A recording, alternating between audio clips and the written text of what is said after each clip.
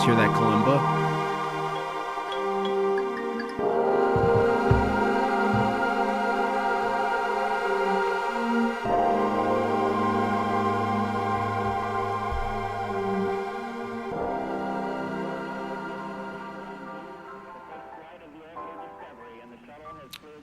All right. Yeah, I started early. Why not? I can't be here all night. Who am I kidding? Who are you kidding? We got lives to live. I got pants to put on. I got places to be. I got dreams to dream. I got nightmares to make.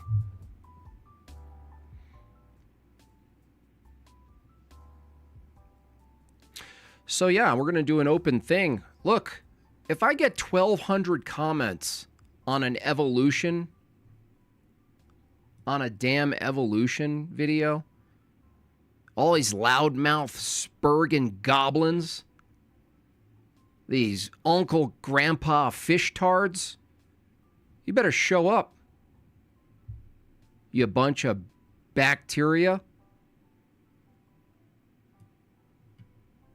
You clump of cells?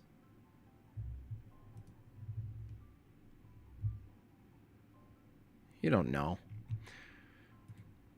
So we'll see what they do, you know what I mean? We'll see what they do. I doubt they'll do anything. You know your bedtime stories? Are you hungry? Are you hungry? Are you a little hungry boy?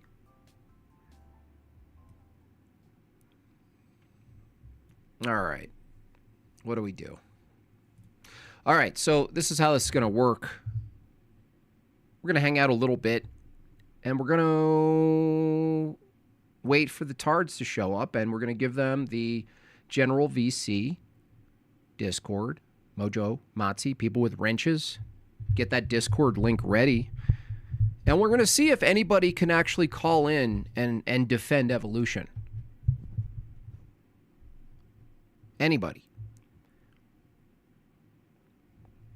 Can they do it? Because I got a lot of comments and not a lot of arguments. Got a lot of whining people in the section, the YouTube section. Really, and saying some really silly stuff, by the way. Not your, like, over-the-top silly. So you guys let me know in the chat if you want to go up against me on evolution, because I'm not letting up on this. You guys believe really stupid stuff. The dumbest thing you can think of to believe that you think from an atheist position that's in the Bible, it really doesn't match up to the wholeness of the view of evolution. So I watched your debate, that one scammy guy. Oh, yeah, Zach Hubbard. 10 months ago, he picked the Bengals. Oh, yeah. They don't talk about when they lose. The whole thing is a gambling grift. The entire thing. That's what they do. They get people, you know, low on luck, hoping to score a big one over the weekend. And they spend all their money. They gamble it away. So yeah, there's a lot of people. I mean, these people are coming at me from all angles in the chats, in the comments, and then I go, dude, it's okay, just call in. Just get over here. It'll be fun. You know what I mean? It'll be fun. Let's just do it. And they don't.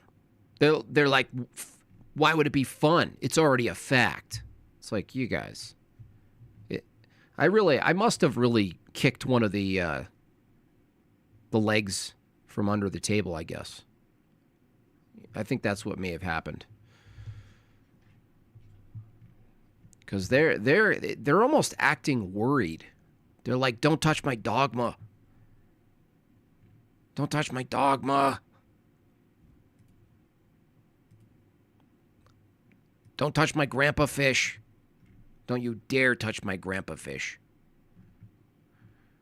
Dude, 1,100. Almost 1,200 comments.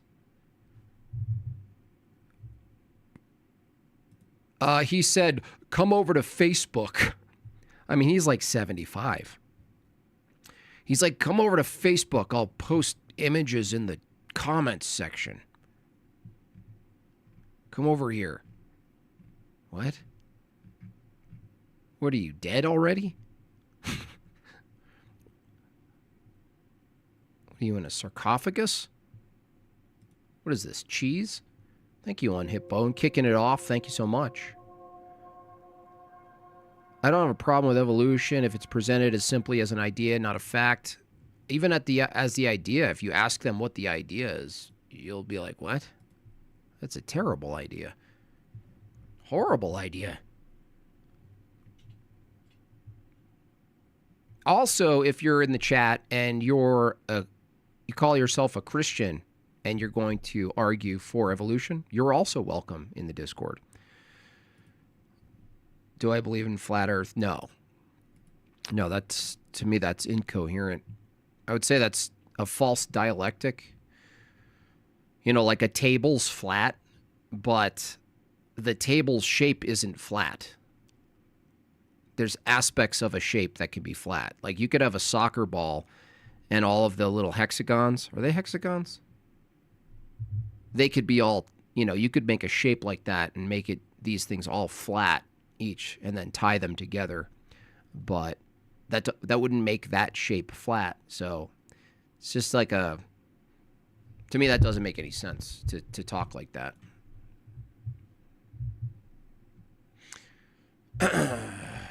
You believe we all came from mermaids?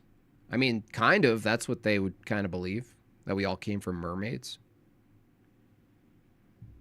Is it a pentagon? What? I need truther music, dude. Soccer balls are pentagons? Oh my goodness. I never really thought about it that way. Pentagon. Dun, dun, dun. So yeah, there was a couple people in the chat who said, I'm a Christian and I believe we evolved from fish.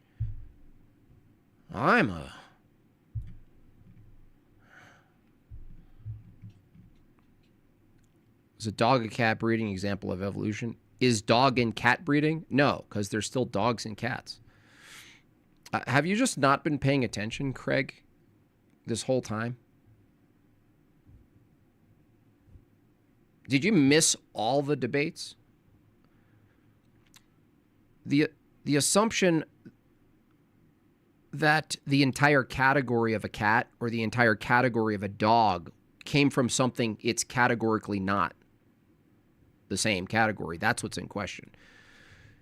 You guys can't keep pointing to changes in categories inside of the category and then go, see, that must mean that the categories change.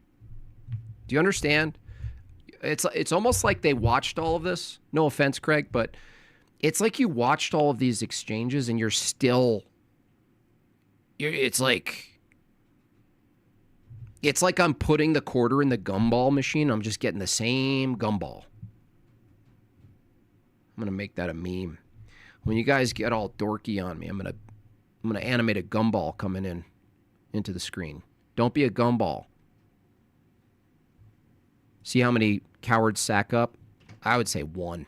I'm going to guess 1 in the time frame of 2 hours, 3 hours, 1.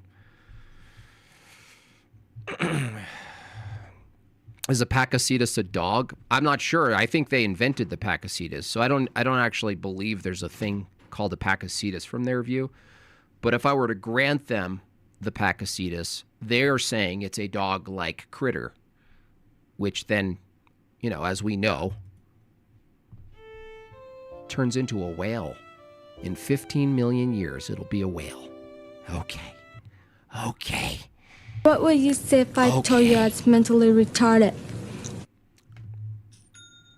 Okay. Yes, I actually thought of this, Jester. I didn't think about how to attack it, though.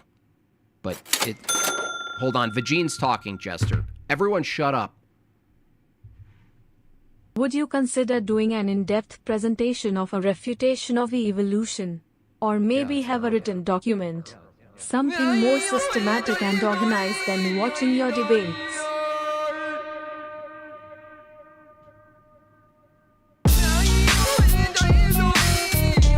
Sorry, I didn't hear anything. I just heard your culture. I just smelled your culture. Yeah, actually, I'm going to make a variety of, I'm going to make a series. You guys remember, thank you for that so much. Hardy, go! I'm going to make a series, an evolution series. One of the bullet points, one of the categories of the series will be Christian, why Christianity, evolution doesn't work. But the other focus is strictly on evolution itself. So, yeah, I understand that instead of watching like 3-hour debates back and forths, what's needed from my side is concise delivery of a video. So I will do that for you if you promise to share it and pay me $100 super chats, 10 per episode.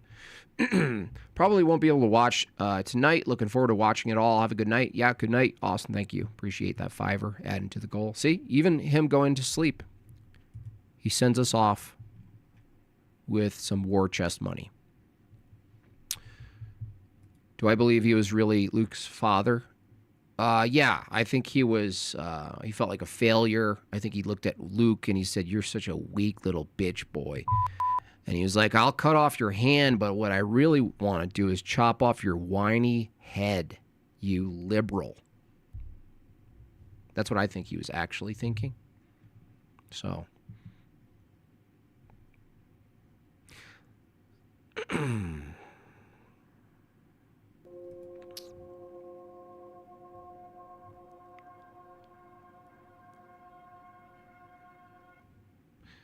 That's actually a good question.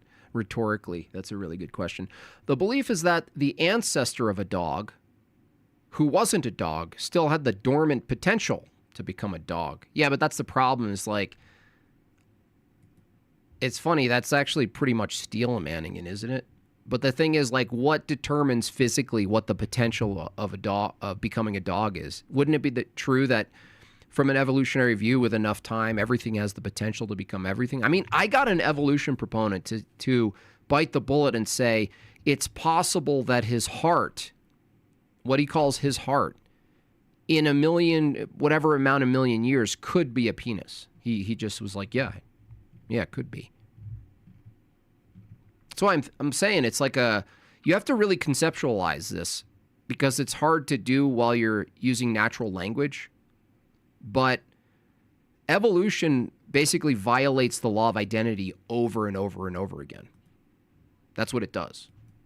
It says, here's this X thing or a category of X thing, and it's changing over time. And you go, what's changing? And he goes, this. But the problem is, like, if this is changing over time and this is the future, well, let's do it in reverse. This is the thing that they're claiming is changing over time, and this is the future. Is it still this changing? You know what I mean? There's no identity anymore. It just it's Hinduism. It's like it's an incoherent mess. You can't even talk about it. They can't even talk about it in a meaningful way if you just question these distinctions, and it's almost never been done. Seemingly I've stepped in a really great position here, because in every evolution debate I've ever seen for the last 20 years plus, the opponent to evolution still affirms these distinctions. They still affirm clades. They still affirm species. They still affirm all of these things. Why?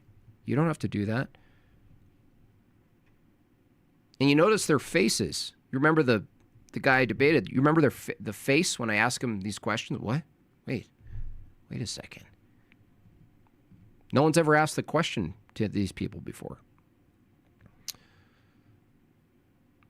is more of a cow of a hippo. Yeah, they don't know what it is because they can't categorize it. They can't say it's a hippo. They can't say it's a dog. That's what's funny about it. They can't. Their view won't permit it. If they say it's a dog, then they're claiming something how many millions of years ago was still in the category of the category we have today. So they're like, we have to make up a new category. That's what they do. That's what they do.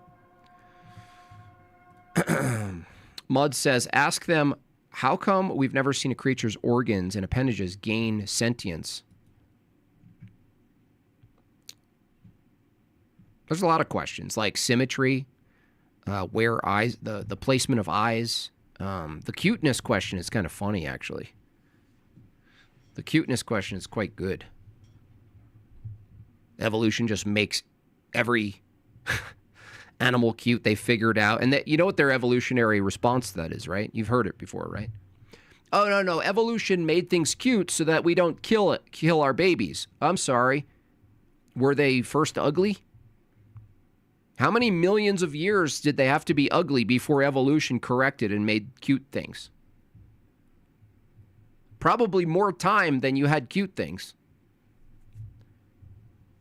Bunch of nutters.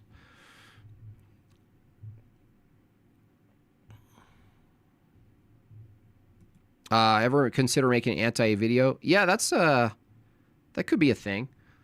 That might require its own channel though, honestly. I just rewatched your debate with Mark Reed. He was constantly triggered. Oh yeah. They all get triggered. They get frustrated. Speaking of frustrated, I don't know if you guys watched it. It's off topic. We can just wait for Evo-tards. Thanks for the raid, Chris. Eli, there's a section in the debate with Peterson, and Eli kind of really battered him. I might have to find where it is, but it's quite good, that section. So Eli did a pretty good job being aggressive, and Peterson doesn't know how to be aggressive. Poor guy. I feel for you, buddy. Yeah, he doesn't know how to put on the gas. He's just kind of like in the corner. So let me see if I can find that. Was it on Speakeasy?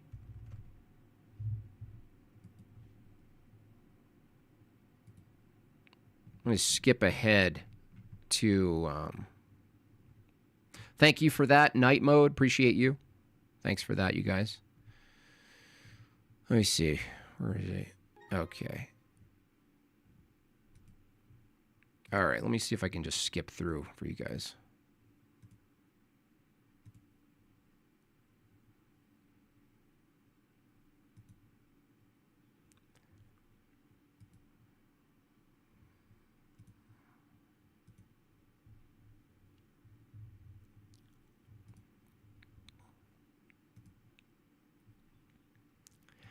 So they got into like what justifies knowledge, essentially. It's tag, right? And so Peterson was like, the universe does. And then Eli said, what's the universe? And he got him in a circular scenario where Peterson said, he asked, what's the universe? And Peterson said, it's the collection of all things. And then he said, so Eli says, what justifies the collection of all things? And Peterson says, the universe. They're so trained. This is the problem with atheists. They're so trained to think Presup is such a joke that they never actually think about the engagement, right? The interaction. And because they never think about the interaction, they never prepare for it. And they come in thinking, oh, I could just say Presup and tag is so crazy. It's so insane, right? It's so stupid. That's what all my buddies said. And then what happens? They don't have an answer. I'll show you.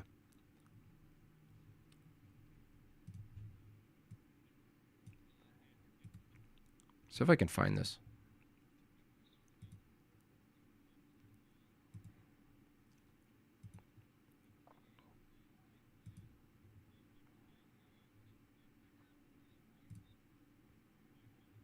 Oh, wait.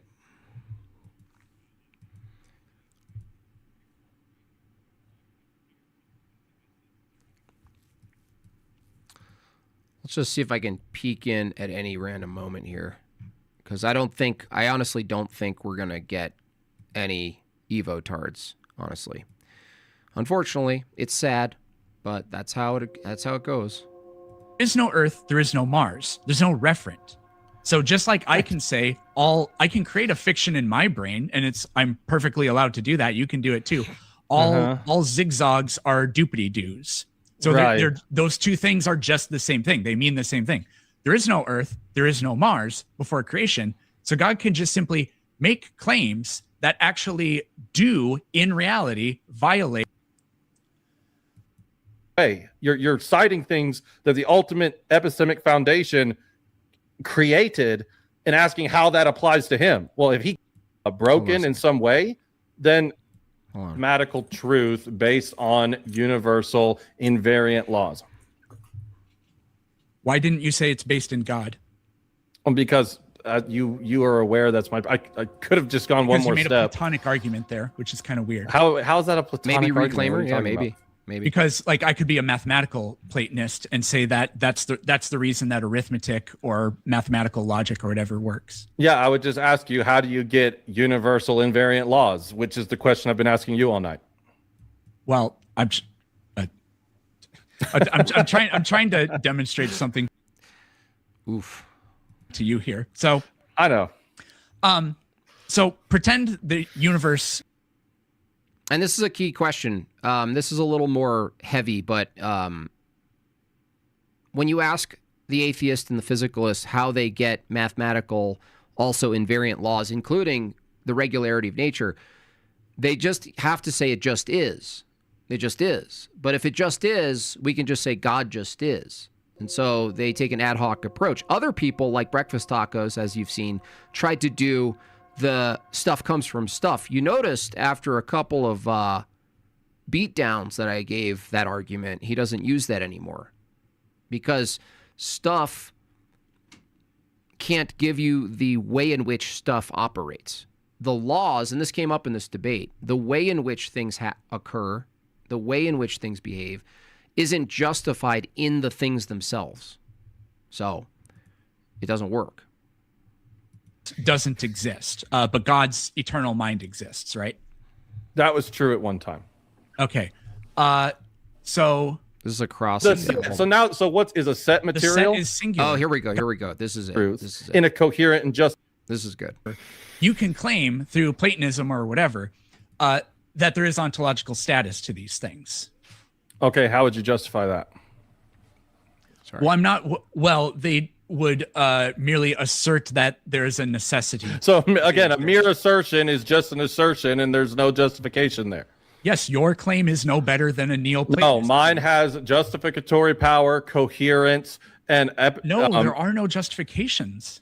I've given them to you. Okay, so if I say that truth exists, I can justify this because truth is universal, immaterial, invariant, and conceptual. The only way for that to be possible is if there's an immaterial, universal, invariant mind. Okay. Why is that the case? Why should anybody think that that's the case? It follows. Okay. You can't ground the immaterial in the material. You can't ground the universal in a particular. And a concept has to become from a mind. Forms. But no, let me. You wanted the justification. I want to say it one more time for the sake of the audience. And what do we know? Watch him say it again. Peterson asked for why would I believe that? And it's the reason you believe that. The reason this is a good reason is that the category of the thing that we're talking about, the things we're talking about, in this case, the transcendentals, things that are not found in nature, those things, because of their category, necessitate a mind. And he says, why do we believe that? Well, because of what they are, conceptual, invariant laws. Conceptual. They're conceptual. Yeah, right. Exactly. If the ontological status is all these. He also said something in the beginning that I'll find in a second, but Peterson did a big faux pas. He said, He said something about metaphysics, like some metaphysical claims.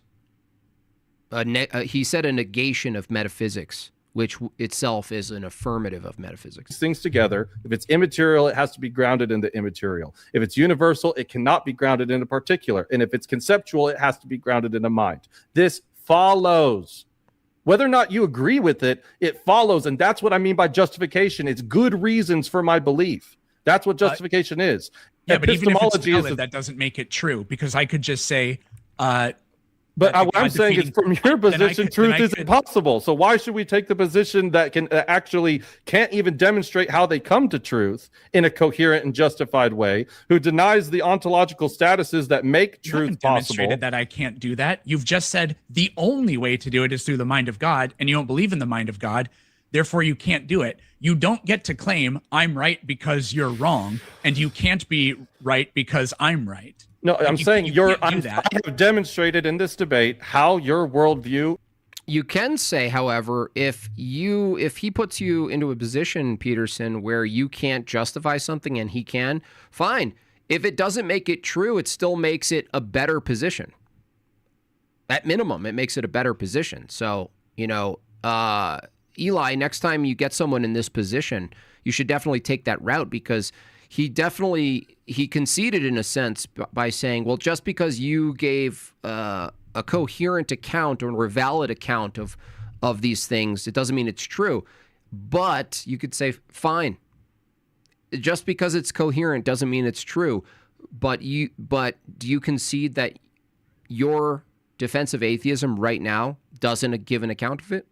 Makes these categories impossible. If truth has any universality to it, it has to be grounded in something universal. You said the universe is a bunch of unrelated particulars. Unrelated particulars don't ground things that are all-encompassing.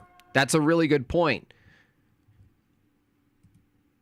Whenever these people say the reality, like T Jump style, the reality, right?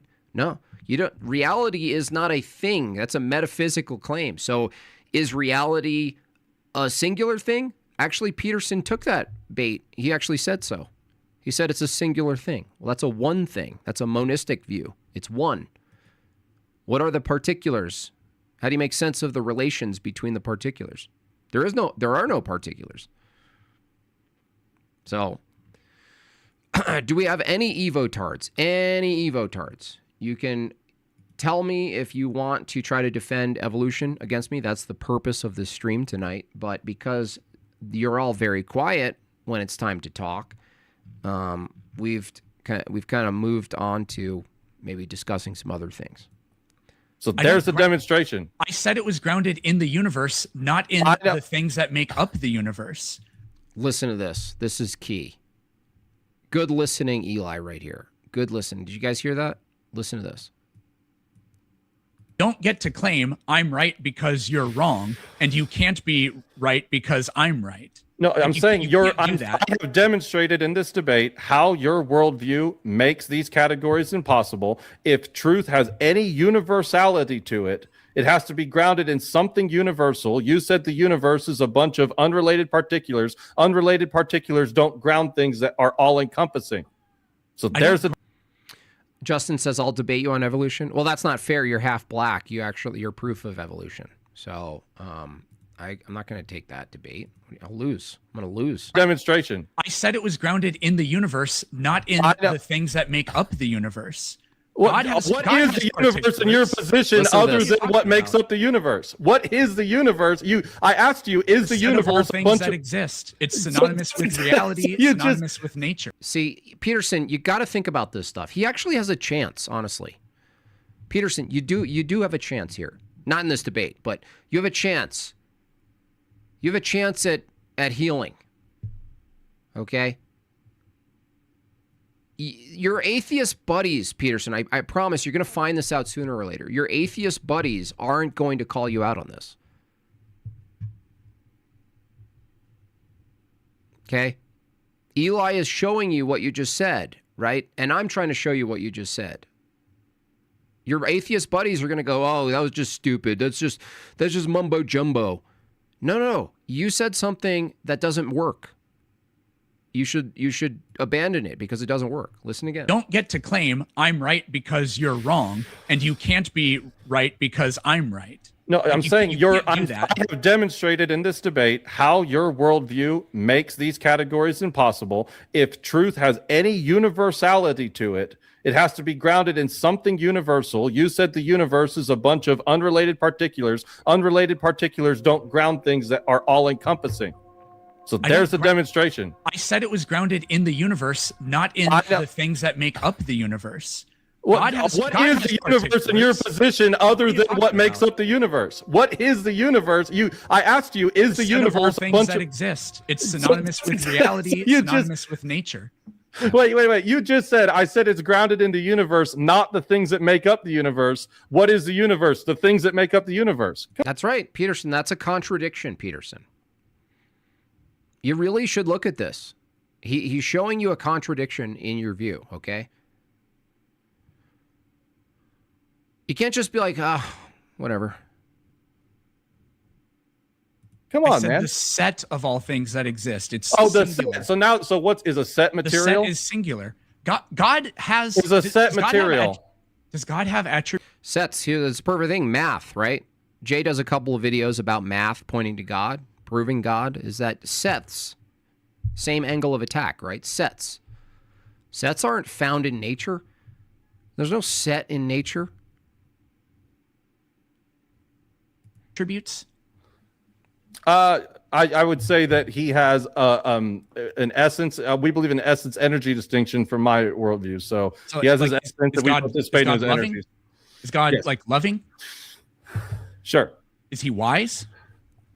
Well, that would be malformed. He is the inspiring philosophy. I've offered. I think he has more to lose. I'm smaller of an account than him.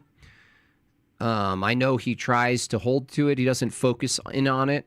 Maybe he watches some of my stuff. Maybe some of it's affecting. I don't know, but I don't think that's going to happen. The grounding of all knowledge. So wise would be something within a created order. But yeah, I guess colloquially you could say, sure, he's the most wise. Most wise, whatever. Sure. Is he three persons? Three persons, one in essence and nature. So you've grounded this in a series of unrelated, apparently, things. No, not unrelated. No, they are eternally relational. They are the embodiment of relation. Again, that's how I can justify relation. The thing you tried to, right? And this is one of the things that the Triune Godhead. Shout out to my Unitarians who are still fighting for an incoherent view. The Triune Godhead solves the problem of the one of the many.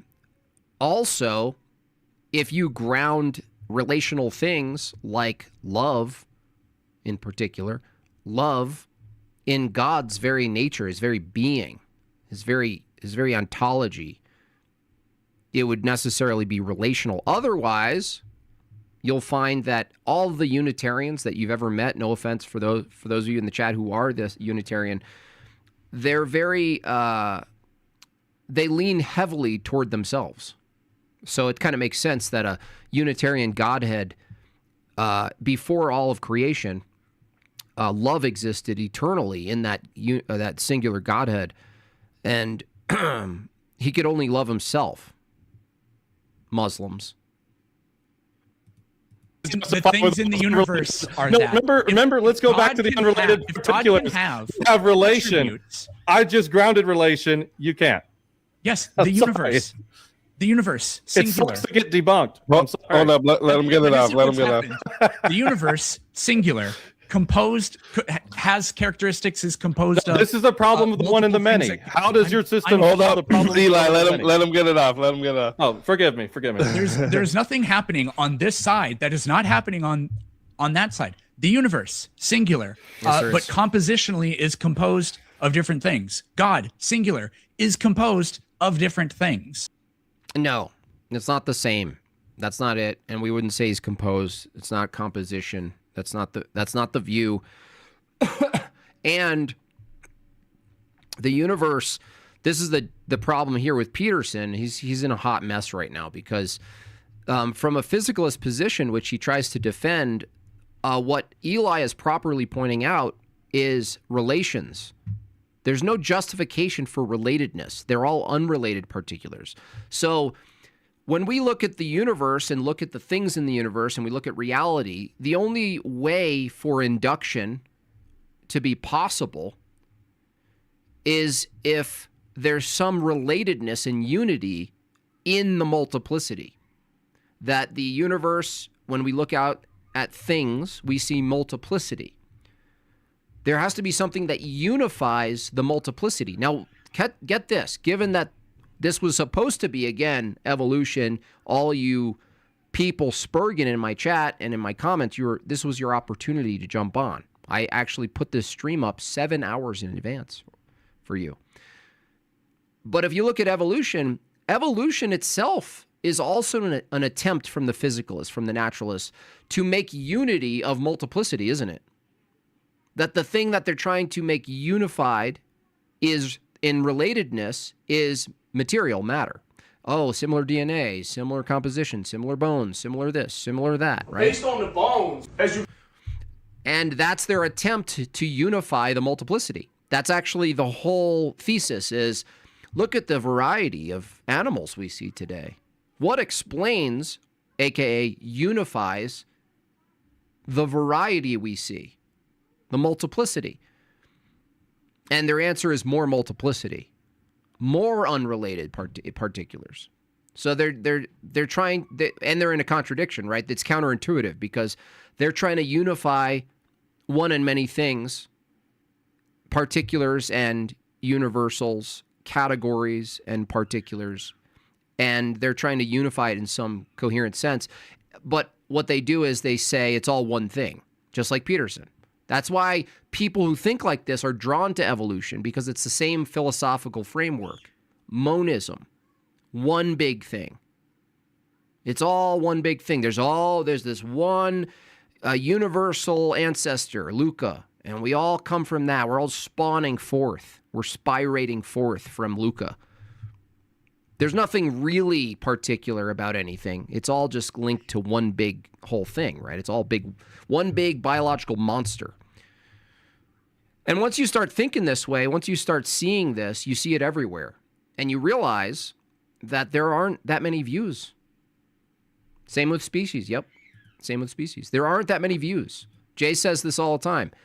It's actually one of the key things that Jay Dyer said very early on when I discovered his videos is because there's not many starting points, there aren't many conclusions insofar as worldviews at the worldview level is concerned.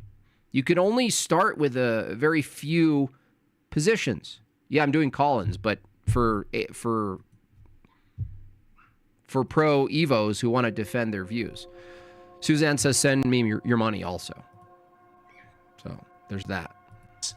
Okay, they are a universal thing. God, okay, the universe, or nature, whatever. The Trinity solves the problem of the one and the many by... You got to ask him, though, Eli. You got to ask him. This is also good rhetoric, Eli.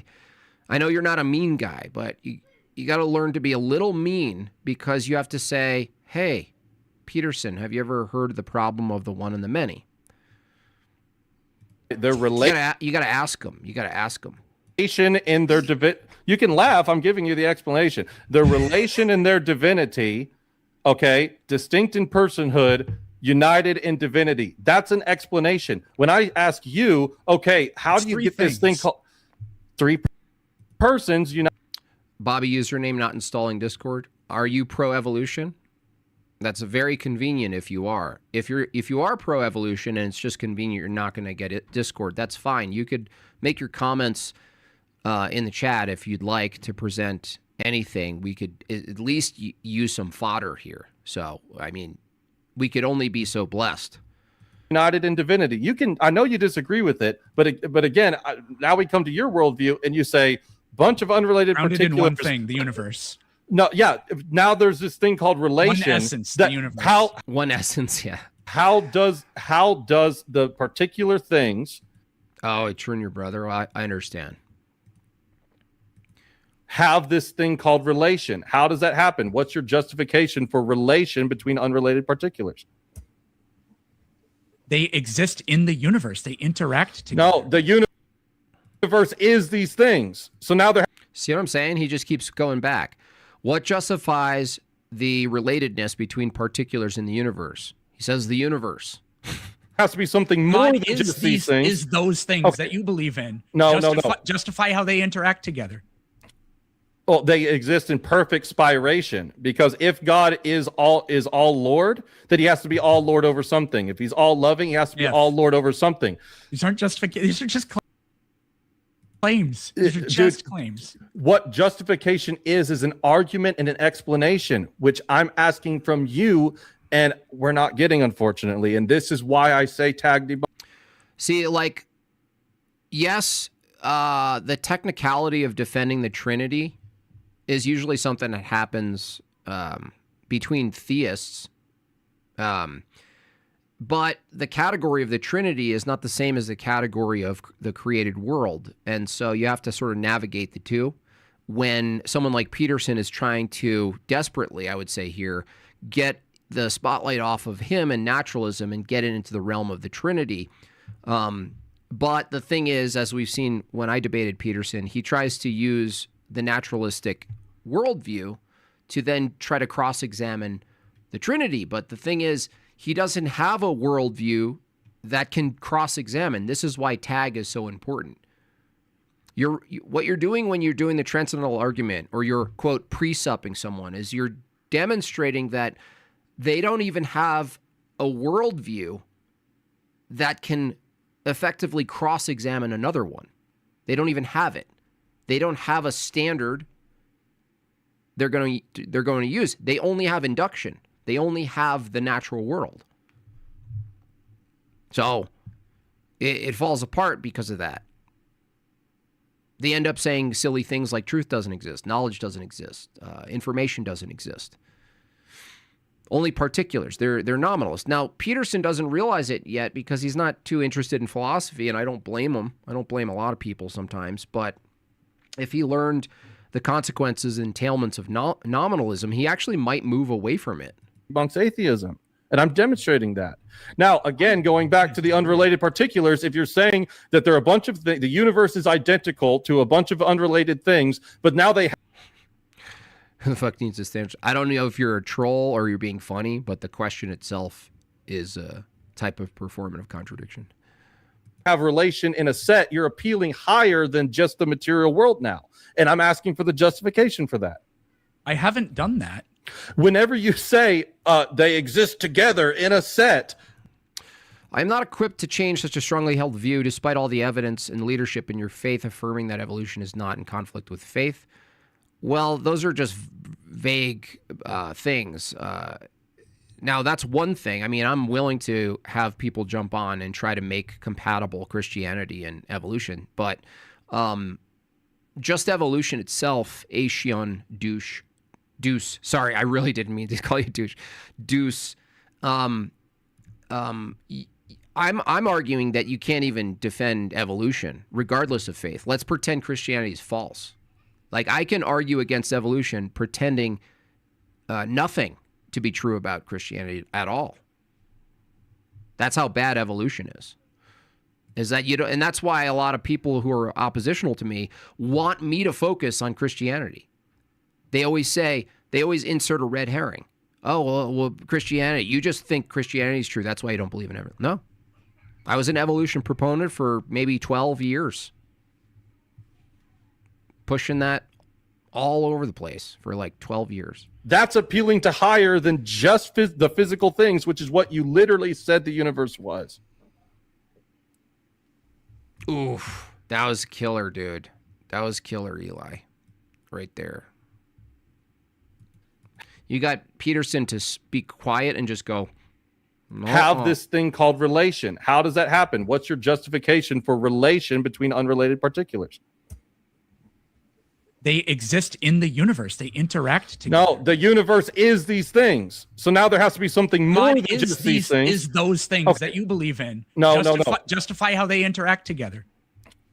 Well, they exist in perfect spiration, because if God is all Head shaking fallacy. Lord, then he has to be all Lord over something. If he's all loving, he has to be all Lord over something. These aren't justifications. These are just claims. These are just claims. What justification is an argument and an explanation, which I'm asking from you, and we're not getting, unfortunately. And this is why I say tag debunks atheism, and I'm demonstrating that. Now, again, going back to the unrelated particulars, if you're saying that there are a bunch of the universe is identical to...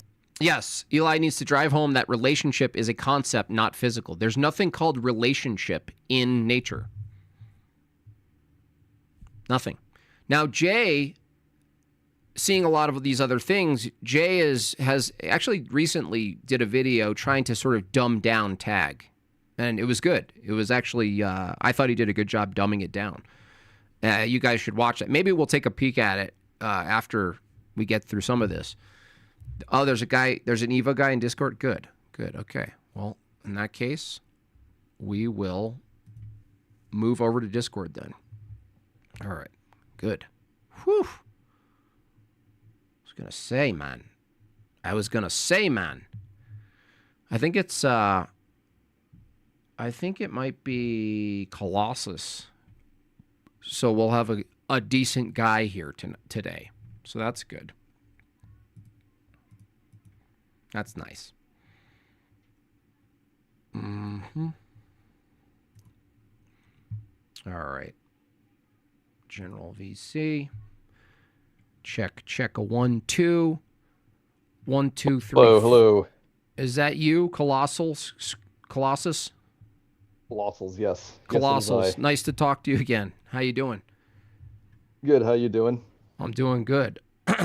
Yeah, so we've talked about evolution before. Is there anything in particular that you've seen recently or discussions you wanted to focus in on? I know you may have commented on a couple things recently, but anything in particular?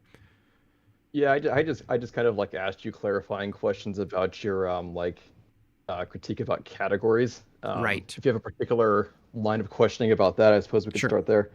Yeah, so my critique to the Evo proponents is that things like clades, if you said, oh, a clade exists, and I go, well, what's the criterion for determining what a clade is, how you know what's not a clade, and then when you know a clade exists? And I didn't get a clear answer from the biologist on that, if you'd like to get into clades, because the same critique then applies to species, which ultimately, admittedly so, is completely arbitrary without an objective standard or criterion. It's just sort of a useful, general thing, but it's not an actual thing. But my view is that it has to be an actual thing for evolution to be an actual thing.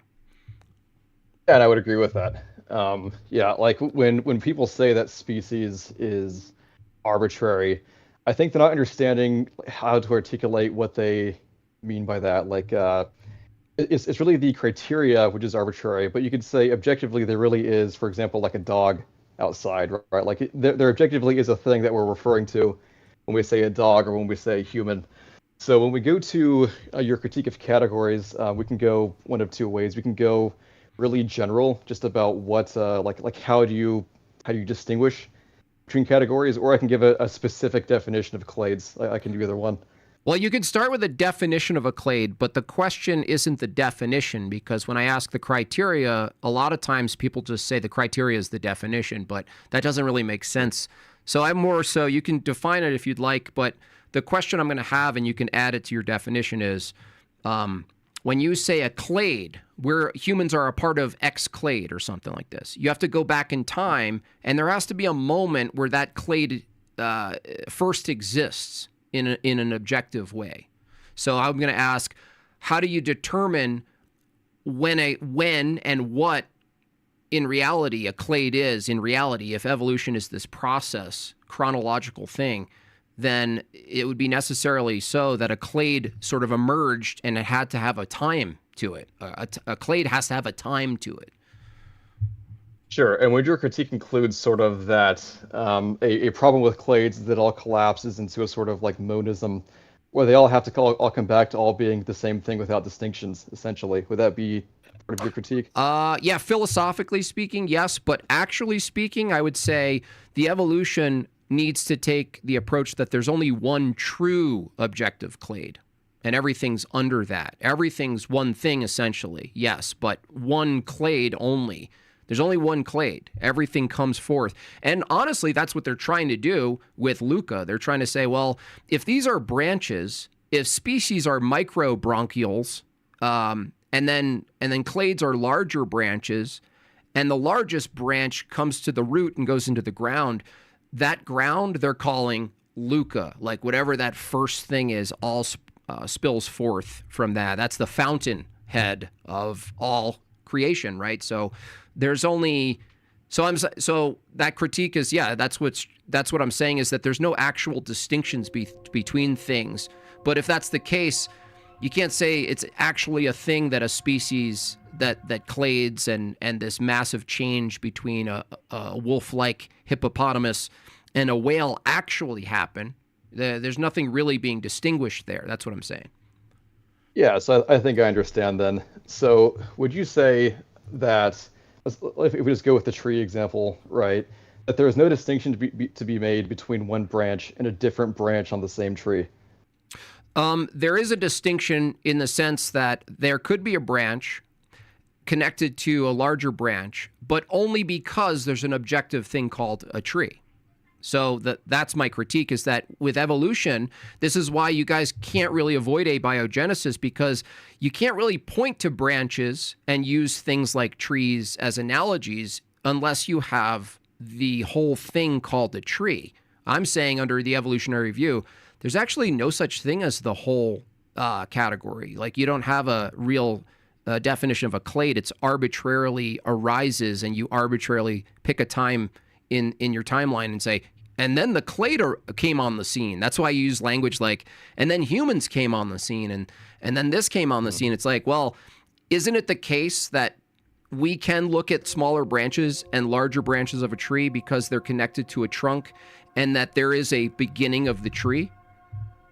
Absolutely, yeah. I mean, if you want to go to abiogenesis, I'm actually totally fine to do that. Would you say then, if there is this thing called abiogenesis, then that you could have branches with distinctions? Specifically, because like when I'm referring to distinctions, it really would be like this branch is not this branch. This branch has a different connection of nodes than this other one, right? So there are ancestries included in the branch, just continuing with the metaphor, yeah, which are not included in the ancestries of another one up to a certain point, right? And so are you saying if you do have the tree, and again, I'm willing to talk about the tree itself, but just logically, if you have the tree, then would you grant the branches? Yes, I would grant the branches, but the problem is the tree itself, you would have to say it's all the tree. So I would never say, look at the branch of the tree and say it's not the tree. But under evolution, there has to be things that you say are not other things, right? And that's the difference here. That's why the tree thing falls apart, because if I point to a tiny branch or a bigger branch and a larger branch, and it all comes back to the tree, I will still say it's the same tree, the same way I'd say a wave is distinct, but it's still a part of the body of the water, the ocean. That's something that you can point to as a referent. I would say under the problem with that, the view of evolution that you're defending is that that the thing you're pointing to, that it's a whole thing, you can't really say that there's a thing that's not this other thing. Like everything has to be all one thing, just like the tree is all one thing. Right. Well, I mean, if the claim is common descent, then you're saying that it's all one tree, but the branches themselves can be distinguished, so to speak. And so, if that's the analogy, do we at least agree that that's what the analogy is? Yes, the analogy that you guys use is tree mostly, but sometimes you guys use light as well. Yeah, I don't know where that one came from, to be honest with you. Okay. The tree one makes much more sense to me. Okay. But okay, so if you want to go back to, we can go to the tree itself. I would say that if you try to define a population, right, you can look at its features or whatever. You can look at how it exists now. What I'm going to argue is that an intrinsic feature of a population as an entailment of evolution. So assuming that you have speciation and you do have a tree, so to speak, assuming evolution and entailment of populations is that the evolutionary process, speciation, is intrinsic to the definition and the existence of a population itself. In other words, evolution, natural selection, is the precondition for populations, right? So if you have like an abiogenesis theory, well, you can't have abiogenesis unless you have you have things replicating, you have things mutating, you have things being selected, competition, right? And so I would argue that evolution is actually a precondition for abiogenesis and not the other way around.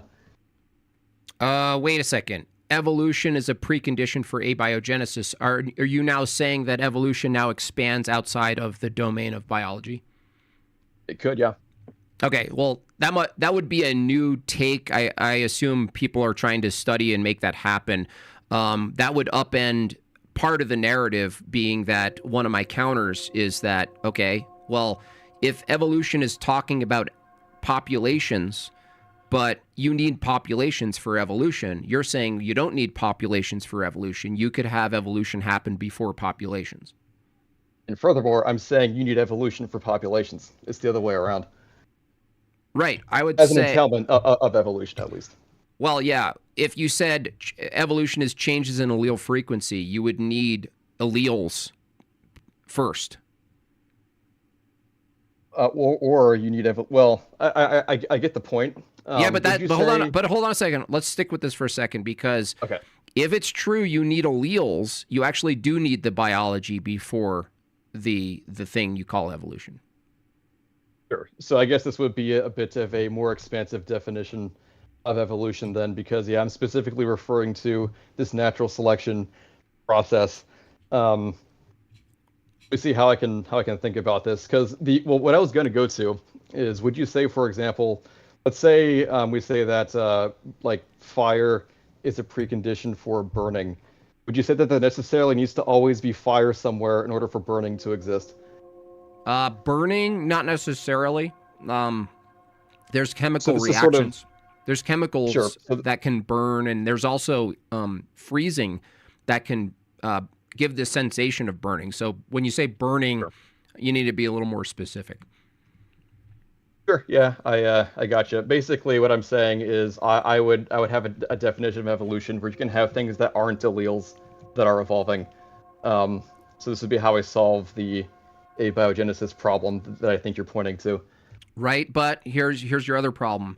When you say evolution happens, the way evolution is presented now states that the nature of things actually change. So like this is the problem with the tree analogy, is that no matter how diverse in the paths of the tree branches and how small they get from the larger trunk, the nature of the tree is always the nature of the tree. The nature, the branches on that tree are still the same nature as the tree. They never change in nature. But the problem with evolution is that if you're having these changing animals, you're actually saying that the nature of these things change. The nature of one category somehow over time becomes a different nature altogether. The Pakicetus, a wolf-like hippopotamus land animal, it's fundamental. That thing lives, and then it creates a diversion from itself that's not itself, but you're still saying comes from that thing, right? Which I think is a violation of the law of identity. After 15 million years, becomes a whale. Is the whale the same nature as a Pakicetus? Not as a Pakicetus, but as like a cetacean, right? So this is definitely where our understandings of the analogy differ. I think we mostly agree on the analogy up to this point. This is, I think, where the thing in question itself is. Can you give me, in your worldview, or just in your view in general, would you say that there is anything which can change in nature? I would assume not. Or like, what exactly do you mean by change in nature? Because I based on what I think you mean, I think I would deny that evolution claims that happens. But I'd like to hear what you say. Well, we look at like the way something operates, and we would say what the way in which it operates is proper to its nature. So if we said humans and lions have a different nature, we're categorizing two different creatures, and And we're listing, it may be something that can't even be exhausted, by the way, but we're listing at least some criteria to say that lion operates this way, it does this, and it can never do a thing that a lion can't do. And a human never does a thing that a human can't do. It's not in our nature to fly like a bird. It's not in our nature to do it. There's never a time where a human does that. So you have to look at things where the thing that we're calling a nature isn't something that does anything, but the thing that happens, the things that we do, is proper and contained in that nature. So this is why philosophy can't be separated from anything that we learn, and whether it's science, doing science, or trying to understand what you call evolution. So when I point to nature, I'm pointing to essentially the universal way this thing is in the collective. So there's no lion that can ever not act like a lion and suddenly be an avocado or be a fish or something. This never changes from our view. It never changes. It would violate the nature of it would violate the law of identity. A is A, right? In that sense, A is A. So gotcha. Yeah. So this example is helpful. So I would say that if you go through that, that would no longer be an internal critique of evolution, because you're presupposing in your critique what a lion is, right? We would say a lion is a mammal, which ultimately goes back to the tree itself, right? So it's a mammal, which is not other things on like branches which are vertically. Wait, hold on a second. It is internal, because when you say a mammal, now you're getting into clades, right? But the problem with the view, mammal then assumes clades. But if something under evolution can evolve over time to then produce a nature that's not in its assumed clade, then the meaning of clade goes away. There is no category. My critique is much larger than this, is that under the evolutionary view, there's really no such thing as a lion. So I definitely disagree with that. So when we talk about like new clade, we definitely disagree on how the analogy is working here.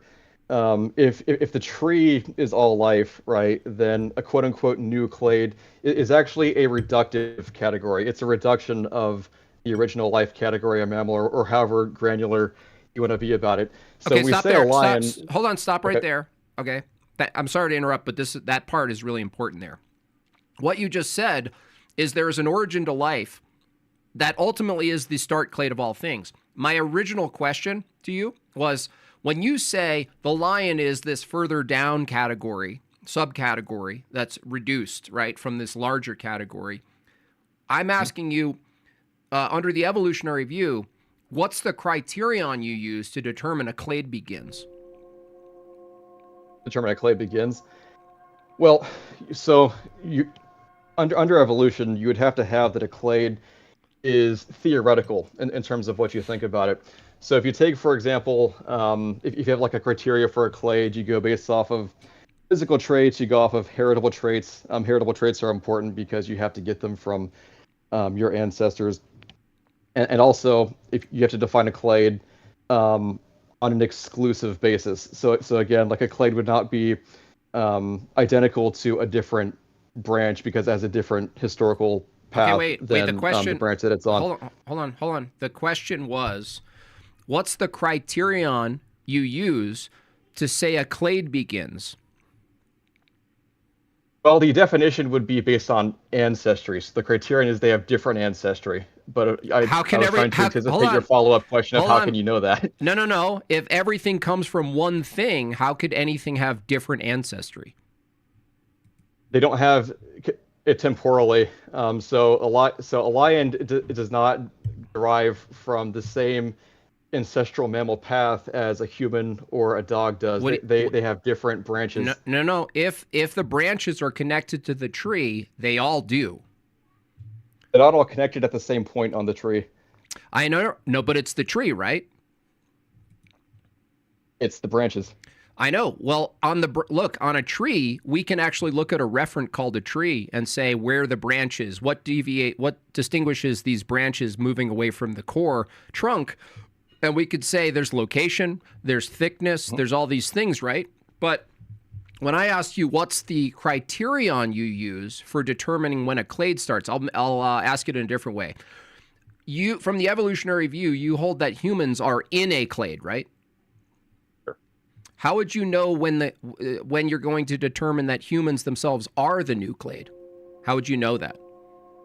It would be reductive. So it would be like the most specific clade that humans are in that includes something that isn't a human would be like a primate, right? And so it's not that like the humans are becoming something that isn't a primate. It's that the primate is experiencing the primate clade is experiencing a reduction in two or more directions. The branch is forking, so to speak. Okay, look, wait. The question was, humans categorically under the evolutionary view are in a clade. Are they in a clade? They're the subcategory of a clade. My question was, how would you know when and by what standard the human category is its own new clade itself? How would you know that? How would you know when a new branch is a new branch? Yeah, that you're just asking me the question back, but I know what a tree is, and so I would be able to do that visibly by looking at the particular tree. You are in the hot seat now with evolution. If you're going to use clade, it's fair to ask, how do you determine, by what criterion and methodology do you determine when a new clade starts? You determine when a new clade starts. Well, okay, Jim Bob. I'll think about it. Okay. Can I ask a question, Jim Bob? Yeah. I'm just curious about the tree analogy. When you're saying it forks, the branch forks, does the new branch that's forked off not a branch anymore, or is it still a branch? Because wouldn't it have to be not the same? Yeah, but it would have to be different to the other branch. It has to be different in location and time to the other branch. In location and time. Okay, I don't know. That's Well, it's a bigger. They're all branches, and they're all on one tree. Yeah, the tree itself is one nature, though. But that's why it goes back to this philosophical category of like, well, when is it the case when a nature of an animal diverts, and by what mechanism does it divert and become another nature? Because honestly, I think under the evolutionary view, you would have to actually reduce to nominalism and say every single iteration, every single thing that was born in some way and reproduced, that thing is its own nature. There's only one nature it has. It doesn't actually share the nature with anything. It's a nominal view. That's my ultimate argument against evolution, is that it becomes nominal.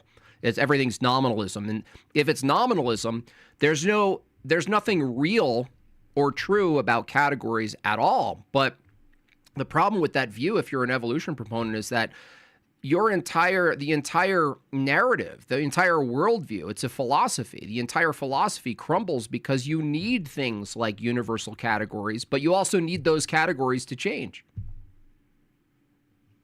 Yeah, so this is kind of where I'm struggling with the question, because I don't agree that the categories are what is changing. It's just that there's a division, there's a reduction in the category in two directions. Cool. So a whale is a pachyceta. A whale is a land animal. No. A whale is a cetacean.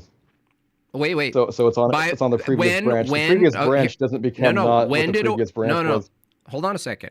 Here's another problem. It's not just the clade level. You can't tell me, even if I gave you the snapshot that we're always trained in high school, they give you the March of Progress meme. They don't like to go before the first animal on the March of Progress meme, right? I like to ask, well, wait, hold on. You don't get to just do a snapshot about the March of Progress. Little hunched over human looking thing becomes a human. Here's my question. I'll even give you shorter amount of time to do this. When do you know the human becomes the human category? When do you know the human becomes the human category? The thing is, like, I'm trying to fit it into the analogy because like when you know a branch comes into a branch, I get that you're saying like, oh well, you just see. No, a branch is still a tree, though. That's the thing. A branch is still the nature of a branch. A human, from the evolutionary view, had to spawn forth from something that it's not, meaning that it's a different nature that it comes from. When Trying to find the right words because I would never say that a human sprung forth from something that isn't a human. They had how about this? They had wait. I would disagree with that. No, you have to say that. You have to say that. Did a poodle dog ever spring forth from something that isn't a poodle? Well, no, a poodle is a subcategory of a universal thing called a dog. So that's what's in question is if there's a thing that humans are, but they come from something that they're not, you actually do hold if you go back in time, right? Okay. No, I'm holding that the human is the subcategory of the whole tree. Hold on a second. Then there's no category distinction then, okay? So if it's the case that a human, like a tree, is another branch of the tree, then the human, in this case the branch, is no different than any other branch. A whale, there's no meaningful distinction. Why?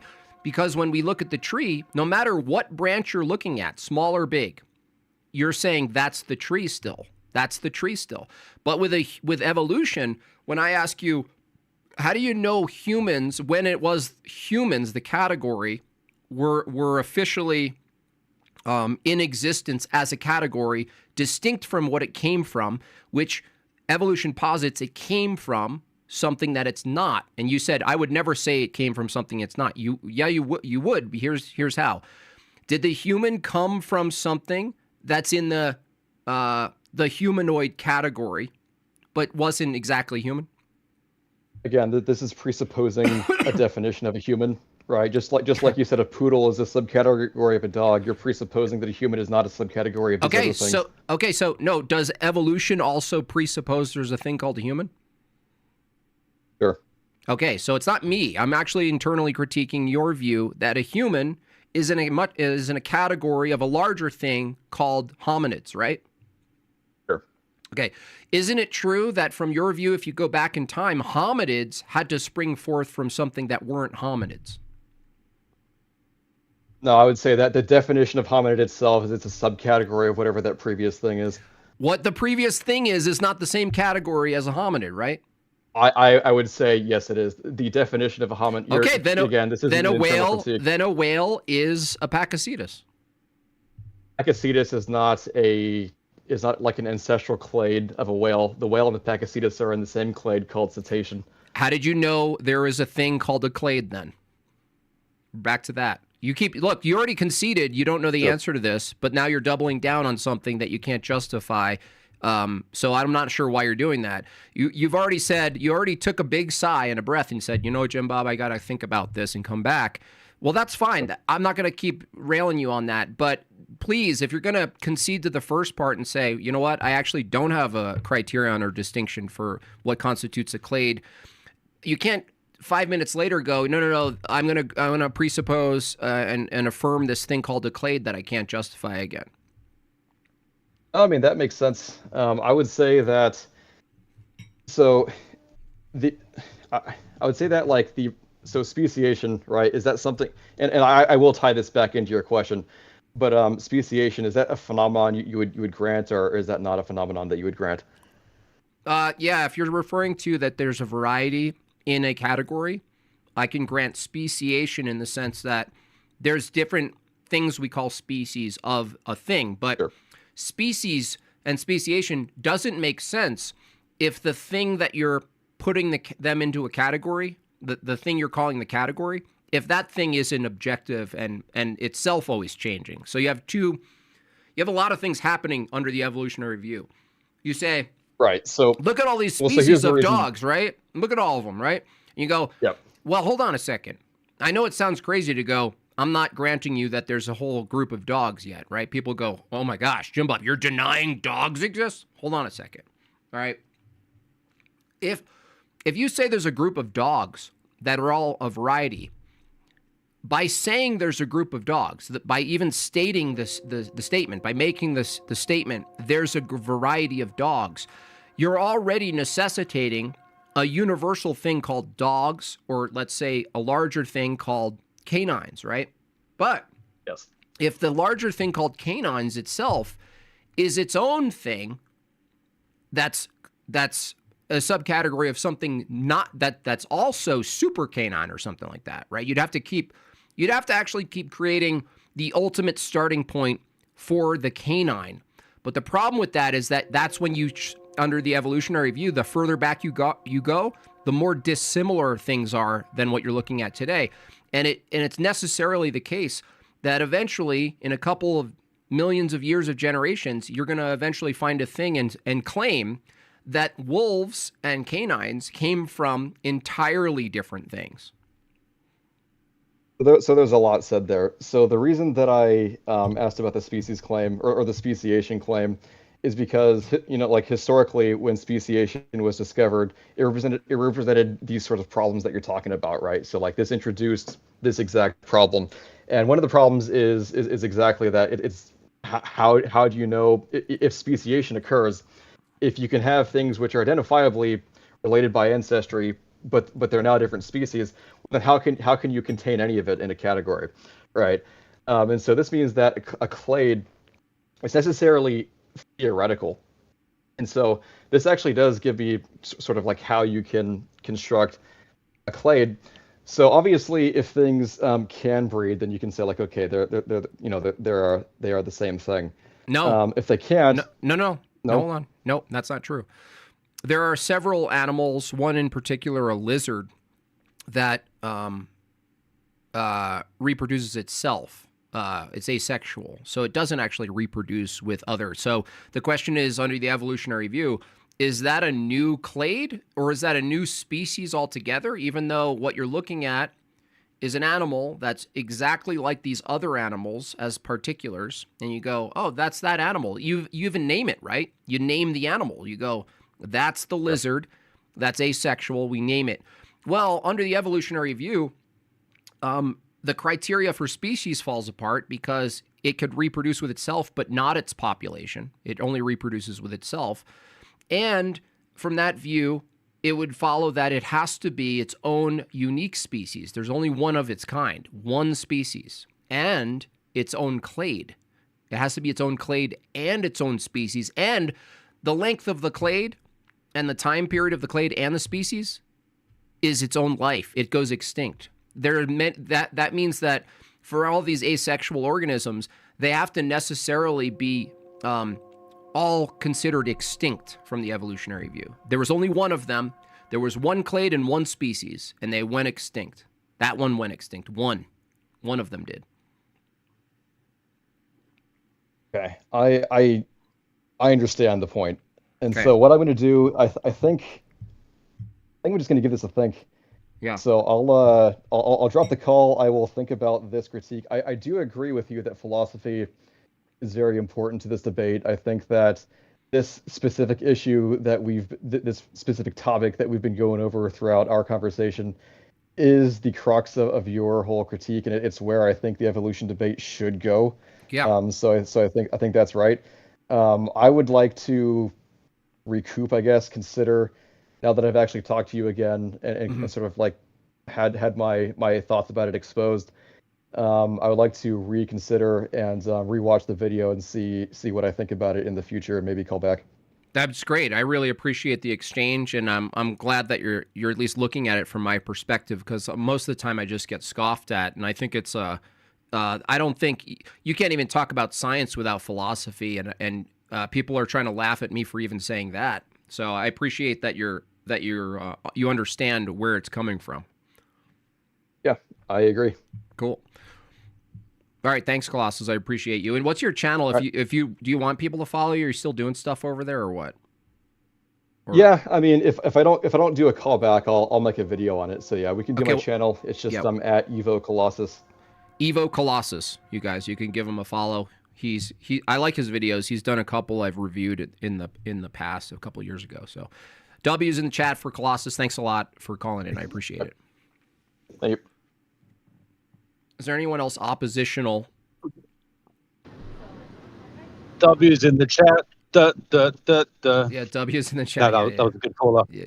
Yeah, that was good. I'm glad, that's really refreshing because you see what we get. Like this guy Colossus is actually going, wait a second, there is a categorical issue here, and there might be a nature issue if he gets around to that philosophy of nature, the nature of something and the function of something. Then if that changes, there's a bit of a violation of the law of identity at some point. You have to say there's a moment where something comes from something not of its category. And if nominalism is the approach, then everything's that. Even things that you think are categorically the same, they're not from that view. So anyone else want to say anything? Even Go ahead. Yeah. His tree analogy sort of, I still think, doesn't work. No, it doesn't. He would have to say that a branch is not the same as the trunk. Right. But also it's still the tree. That's right. I was gonna suggest that you don't want to grant them the branching of the tree because their case isn't actually the branching, it's actually the separation from the tree into something of its own. Yeah, the nature of the branch is the nature of the tree. If they're going to use the tree analogy, exactly right, Justin, is that they actually have to say it splits and it's no longer the same nature at all. Or you have to take the full monistic view, which is really what they're really saying if you think about it. Everything is just one organism. Everything's just one giant organism. That's it. That's why when he said it forks the branch, that would mean that it would be different to the rest of the branch. Mm-hmm. So it would be a different category. Yeah, due to random mutations, it would now be something else. What would be more analogous is to say that the tree had branches that then dug into the ground, became mushrooms, and then the mushrooms grew legs and walked away from the tree. They were. That would be more. That actually makes more sense. Yeah. That makes more sense. Yeah, he knows it too. I'm glad he thought about it while I was saying it. Most people resist that and they go, come on, you got to grant me something. And I'm like, no, the tree goes to the ground. You know what a tree is, right? It's never not a tree. A lion's never not a lion. Well, his response was location, but I'm trying to understand how that maps onto like evolution. Like, yeah, okay, the branch is in a different part, I guess, on the tree. That would be but time. How does that map onto like? Yeah, that would be like time. Yeah, that would be in the timeline. Yeah. So but it still doesn't work because of what you guys both said is like, no matter what the time is, you're always going to have to keep going back from a small branch to a larger branch to the largest branch, which also doesn't make sense. Think about this. Notice that when we understand a tree, we go from the smallest branches, which are the most diverse, smaller to bigger to the biggest.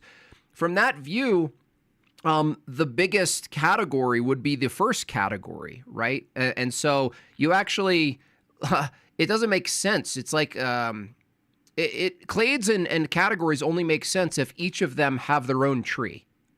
But they're saying it's all one tree. And we're like, no. Yeah, no, it has to be multiple trees. Yeah, leaves too, yeah. What about the leaves? All the leaves seeds would be identical. Like, right. Yeah, it's the analogies go pretty nuts because there is nothing that could be analogous in nature for evolution to use. Nothing. Even the light thing. You guys saw they're still doubling down on the light thing. They're saying, well, when you look at a gradient, you don't know when blue becomes purple. You know why you don't see that? Because blue never becomes purple. They actually think that looking at a gradient, their experience of scanning their eyes, they actually think the blue on the left is becoming purple, actually. Like, that, like no. Wouldn't what's in question actually the category of color changing? Wouldn't that have to be in question as well? Yeah, the category itself of color would have to be something not color. Yeah, exactly. Yeah. It actually doesn't work at all with the light spectrum because infrared contains no ultraviolet and ultraviolet contains no infrared. So you're actually using a spectrum that has polar opposites that don't contain each other. But according to evolution, everything is still part of the thing that came before it, even at a small percentage. That's right. There could only be one true clade. And by the way, if you said that, which they're trying to, right? Luca, they just arbitrarily say there's this first thing. They have to say that everything is actually that, like the tree. Like, that's the tree. If that's the tree, everything is that thing, right? There's no distinction between all these made-up illusory branches. But the problem with that, it's like saying the tree grew and started acting like not a tree as you got to the branches. Well, no, that doesn't make any sense. Okay, Craig Comedy says, who says, but this objection appeals to all appeals to all concepts and categories, though. All human concepts and classifications are nested within general concepts. Yeah, I mean, I agree with you, Craig, but that's the problem, is that you're talking to a bunch of people who aren't strict naturalists. We don't reduce reality to particulars and materials. So that means that your philosophy that's telling you conclusions about the world are appealing to things that aren't found in the world. Now, Christianity has an account for this. You know, you can't look at the world without assuming a realness, not in a material sense, but a realness to metaphysics, a realness to categories. Not in the sense realness like concreteness, not like physical. But there has to be something, Craig, from that view that unifies the particulars that such that you could actually pretend to see them as concepts, as universals, but you don't have that without Christianity. The view itself is a saying that, well, no, all universals are complete fabrications and it's illusory. Well, there goes your epistemology. You can't have truth. Your entire epistemic system falls apart the moment you say all of the things required that are immaterial to categorize material, those things are illusory. Well, why would we grant you understanding of the world or induction, right? That's why you have to argue at a paradigm level. You can't just grant yourself immaterial, universal things. Why? They're conceptual, Craig. They're conceptual. What grounds from an atheist view universal concepts? You just admitted they're concepts and categories. They're universal and they're conceptual. Why are you using them? Well, you'd have to say, well, they're not really universal. They're not really true. They're not, it's like we're just using a ruler. It's not real, you know? Okay? Well, then truth isn't real. There's nothing true. There's nothing called truth, okay? All right, so we don't have anyone else not oppositional in, or do we? Yeah, I got That's a couple loud. questions for you. Oh, okay. I'm on the train. I'm about to get off, but if you give me a moment, I'll chime back in. Sure. Did that guy before, the Colossus guy, did he say that individuals can evolve? Did I hear him say that, or did I mishear him? I'm not sure if he said that. I don't know if he said that. He said species, individual species, I think, like the group. Like he's saying that a dogs can, when we see different dogs, that's what he would refer to as evolution. Yeah, right.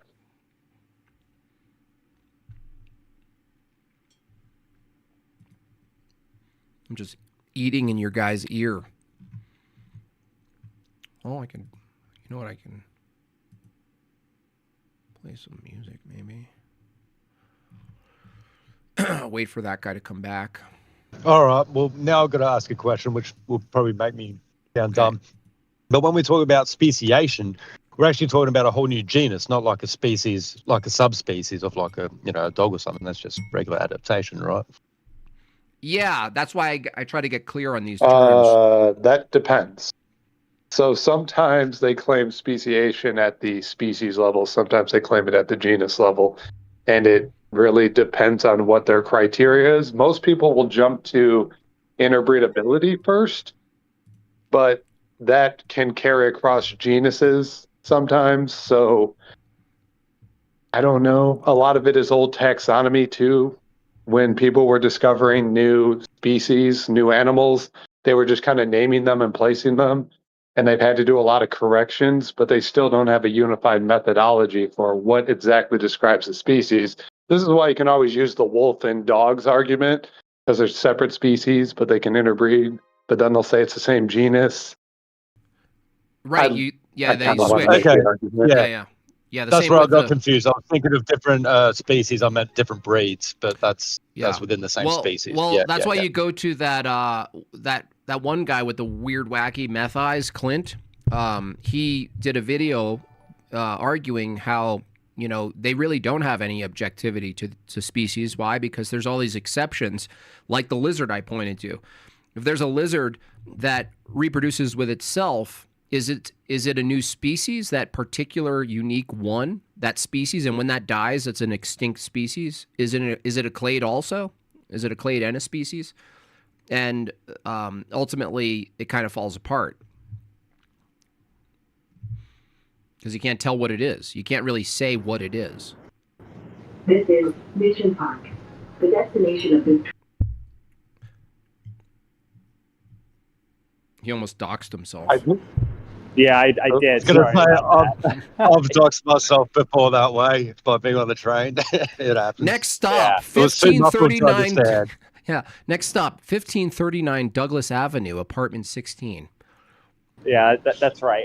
I'm going to jump into it now so you guys have a little bit to go off of. Don't mind the background noise. I want to talk about speciation from the genetic perspective.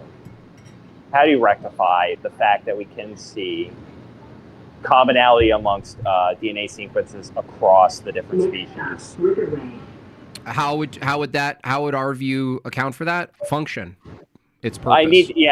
How do you, with all the other evidences that we have, how do you put that alongside the fact that we do seem to see commonality amongst I just told you. DNA sequences amongst these species? I just told you. Ahead. Function. DNA informs the organism. Hold on. Yeah. I'm trying to tell you. DNA informs the animal, the organism, how to operate. And because animals share operations, similar operations, they share genetic sequencing. Yeah, that's fair. What about vestigial organs, though? How do you know something's vestigial? That? Well, for instance, I mean, there's kneecaps in snakes. How do you know they're vestigial, though? Well, because there's no bending of the knee of a snake. Right, but how do you're presupposing what the thing is, right? I'm asking you, how do you know what it is? Can you be a little bit clearer? Like, what are we talking about when we say head? You're saying, I look at this thing, and I'm going to call it something that I think it was, which is just begging the question. I'm asking you, how do you know what it is? You're saying, because I know what it was. That's question. If I that's remove question the begging. DNA sequence, the knee isn't there anymore. DNA, I told you again, DNA informs function. And the knee is there in something that is not performing a knee function. Well, the thing is, if it's there... Because the DNA is there. The DNA is there. No, you're calling it a knee. No, I have a sequence of DNA, and when I take away the sequence of DNA, this thing that I'm calling a knee goes away, and this sequence also exists in things that do have knees. Okay, right? So and that's the commonality amongst things that have knees. but you don't understand. You're actually making a jump in calling it a category. If my view is true, which is DNA is similar because it serves similar function, you don't know the function. You're just calling it a knee, right? But you don't actually have a justification to call it a knee. All you're really doing is looking at an organism that has some specified informed function from DNA, and it does a thing. So the only thing evolution proponents really have is looking around and looking at DNA and looking at organisms and saying, look, they do similar things. But to call it a knee, you're doing philosophy to call it a knee. Yeah, but if I take away that sequence of something that you would say is a knee, and the knee goes away, how do you rectify that? If you take away the code that gives something a function, how do I rectify it? It's the same way. Well, you just said it's a snake. I can't tell it's a knee, but when I take away the same sequence from something that you would call a knee, the knee goes away. Yeah, they're different. So you're talking about something that bends, right? Yeah. I don't know the very specifics of exactly what they're referring to as a knee. Let's say. But here. We're using it as an example. I'm saying that calling it a knee is question begging. What you should say is, look at this specific DNA sequence that produces this kind of function, And look, if we remove the DNA or tweak it, the function goes away. But all you could really say is the function of bending something, right? I mean, maybe not. But in the case of a snake, right? What knee is there to bend? Are you saying that the DNA is being used? It's not vestigial. Well, what it means is that the snake has encoded in it the ability to bend anything. No, the snake can continue to bend when we remove this DNA sequence. It's That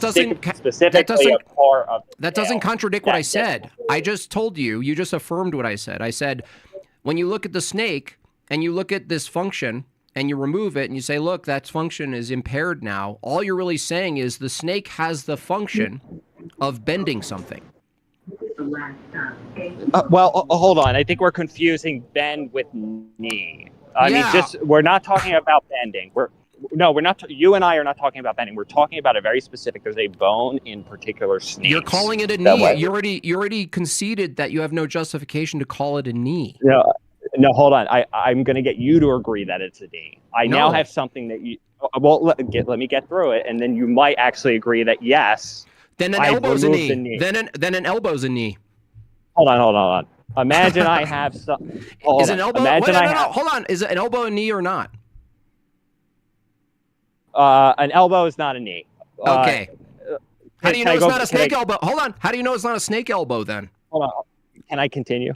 Well, no. Give me a second.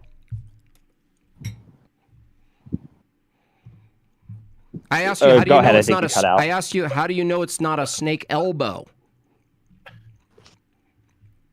Well, let's start with something. Answer the question. So. Answer the question. You called it a knee. I said, well, I call it something that bends. A lot of things bend in the body. Why didn't you call it an elbow?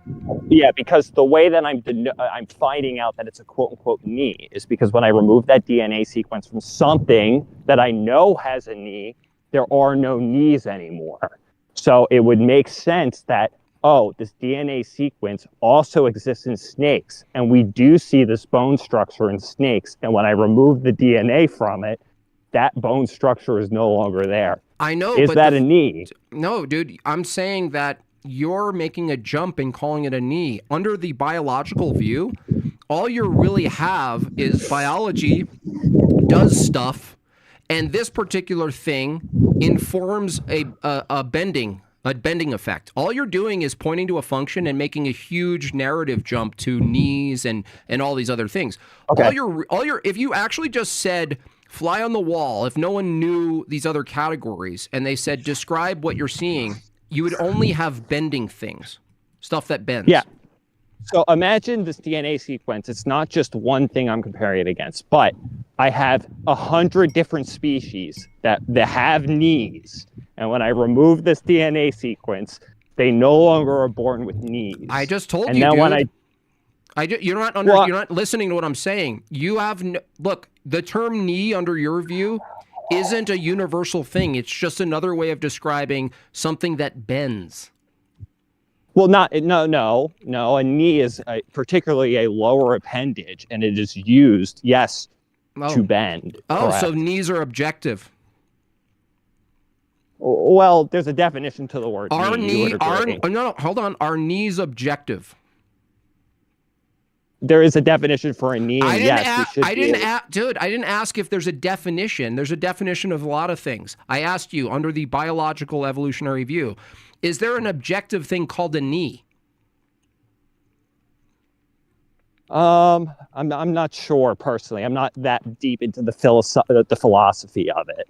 Well, I'm asking about the data. Here's why I asked.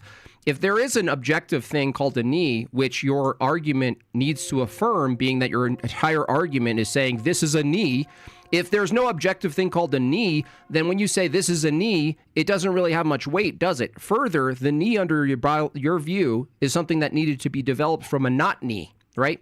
So now you have this arbitrary point of when a knee becomes a knee. But guess what? Hold on. I'm still talking. You not only don't have an objective definition or objective criterion for what constitutes a knee, you don't even have a criterion for when something becomes a knee in the evolutionary process. Yeah, you're trying to ascribe an argument to me that I'm not making. I'm simply asking you. You're ascribing an argument to me that I haven't exactly made. I'm asking you, how would you rectify this? I do have a DNA sequence that is seen in.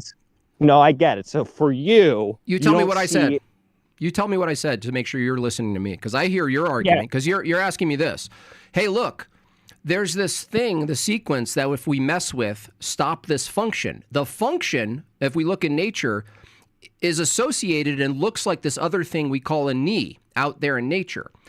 If snakes have a knee, how do you rectify that snakes have knees? I go, well, hold on a second. You're jumping a little bit. My position was, you're looking at several things that share sequences that inform the organism to bend a thing.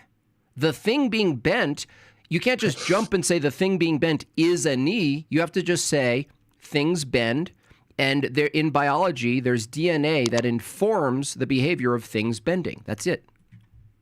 Yeah. So in the case of the snake, you didn't hear what I said. No, I did hear what you're saying. Give me back what I said. No. Give me back what I said. You're saying that the sequence informs the function, and because of that, we're looking at it. We're ascribing knee to it, even though the snake bends. Correct. I agree with you. I don't want to get hung up on the word knee. But what I do want to highlight, I'm using the word knee colloquially, right? I personally am. But I want to talk about the actual bone structure that we're talking about here. So when we talked about bending in a snake, the sequence we're talking about serves no function. How do you know? Because when we remove the DNA sequence, the snake continues to live. No problem. No. It does have a function. No, that's a lie. First of all, that's not an actual criteria for it, because if you just argued vestigial organs exist and we all live without them, we don't die. So that reasoning is flawed. But go ahead. Someone else is going to say something. Oh, I don't understand. Yeah, I just looked it up. It does function. It does function, and not all snakes have them. So I know not all snakes have them. I'm not saying all snakes have them. I never said all snakes have them. Yeah, but it has a function. Even the ones that do, it serves a function. So you're just building into it that they lose a knee because of previous generations. That's just an assumption. Well, I haven't even gotten to that. Sorry. I haven't gotten to that argument yet. What I've asked is simply how we rectify these DNA sequence comparisons between these species. Okay. Did you hear how we rectify it? How we rectify it, we're actually taking the most aggressively objective position, which is this. DNA informs behavior and function. And if there's similar function, it's not crazy to say there's similar DNA, right? So if DNA informs function and there's similar function, it's not wild to go, look, similar function, similar DNA. That's actually a totally reasonable take. It's actually you who needs to rectify your added narratives. Guess who's adding the narrative? Not us. You are. I guess I'm a little confused. Are you denying that there's any vestigial organ? Yeah. I asked you, how would you determine, right? What's the criterion for determining something's vestigial? You know what you said? Well, if you stop it from functioning, right, it doesn't die or it dies. What did you say? You wouldn't notice any large difference, I guess, right? Okay, but no, that's question begging. So I asked you the criterion. So if there's a criterion for determining something is objectively vestigial, how would you know that? What's the methodology you would use? If you remove the DNA sequence, the organism continues to live as if the sequence were there. Wait, no. Right? Vestigial means that it's no longer in use. Correct. And therefore, these organisms should be able to function as if the sequence were there, even though it No. I guess that's the definition I would use. No. Here's a big. Let me ask it in a different way. How would you know something has or doesn't have a function at all? I guess you would have to investigate it, of course. I mean, there's a lot of answers to that question. I guess it depends on what we're talking about. No, we're talking about this. We're talking about the thing you just assumed had no function. That was a vestigial in the snake. I'm asking you, a very clear question because your entire argument rests on the assumption that something doesn't have a function anymore. It's just sitting there lingering, right? So when I ask you, how do you determine, what's the methodology you're using to determine something is in fact not functional itself?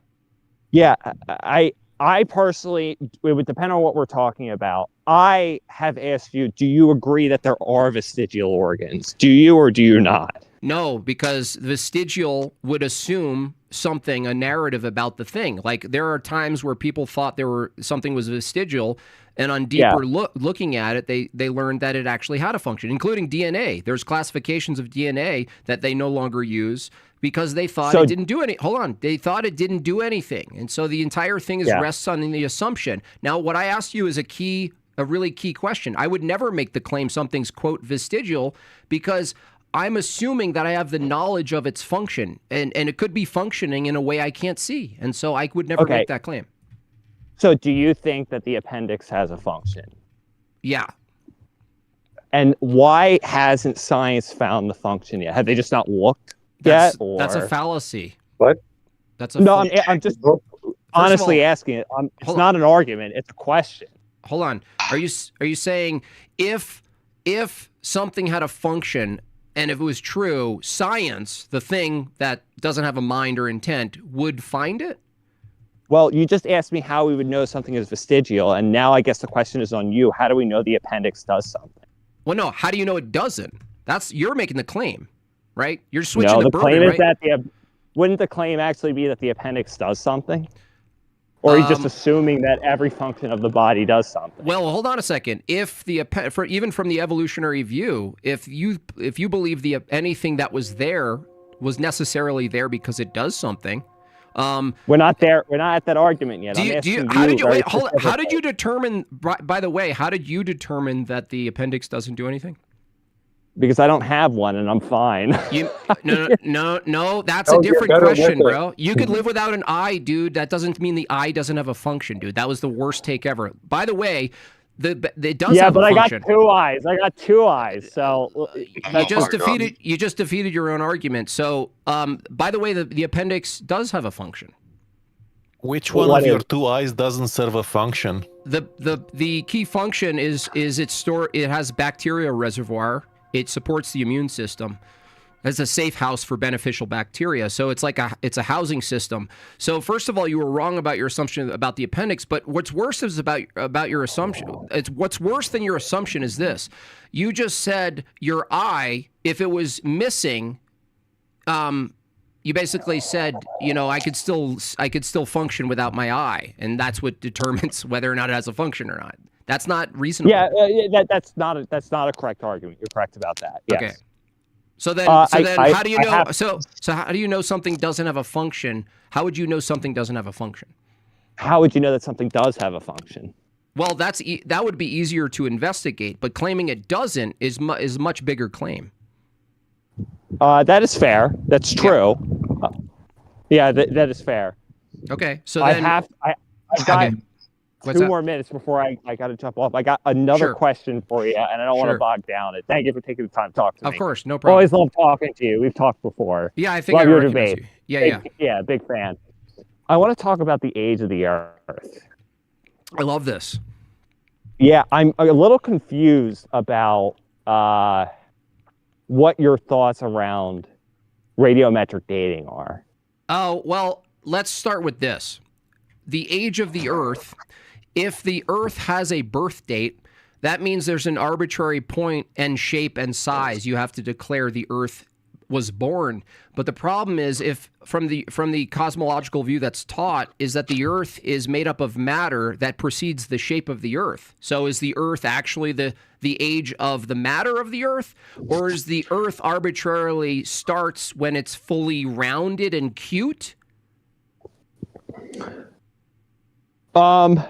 That's a great question. That might add error to it, but I guess fundamentally, not just error. It adds you can't know, because if all matter comes from other matter, and the Earth is made up of a bunch of matter that wasn't the Earth, then you can't distinguish the Earth from that matter. And if you can't distinguish the Earth from the previous matter, and all previous matter is made up of unrelated particulars, then the age of the Earth is actually a multiplicity of ages. You could never know. Yeah, so more specifically about radiometric dating, though, I'm curious, like, do you not believe that it's accurate in any way, shape, or form because we can't go back to the past right now to verify that, for instance, uranium decays every 1,000 years, right? Yeah, well, yeah, I'll tell you my view on this. Radiometric dating at certain certain time frames has no known margin of error.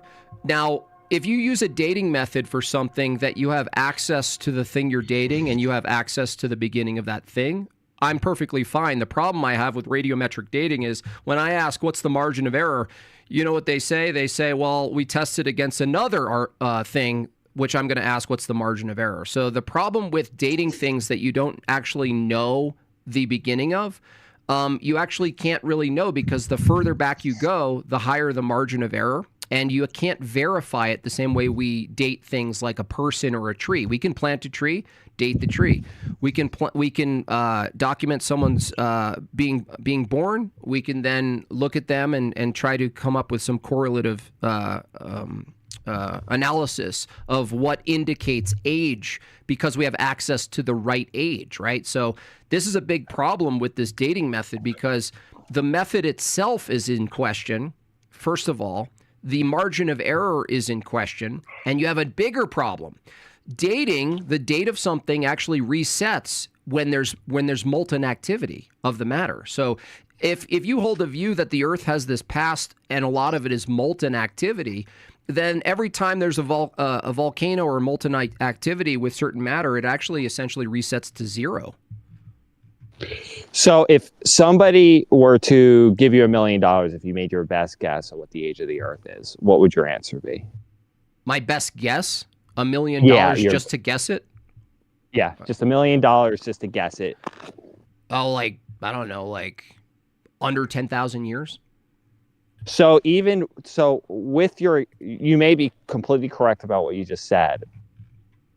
But even if that were true, based on the samples we've seen of uranium, right? You're right. Molten lava will recompose uranium and start the clock over again, let's say. Mm-hmm. But at the end of the day, the samples we're getting, the margin of error, you're way below, right? It still seems improbable. What do you mean? Probability? Correct? No. How do you determine probability?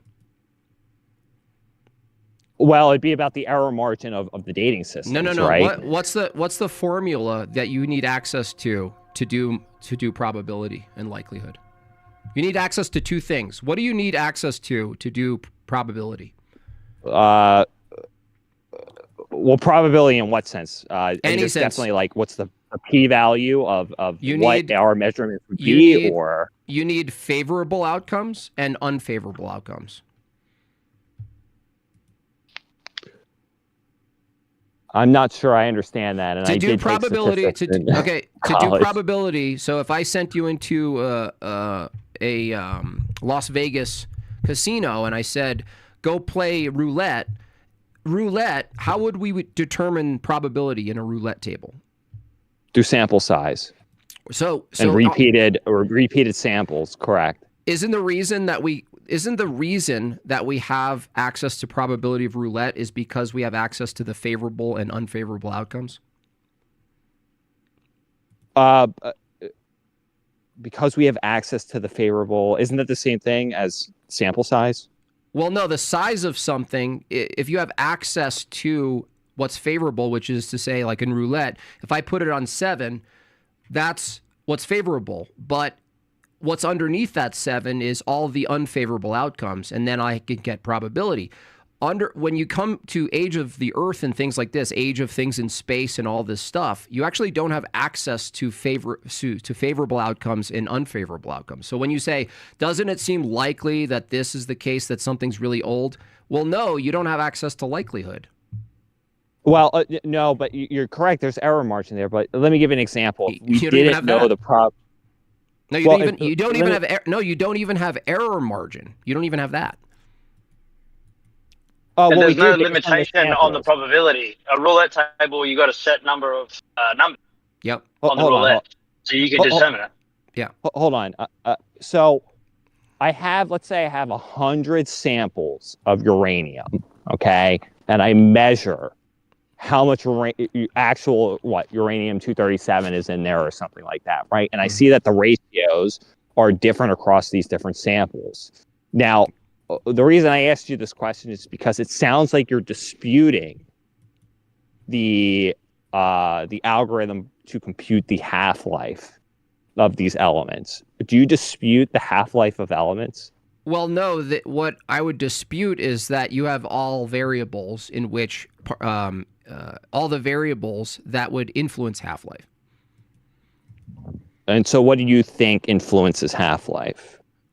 Well, I'm not sure. I would never make the claim. But to make the claim that you have all the variables to influence half-life, such that you could extrapolate things that you're doing in the date of the universe or the date of Earth and these things, is taking it way out of the bounds that you have actually access to. That's my point. Yeah. So let me ask this. So we know that there's some elements that have much shorter half-life, and when we actually look at them in a scale that we can monitor, the algorithm holds true. Then we move up to an element that is heavier. It doesn't. And the algorithm holds true. It doesn't. Then we go to the next one. You're not getting it. You don't have access. Why? Because if you're going to say we have access to the age of this thing because of this methodology, and I ask you, what's your margin of error? And you say, we don't have a method for that. What are you saying then? Well, they do have a margin of error. No, you don't, because once you make a claim about other matter that you don't have access to, then you're making claims that you don't have access to margin of error for. So you don't. Wait, what? For instance, what you other can't, matter? Hold on. You can't tell me how wrong you were when you date something 40 million years. How are you going to know how wrong you were when you say you date something 40 million years? How do you know? Well, because based on the sample sizes of other uranium that we've seen. No. That's not a methodology, bro. How did you determine how wrong or right you are? Hold on. When you that date is the method. No. That is the methodology, though, right? No, hold on. The methodology of the. Dude, you don't understand the question. If I have 100 uranium samples, okay, I have 100 uranium samples. Some are 60% decayed. From where? All over the Earth. Okay, on the Earth. Okay, all over the Earth, right? I've got a ton of samples. I've got thousands. I've got 10,000s of samples. Okay. I've measured them all, and I've noticed that the half-life between all of these, the decay amount between them, is between 40 and 60%, let's say. What you're saying is that even though I've taken other elements that are smaller on the periodic scale that have shorter half-lives and verified the half-life algorithm. How do you and know? It holds true. You don't understand, bro. How do you know the starting point of these things? I want to give some concrete examples. Well, hold on. Do you understand? No. This is very. This is very. This is very to the point, though. Hold on. No, this is very to the point. I've got scientific papers that can demonstrate this, right? You're trying to measure an event. There have been many studies where known events, say a volcano erupted 3 years ago, right? They've taken those rocks to multiple different testing facilities and, testing methods, and they get 80 million years, 20 million years, 30 million years, 200 million years. So if we're measuring known events that happened within the past 100 years, and we're getting ages of tens and hundreds of millions of years with no consistency, everyone disagrees.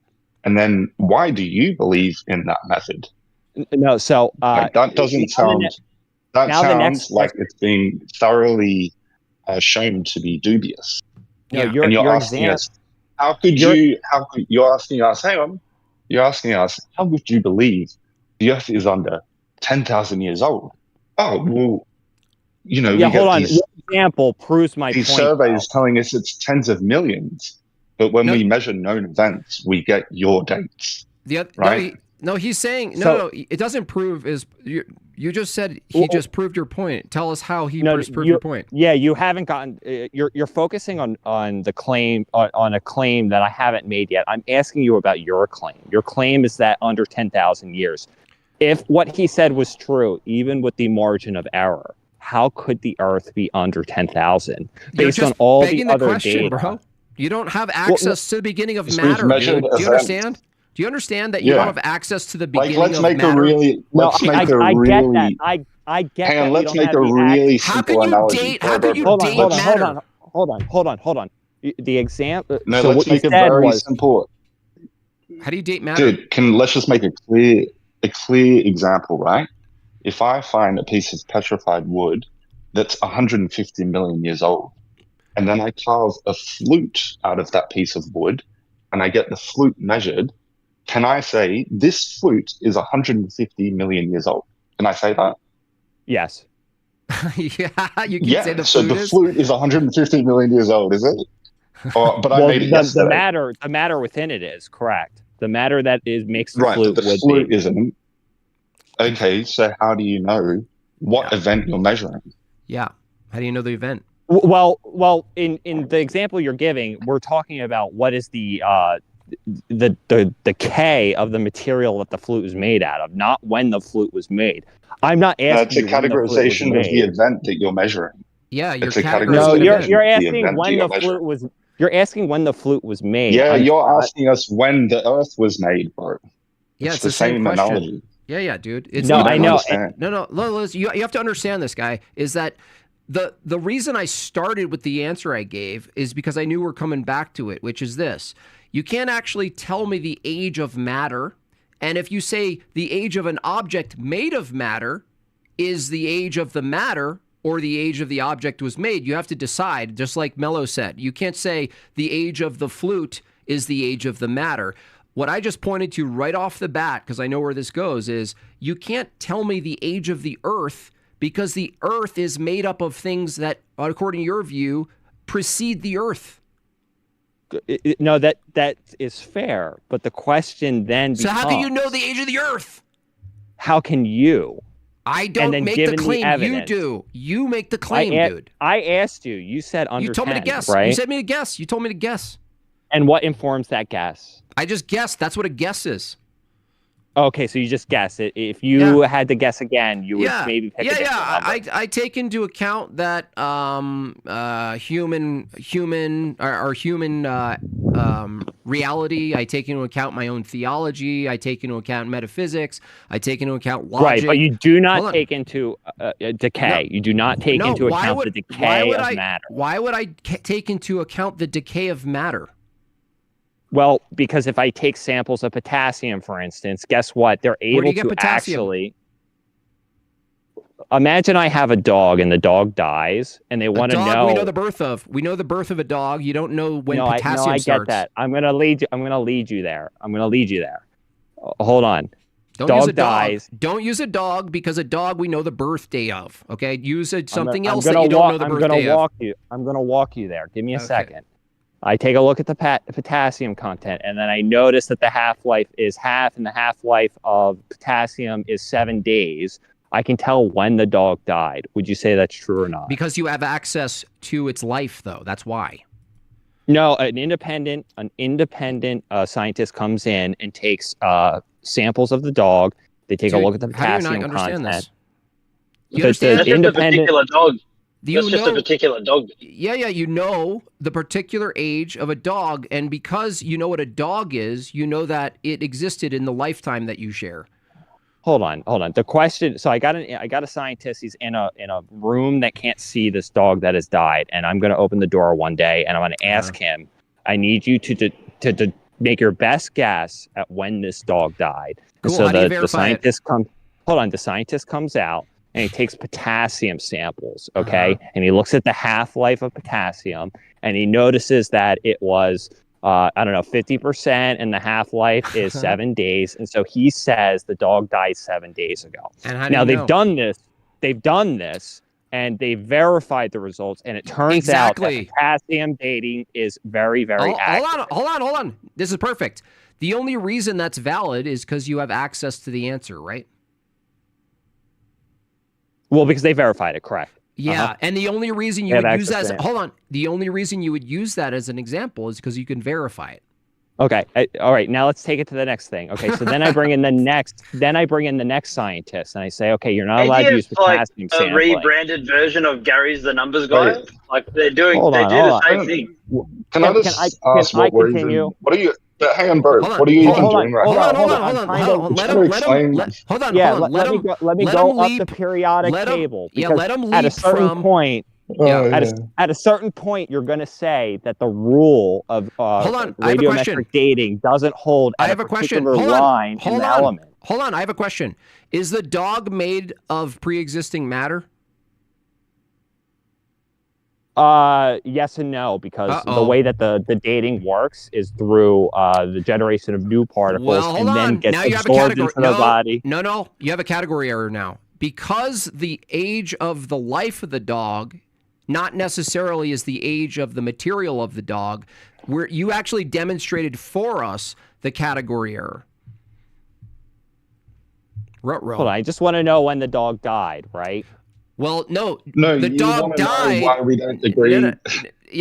Hold on. Let me say this. The question of when the dog died is not the same question as how old is the matter the dog is made of.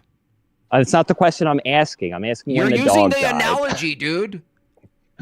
No, I'm not. I'm trying to find out if you believe in radiometric dating. That's what I'm asking you. And it sounds like you don't when you get up to a certain point in the elements. I don't know who you are. I don't know why you're talking. Hang on, shut the fuck up. Because you asked us why we don't agree. You're a fucking shut up. Chill. It's a panel, dude. Okay, just listen to what his counter is. I don't need to hear his muffled fucking mic with his dumbass shit. I'm asking you. Well, we've had I'm getting to the point and you're cutting me off because you realize I'm getting to the point. Okay, hold on a second. You're denying radiometric dating when you get to a particular element because how do you know the margin of error? You can go back in time. No, you can't. I just told you why, dude. Because you're not listening. I start at the lower elements that have short half-lives, and I can verify them, and then I continue up the elements. The age of the dog isn't the age of the matter, though. You admitted.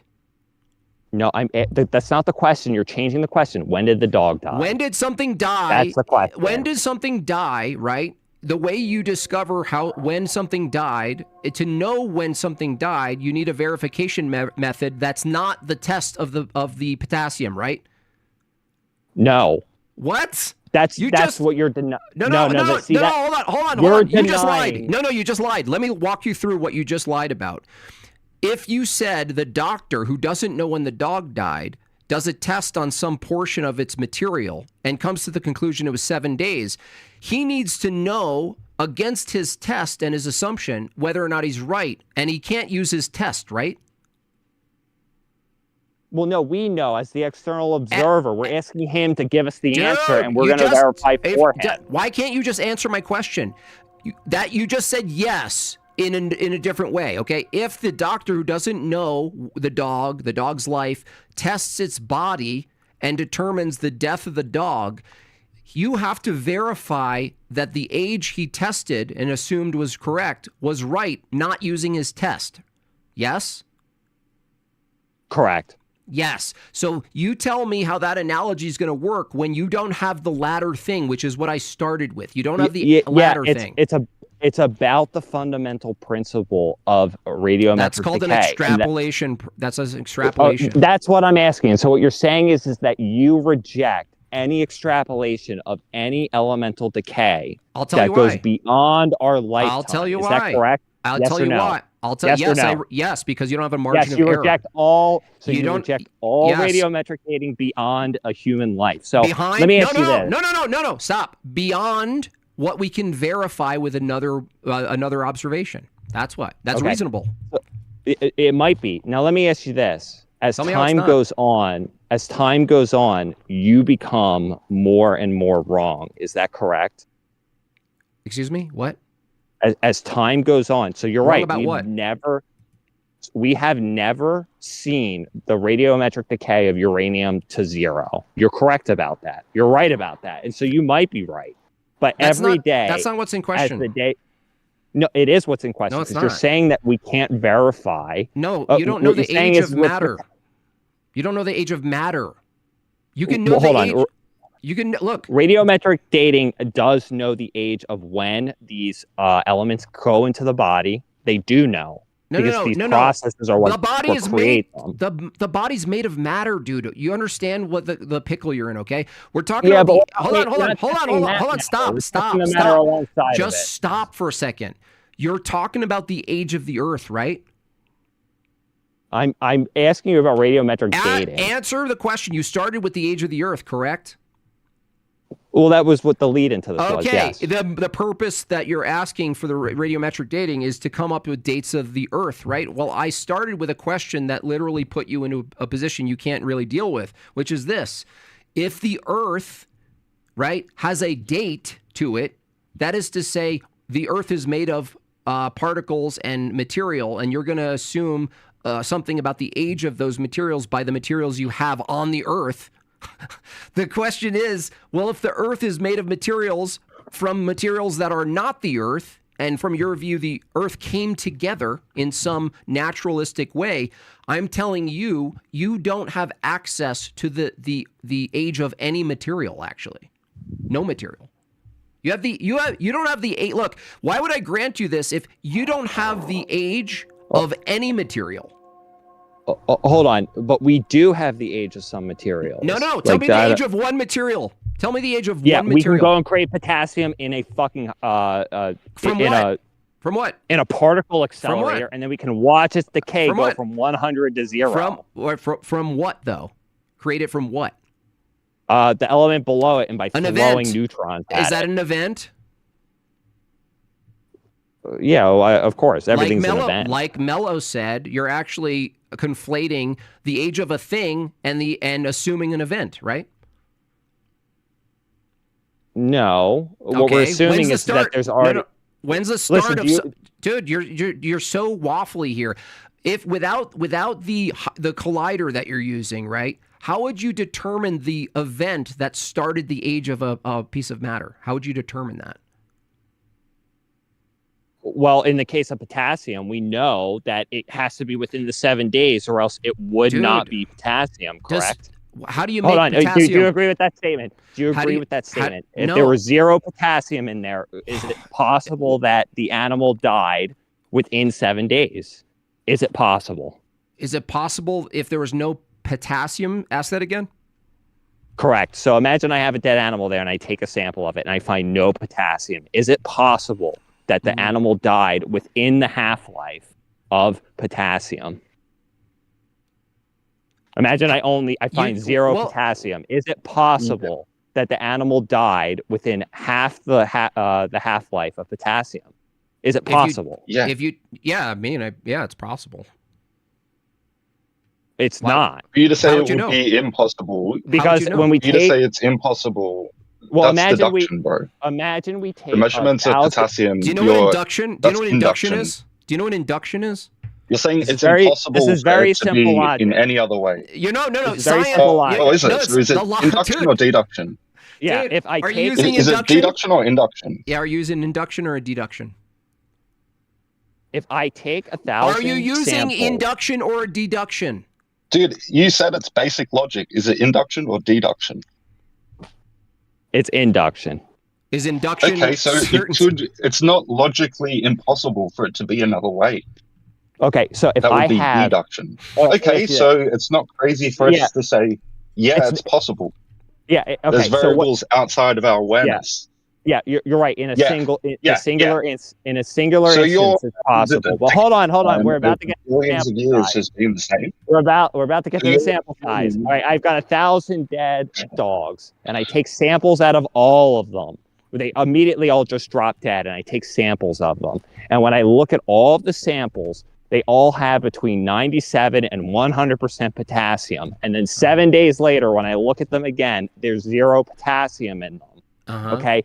What you're saying is that it's possible that, I just happen to get, even though I've got 1,000 samples that seem to deny the claim that a dog can die without potassium. You're saying it's possible. You're saying too, because it's induction. You're saying it's too. You're saying it's possible. Now I need you to put a probability. So are you. Now I need you to put. Now I need you to put a probability on it. So I got 1,000 You dead can't dogs. calculate the probability of something. You need that's outcome. unknown, bro. You need. It's You an need unknown factor. Dude, you just proved. You just sample, proved my dumb point. fucking What do you? bonger. No. How do you Go determine back and drink your probability? tea. Brush Dude, your teeth or dude, something like how that. do you know? Let the men talk. Dude, how do you know? Why would I drink tea? I just told you, man. How do you determine probability? You need favorable and unfavorable. I just told you we got 1,000 samples. They You all don't have between access to the 97 and unfavorable. You don't have access to the unfavorable. How would Who you told know? you only, How would you you only know need we a don't have thousand? Oh my access to the gosh, dude. unfavorable? Dude, Why? in it- Who told you you only need 1,000? Yeah, dude. Out of 1,000, right? You just said out of 1,000 dogs, you have all favorable outcomes, right? No, how do you know that? You don't know that. You're right? claiming it. No. What I'm What? saying You is just the claimed it. probability. No, No, You I just didn't. claimed What I it. said was I asked you. No, I didn't. What I Dude, let said me- was the probability of being incorrect is astronomically low. You don't have the probability. Yes, I do. How I've do you have taken access- 1,000 samples. Oh my God, dude. Of It's dogs just that unbelievable. died. Well, you're having a hard time. You don't have access You're to the having a hard unfavorable. time holding on to this. You don't have access to the You're asking us to unfavorable, bro. calculate. Listen, Like- if I flip a That's just to coin, if I calculate the flip a coin, probability of 1,000 that number. Coin, you have access to both outcomes, dipshit. You're claiming there's a second outcome when there Yes, might dude. not be. Dude, When there might We're not saying be. it's There's no logically evidence Holy that there shit. is Dude, we're one. saying it's logically Holy shit, possible bro. for it to be Holy shit, different man. I know, and so you're You said the Do you line. not You understand? said the Hold line. on, everyone shut up for a second. You just keep going back and forth from accurately and properly examining probability. Coin flip. You have access to both outcomes. Let's say this. Have you ever dropped a cup and it didn't fall? No, that's a category error you just made. No, right it's there. not, dude. It's the same Yes, shit it you're is. using, dude. No, it's not. What you're saying what's is the this- symmetry breaker then? Yeah, I'll tell you right now. What you're saying is that you have access to the tails, but I'm telling you that no, it only ever flipped heads. Yeah, that means you don't have access to probability, though, dude. No, yes, it does. No, yes, you it have does. It's no. exactly It's in what a sample size No, you does. don't. No, oh my gosh, dude! Yes, it Holy does. shit, this is so dumb. Look, in order to What determine, you're saying is oh that my you god, flip the shut up coin for a and second. Shut up for a second. The reason you have probability for a coin is because you have access, observable access to both outcomes. That's not. No, imagine I blindfolded Yes! myself and I flipped the coin. No, listen. What's a If I coin? blindfolded, What's a coin? Listen, I don't know what it is. Describe Imagine a coin. I- No. You know it's a coin. What's a coin? Imagine Tell me- I have some object. Is it a coin with two sides that are different? Yeah, but Okay. imagine. Okay, imagine somebody blindfolds you because this is more analogous to what I'm telling you. How do you know there's not a two-headed coin if you're blindfolded?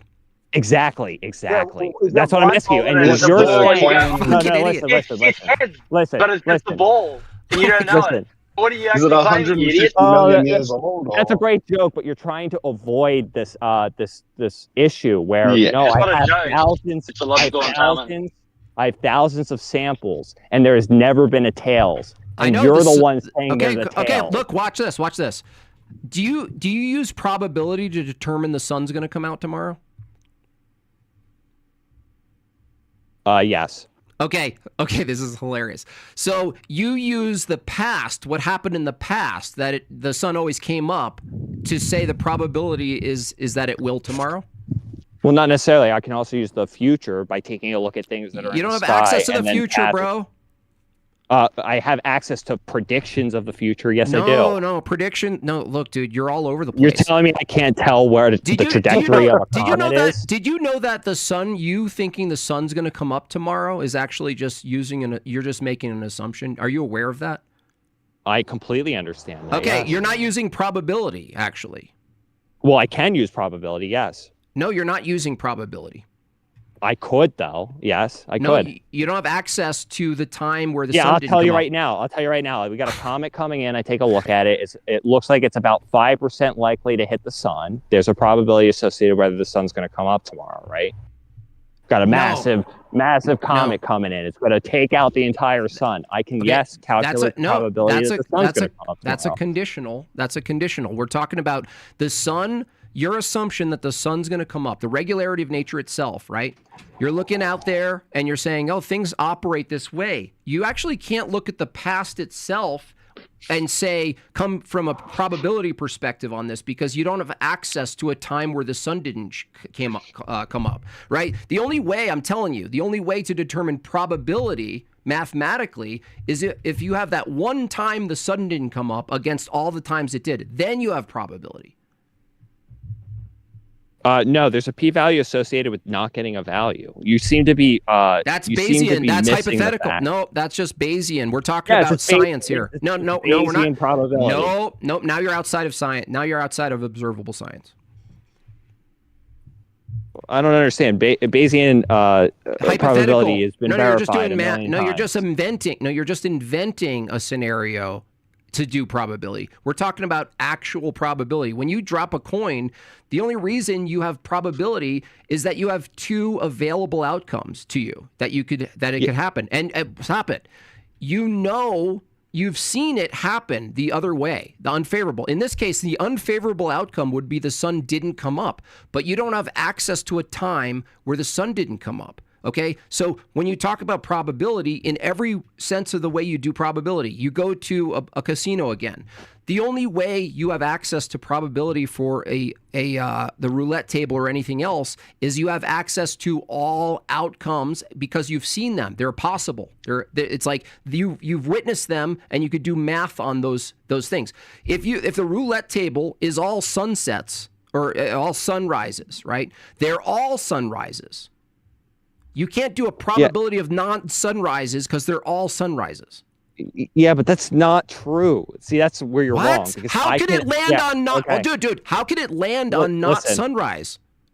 If there's dude, unbelievable. Let's take a roulette example. Okay, you can determine whether or not somebody's cheating in roulette simply based on the fact that particular values didn't show up. Would you agree with that? They're cheating. What does cheating have to do with the probability? Yes, there's a probability associated with whether or not somebody is cheating at roulette based on whether the numbers do or don't come up. Dude, it doesn't matter. When you're playing roulette... It does. It's directly we're not talking about cheating, man. How is introducing cheating? They're just adding another variable. Why? No. Why? Because what you're saying is that in the example where I've got 1,000 dead dogs, you're saying that there's a probability that, guess what? Even though those 1,000 that you got, guess what? That's wrong. I'm not saying it's, dude, I didn't say it's not no, now you're collapsing what's possible logically and what's probable. Those are two different things, okay? Okay, so what is the probability that the 1,000 dogs that have died and verified that potassium half-life is correct? What's the probability that's wrong? You don't have access to the unfavorable outcomes. You do. It's called the p-value. That's what the p-value does. You're just making up a value then? No, the p-value is a very fundamental it's like part this. of Watch statistics. Watch this. You must not have enough statistical knowledge to understand what the p-value is. You didn't even know the basics of favorable versus unfavorable outcomes. So don't talk to me about what I don't know about probability. Well, that's what the p-value is. Hold on. That's what the p-value is, bud. Can you flip a coin? And if there weren't two sides that you knew there were two sides and you flipped it over and over again, if there was only one side to a coin, could you do probability? It's a nonsense question. Yeah, no shit. That's what you're asking.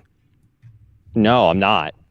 It's literally the same thing. There's only one outcome. I'm not. You're saying there's another outcome. Now the question becomes, is this a two-sided coin or a one-sided coin? That's the question. No. Logically possible. If something's logically possible, it's not the same as developing probability.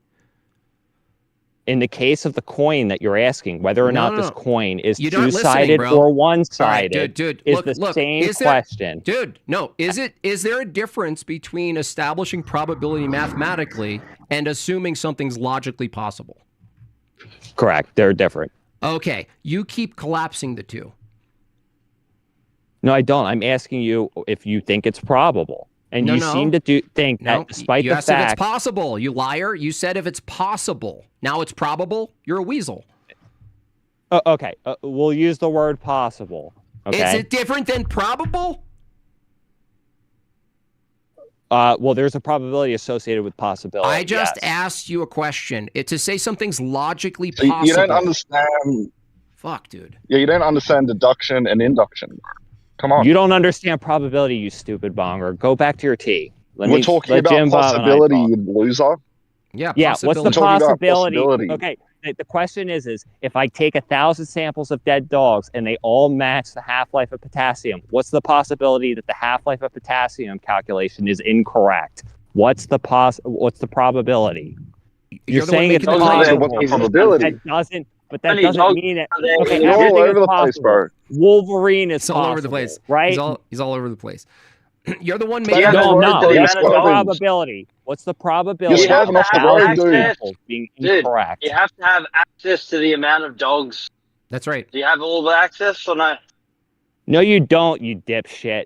It's called Yeah, the rule of 30, arbitrary, you dipshit. Yeah, fucking idiot. So do you have access, Fuck's do you have sake. access to the decay guess rate what? of Guess 500 what? million How many years ago? people share a birthday in a class? Why are you so angry, dude? What's wrong with you, bro? Do you have access to the decay rate 500 million years ago? Or not? No, we don't. That's the question you asked. So how do you calculate the question. probability? How do you Yeah, that's dude. what Dude, that's dude, what I'm listen. asking you. So No, I listen. asked at No, the you're beginning. You should have asking us just said why we yes. don't believe dude. this. You're asking us why don't you believe this? Because you we don't think have you have a access. strong epistemic You- ground You could have calculating the probability of things you don't have access to? You think That's that's right. strong you could have epistemological saved us ground? a bunch of time just by saying Guys, yes why when don't I you asked believe you in that. this? Look at the numbers. Yeah, Guys, dude. you guys are crazy for not asked you at the believing. very- Look at these I asked you at the numbers. very Oh my beginning gosh, we can whether you completely dispute the half- probabilistically verify the history of the universe based on these numbers. Look, dude. Yeah, Like, you think that's a good position, look, dude? No, it's not. no, It's the not a good course I position. don't believe whether in that. The question is whether it's You can't 10,000 calculate the or probability it's not. of things you don't have access So to. hold on. Hundreds Yeah, of millions of years ago. It's serious. Do you have access to the favorable outcome of the claim of something 500 million years ago? Yes or no? No, but by that you Great. can never say Shut anything up. in the past is true. Well, no, not any past. That's why I No. want Yeah, you so to- why are you making No, the hold claim? on, hold on. So That's why are not you true. making the Because you claim? agree. So No. why are you making the Cooked. claim then, dude? Because You're the the one very- here making claims very- about that time because period, it is and you inductive just admitted reasoning. you don't have Hold on. access. Hold on a second. Hold on. You just Nobody said, has hold on. access. By that No. claim, you don't even know the So Bible. why are you No, making shh, claims? shh, You hold have on a no second. idea the Bible claims, was dude? written when it Hold was on a written. second. Hold on a second. I just want to clarify something with you. Because you just said because we don't have access to the outcome that we're making claims about 500 million years ago, then we don't have access to any history? Is that what you just said? No, I didn't say that. You did say I don't that. know what that. You did say that. You're trying to pivot from this. I need You to get you to just go. said I need that, to No, make it. we want to stay on this point. Hold on. We're I on want topic, bro. I want to get a straight answer from you first on this one thing. This is all I was asking you about. I Why are wanna get you a straight weaseling answer out on of it. the question? Why are I you just I'm asked not you a question. projecting? I just You asked are. you a You're question. projecting, bro. What do you just say wasn't possible? Well, you just said, okay, then you're Nobody denying can go all back history. in time. As far as you're aware, tomorrow, yesterday didn't happen. Right? Hold on a second. No. You don't Hold have on a access second. to it. No. Hold on a second. Philosophically speaking, we don't actually have direct empirical access to yesterday. However, when you say something is this old, the reason your first example, you can actually do something with it, valid, is that you have the other referent. You have something to refer to determine if it's true or not, right? So what I'm saying is that there's a limitation to history. There's a limitation. It's not absolute limitation. It's just the fact that is like if someone dated my body with using your methodology, the only value you would have in dating my body and determining if it was accurate in dating is if you knew the date of my body also as a reference. You'd have to compare the two. That's reconciliation, right? What we're saying is that you don't have any reconciliation process for things that are 50 million years old, and you admitted it, and now you're saying, well, then why do you deny that we can do potassium measurements in dogs and refer to the age of the dog? Don't you know that if we know the age of the dog dying, we know the age of 50 million year old rock? No, that's not the same thing.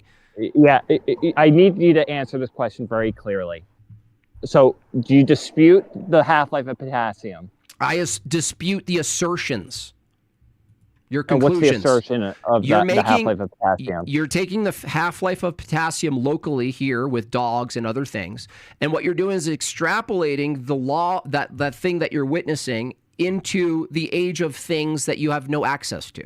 That's what I'm disputing. Okay, but even though we can take the ratio and we can determine independently without knowing that, hold on. No, it's not, because we can both have. No, we can do a blind test. Let me ask you a simple question. Watch this. We can do a dude. Shut up for a second. No, shut up for a No, second. you shut up for a second. Stop it. This is my show. You're caught here. You're caught here. Oh yeah, I'm That's caught. why Watch. you wanna Watch. move on. Go ahead. Yeah, Go ahead. Yeah. Okay. Go ahead. So you're just, even though I can take two independent teams blind, one knows when the dog died and one does not, and the other team can then make a guess on when the dog died. That's right. Potassium levels, they are correct. Why are they correct? Because then they go and verify it with the second. Yes. So if you can't verify, right, if you extrapolate this out to the age of the Earth, let's say, can you tell me how you're going to use potassium to determine the age of the Earth? Hold on. And we're going to move down the elements list now. Look who dodged now. No, I answered your question. Now you answer mine. Potassium doesn't have a high half-life that's dude, listen, hold on. Whatever element you want, okay? Whatever element you want to dig up from the Earth, when you use the dog analogy, and I say, well, that's valid because you have access to the actual life of the dog. You can verify it. You tell me what methodology you're going to use to verify when you dig up a piece of something and you date it according to this method. It is the Earth, right? You tell me how you're going to verify the age that you come up with. You tell me that. Well, it's based on the principle of the... I didn't ask what it's based on. How do you verify it? Because if it's based on the principle, you're going to be testing your principle. So I'm asking you, how do you verify the conclusion from the principle? Don't weasel out of this. How do you verify it? So that brings me back to the question I asked you at the very beginning, somewhere in the center of this. No, I'm going to. But so you're going to ask me a question back? No, I'm not. I'm making a call back to when I asked you this. Just so answer the fucking question instead. How do you verify? You dig up a piece of Earth, you use your dating method you use for the dog or something similar, the principles. How do you verify your conclusion? Well, we're verifying it every day as the days go on. How? Right? Because we're living, and guess what? We have samples, and we're watching them, and guess what? You guys, the entire algorithm. You heard it here. Hold on. You heard it here. Hold on. No. I want to make sure everyone heard what you just said. You didn't let me. No. Stop it. You didn't answer. Okay, so the answer is we're doing it every day. We're living. No.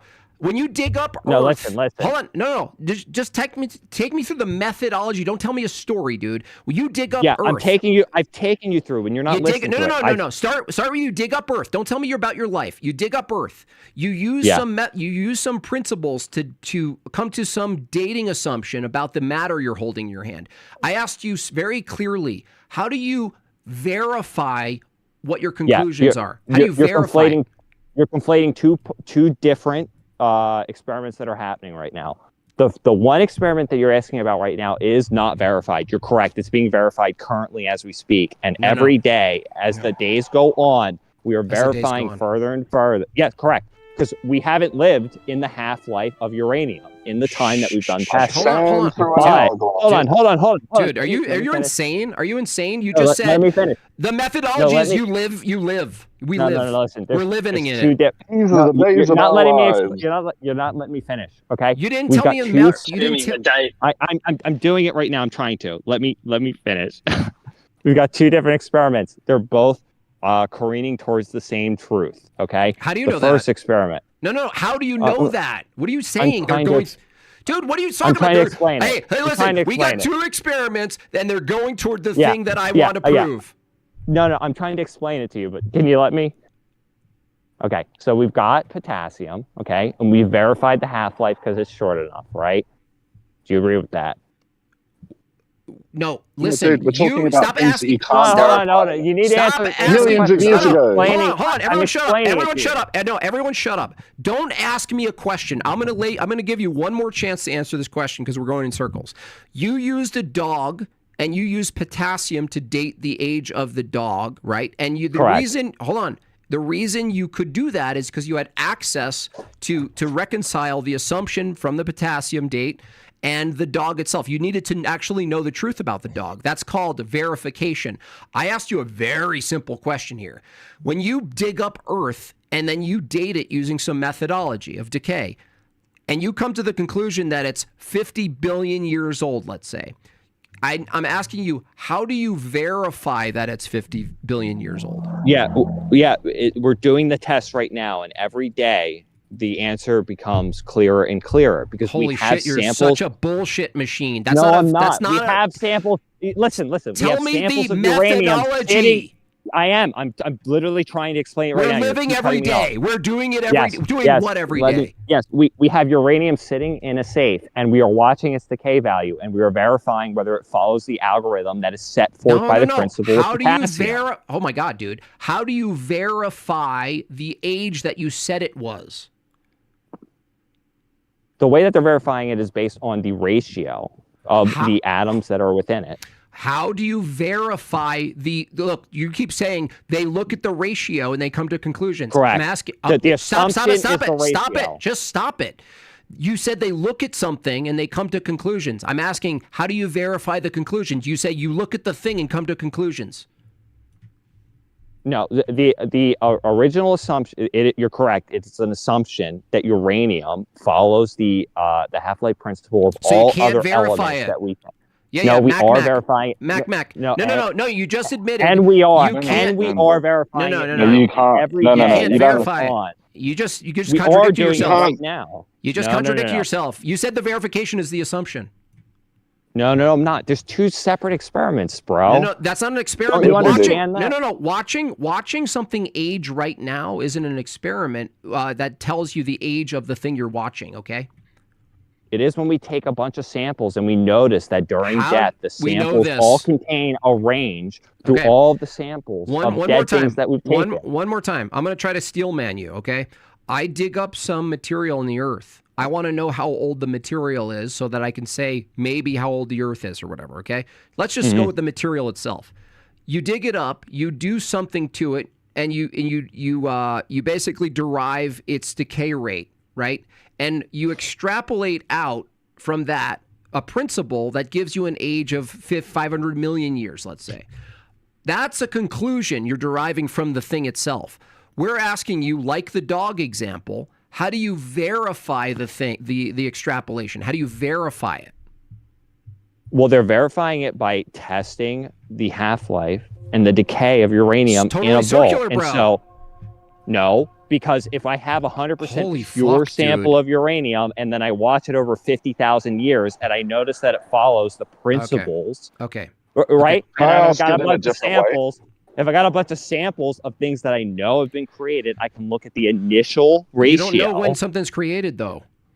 Well, sometimes we do, though. Sometimes we do, though. Can I ask in a different way, please? Right? Can I create uranium in a particle accelerator? I don't know. Yes. Have you? Can I refine uranium and create a brand new uranium 237 atom? Yes. So the answer is that yes. Is that the same process that you're assuming it was created? Quote in. Well, I can take dead organisms that I know died immediately and test immediately what their uranium levels you didn't listen. You didn't even hear what I said. You're using, and let's. I'm going to grant you that they're doing things that generate these things like K and potassium and uranium, right? Aren't you assuming that the event that you think is creating the age of this thing? Aren't you assuming you know the event? Well, I can create uranium sometimes. Correct, dude. That you do you not speak English, bro? I just asked you, are you assuming that the event you're doing locally is the event of the thing that created the thing you're trying to date? Well, what you're assuming is that things that die today, when I take their sample, the samples could be different. I didn't say die, back in bro. Time, which could be true.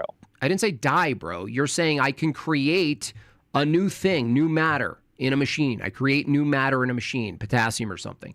Then you know the birth of potassium, right? So from knowing the birth of potassium in this example, then you could reference the death rate of potassium because you have access to birth, Yeah, just like the dog. I understand what you're saying. Hold on. I understand what you're just saying. like the dog.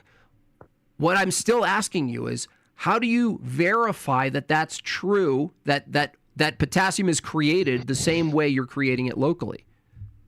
Yeah, let me explain. Because if I take 1,000 samples of dead animals that died immediately, I can take a look at You're what not the listening. average sample size Where's is. Mac Yes. Mac? Where's Mac Mac? You didn't even hear my question, bro. I did. You said, how do I verify? I understand what did you're I say? saying. What You're did I saying ask it's you? possible. No, what did I ask you? I understand what you're getting at. No, what did I You're ask asking you? me, how do I verify that the method that the potassium is being created is the same within the sample of the dead animal versus when I'm creating them in the Hadron Collider, correct? No, I didn't ask that. I said, how do you know the initial creation, the initial birth of said thing that you're saying is 50 million years old was generated the same way you're generating it? Is particularly the potassium of the organism is in reference to, right? You I'm can't just measure fucking at a loss of potassium work, bro. 500 million years ago. How do you verify the decay rate of these things has been consistent for Well, we have billions of verified that years? we have But you don't have access to the decay rate billions of years ago. You yeah, can't well, you measure said what gravity the could have decay been rate was. 10 meters per second, right, squared. It could have You're been 10 meters per second squared, assuming that it's been a 10,000 years ago, constant. right? Let's move to Mac You Mac. can't verify. Hold on. We're going to circles Do you here. assume that gravity is the same? I assume Gravity. you and I. Gravity. Yeah. Do you believe? Yeah. Gravity. Wait. You're talking about Because wait. When you say gravity, Hold are on. you Was gravity 9.8 meters per second squared That's an 10,000 effect. years ago, or Wait, was it is 10 that an meters per effect? second Is that squared? an effect? Well, according to him, we verify wouldn't that, be right? able to know, right? We couldn't verify that. How did right? you verify it? Yeah, you can't. You can't. You can't. So it could have been 10 meters per second squared 10,000 years It could ago, have been right? 100. Okay, cool. All right, Yeah, Jim Bob, I got to run. Dude, It's always Gravity great is talking to you. John Yeah, Mayer's you said probably wrong, one of but- John Mayer's best songs, bro. Gravity's Thanks. probably one of John Mayer's best songs. Yeah, Let's it's my just say favorite. that. All right. Yeah, Well, thanks for that. I appreciate you coming on. I do. It was a good time, guys. Have a good one. Yeah, you too. Mac, what's up? Oh, not much. What you got? Finally got on here. Nice. Well, you challenged me in my comments, wanted me to come on about the ERVs. Oh, ERVs. Yeah. Okay. Mm-hmm. So, what's your claim? That go ahead and you state your claim. Well, I think the 205 of the 214 HERV insertion points that we share with chimps is empirical evidence for evolution. It could have falsified evolution, but they line up that well, so I think that is empirical evidence for it. Okay, and what's the assumption about ERVs that's evidence? What's the assumption you're making about ERVs? That they can insert themselves into over 10 million different spots. Okay, and then And for you're this saying to happen by chance between us and chimps, for them to line up, would be 5.88 times 10 to the power 1,418. And is that assuming they happen randomly? No. Does anything? Are you saying that random mutations don't exist? No. So you're saying that the probability of an ERV occurring in the same spot as something else is very rare? Yeah, it's over 1 in 10 million. And how would you determine that?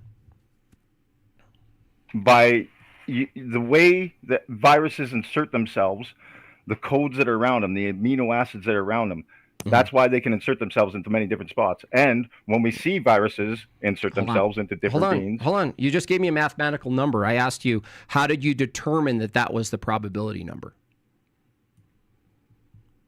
Well, that's easy. If there's 10 million spots, right? Each spot that lines up is a 1 in 10 million chance, and you can extrapolate that for 12 to line up would be wait.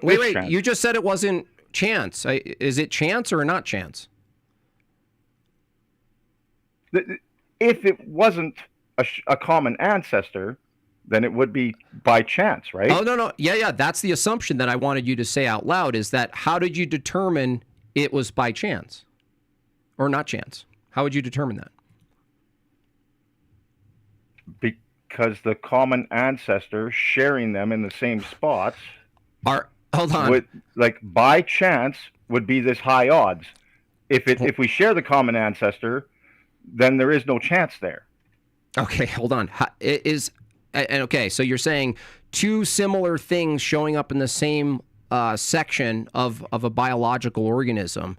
The chances of that happening, if they weren't common ancestors, would be this, right? Yeah. How did you determine that? Because of the number that we share, 205, right? Each one of those multiplied by 10 million, right? I know, dude, I know what you're saying, but you don't, like, to do probability, you have to assume, this is the same conversation I just had with this guy, is that to do probability, you have to assume that you have access to favorable outcomes and unfavorable outcomes. Like, if two things show up in the same place, right, that happens with anatomy too, right, between animals? Yeah. Okay, so would you say the probability of two animals having the same functional type of thing in the same spot is so crazy they must come from each other? Would you say that? Wait, ask that again? If two things have the same structure anatomically, physically, as each other, and they're in the same spot, right? Eyes or ears or wings or something like this. And you said, wow, that's crazy. I mean, the likelihood of them developing those things in the same spots with the same function and everything is so astronomical. It must be that they come from those things. No, I wouldn't say that. Okay, but you are saying that. No, but you are saying that for the ERV because... No. Hold on. Let me just finish. All you have from the evolutionary view is physicality of anatomy, which includes DNA and what you call an ERV that's located in a certain spot. But your reasoning, as I just demonstrated, isn't consistent, because if your reasoning was consistent, you'd say, well, anything that's similar, so similar in the same spot, the odds of that happening, right, is so astronomically crazy that they must come from those things. That is to say, two eyes in the front, right, a nose, an esophagus, mouth, teeth, jaws, ears, spines, elbows, shoulders. All of these things would also be insanely, astronomically improbable, only if and only if we all came from each other, right? So if you just flip your reasoning, right, it falls on its head because you're not consistent with your reasoning when it comes to anatomy. And yet there's no distinction really between anatomy and DNA. It's still anatomy. It's still a part of the body, and you're just looking at things that are in similar places. Now, is there any contradiction from the evolutionary view where something showing up in the same place that you think is so astronomically insane, isn't it possible that things show up in similar places because of the function? Sure, but here's the thing. This is why your analogy doesn't work. Are ears a virus? Well, no, you don't have a distinction between an ear and a virus. Answer the question. Are ears a virus? What's a virus? A virus is an infection that goes into your cell and it inserts its DNA so that when that cell replicates, it can produce more of the virus. That's how viruses reproduce. Does it have a function? Yeah, viruses do function. They function to do their virus function. How did the first thing, you think the organism or class of organisms that originally has the ERV that you're saying had to have passed it down to the other organism, how did that get it the first ERV in that spot? I don't know. I'm not sure. Okay, so if you don't know how it got that initial in that spot, how would you know that humans through function didn't produce the same thing in that spot? Because when we get infected with viruses like today, like HIV, they just don't go into the same spot. No. They go into. You didn't hear my question. Okay, if it's the case that the organism population that preceded us, that you're saying has this thing in the same spot as us, and you're concluding, well, it's just astronomically impossible that these two things are in the same spot if we don't come from them and they gave it to us in the same spot, right? But if I asked you, how did the initial population get it? And you say, I don't know. I'm going to ask you the same question. If you don't know how the initial population got it, how could you be sure you know how we got the same thing in the same spot? From the empirical evidence, from looking at it. No, by looking at it doesn't tell you how it got there. By looking at water doesn't tell me how the water got there. Okay. HIV is a virus, right? Is it? Yeah. Okay. How did you determine that? Well, that's what a virus is. It does what a virus does. I mean, what do you think it is if it's not a virus? Hold on. Aren't there what you call viruses as structures inside the body that don't come from outside the body? I'm not sure what you mean. What? How do you know a virus isn't already the thing you're calling structurally a virus, that you're looking at it like its shape and its structure? How do you know how many of those are already inside the body and are produced by the body, and how many come into the body? How would you know? Well, I mean, I think it's pretty clear when we know an HIV virus enters the body because its little DNA code is in the body. I didn't ask you about HIV. I didn't ask you about HIV specifically. I asked you a question. How do you know everything in the body that you find? How do you know? How do you determine which ones are not effects produced by the body as an effect, and how many, and which ones are infiltrators? Like, are you asking how do we know if this ERV is a virus? No. I'm asking you, when you call something a virus, you're really just looking at a structure of something in a body, right?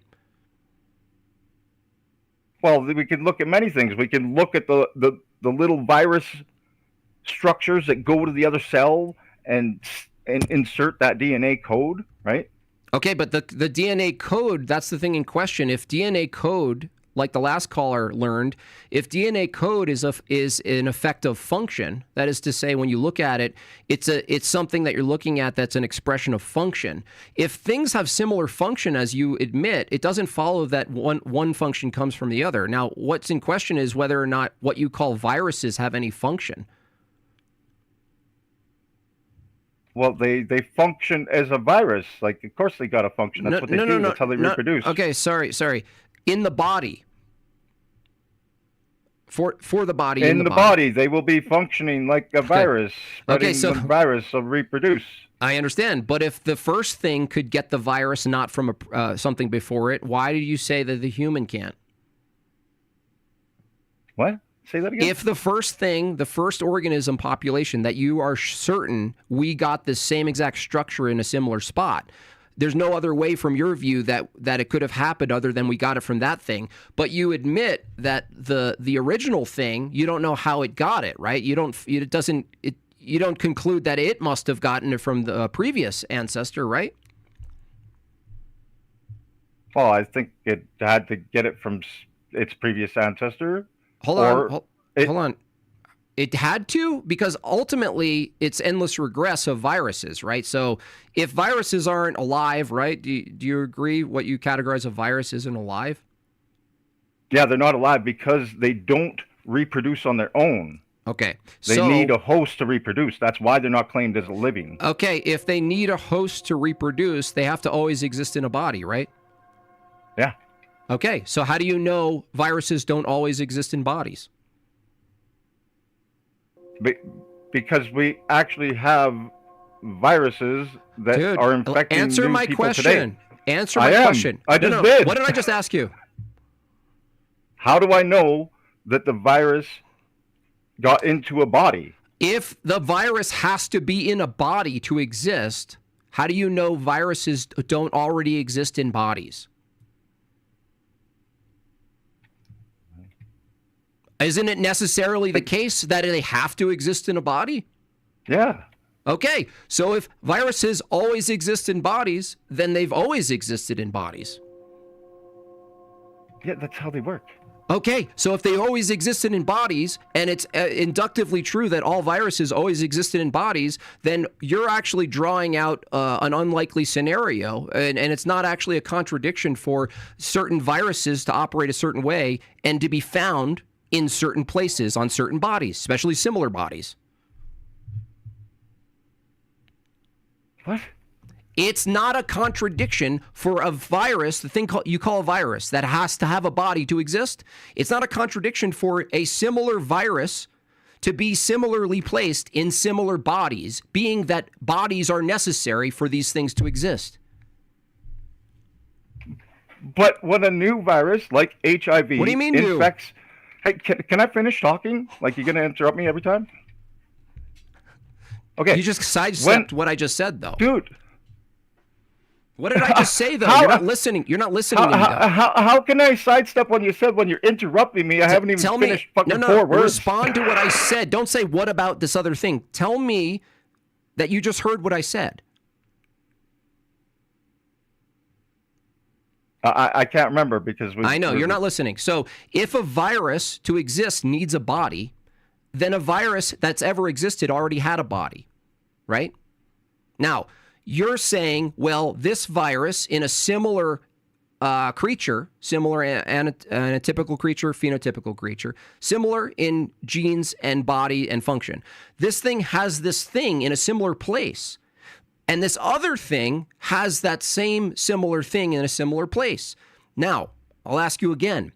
If a virus needs a body, then a virus always had a body, right? It always had a body. Yeah. Okay.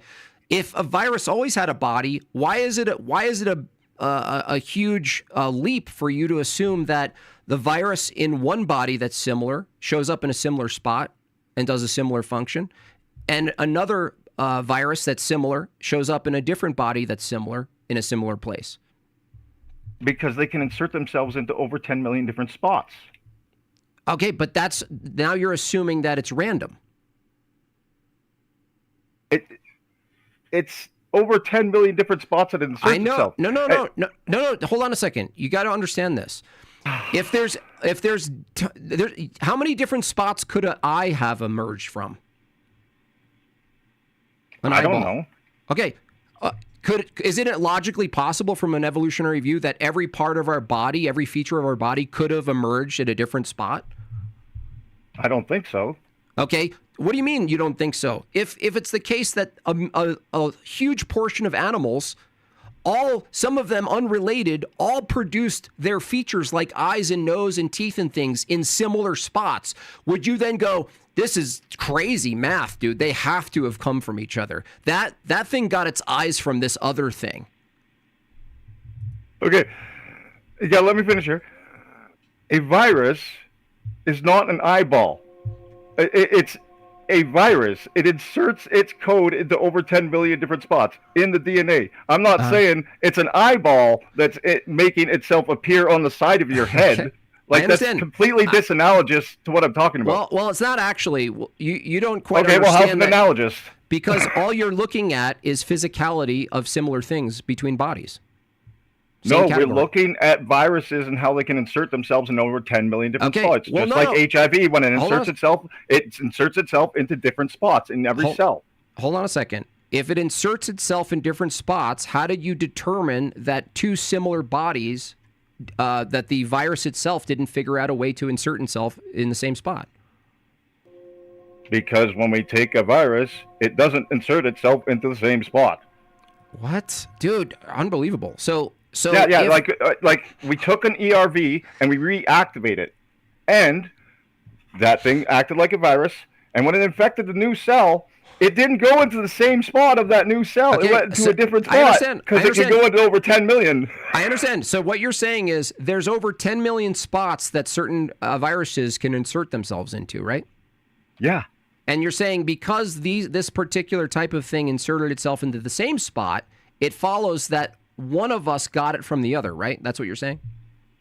Well, to have 214 or 205 of 214 match up is pretty much impossible. Hold on. Nothing's actually impossible. That's why, it's important that you understand that you're arguing because you're assuming that if this ERV shows up in this spot, and there's so many spots it could have showed up, and it's showing up in this spot, and there's so many different places it could have showed up, it needs to be the case that this body got it from that body, right? That's what you're saying. I just want to get what you're saying first, okay? Are you saying that? It got it from the other cell that was infected. Okay. And so the reason you think that is because it's a crapshoot. It could have showed up anywhere, right? Well, not anywhere. In over 10 million different spots, but there's 3 billion points in our DNA. It can't just go anywhere. It has to have the right amino acids or something like that around where it can insert itself. And there's there's over 10 million of those different spots that it can do that. That it could do. Okay, so you're saying That's what I'm trying to get from you, is that you're making the conclusion that these things show up in the same spot and have similar function in similar bodies because one came from the other, and because you're saying that mathematically it's so improbable, right? The other way around. It's so improbable that we have the same 205 spots as a chimp. Okay. Because these viruses can insert themselves into the different spots. Don't we have? Hold on. Don't we have other things similar Can I finish to a chimp? one? Like, dude, come on now. Don't we have other things similar to a chimp though? Yeah.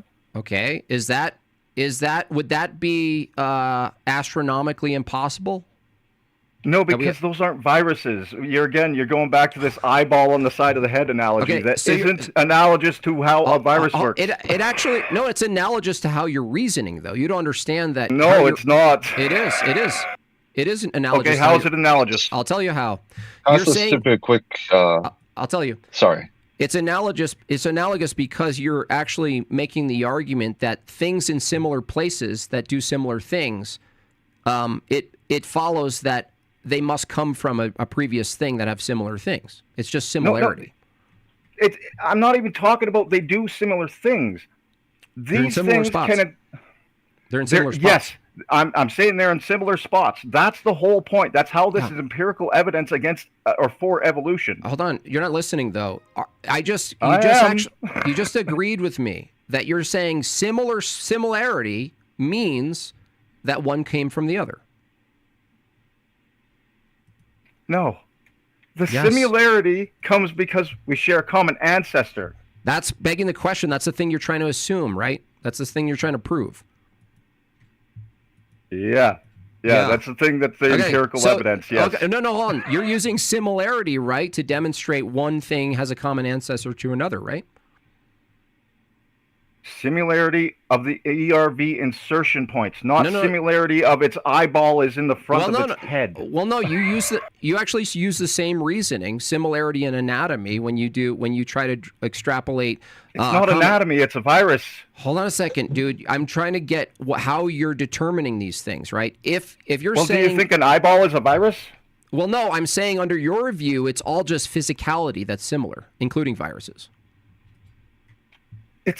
Viruses can insert themselves in over 10 million different spots. I understand, and so could an eye could have developed in a million different spots on the body, but it didn't.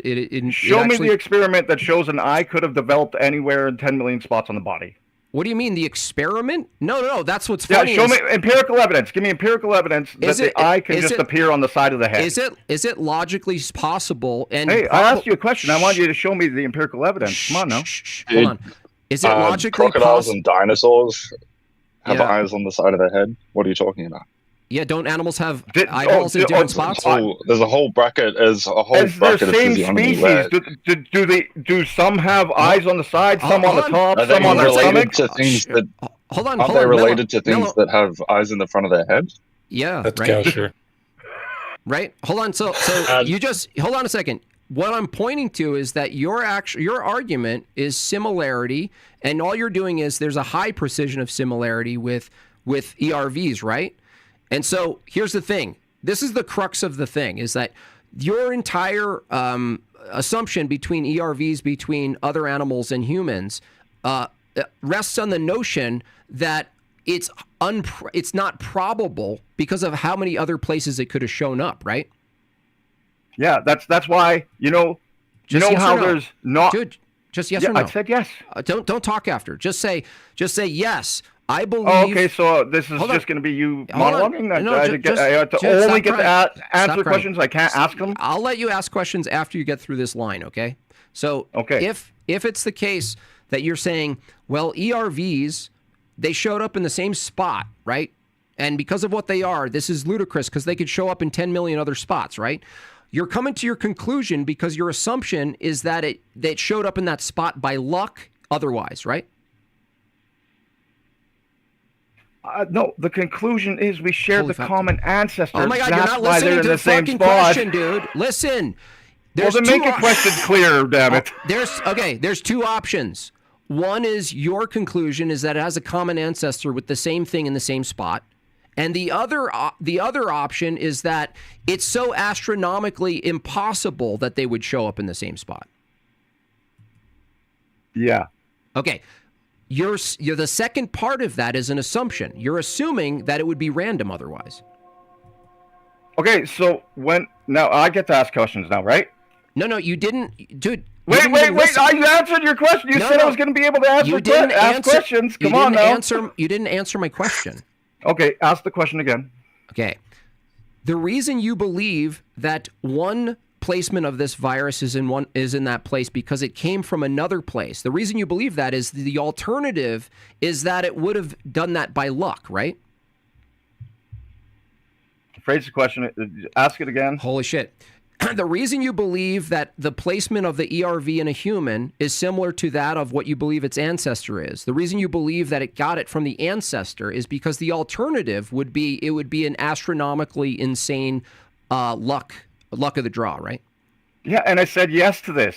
Okay. How did you turn? So I did answer your question. How did you determine that would have been luck?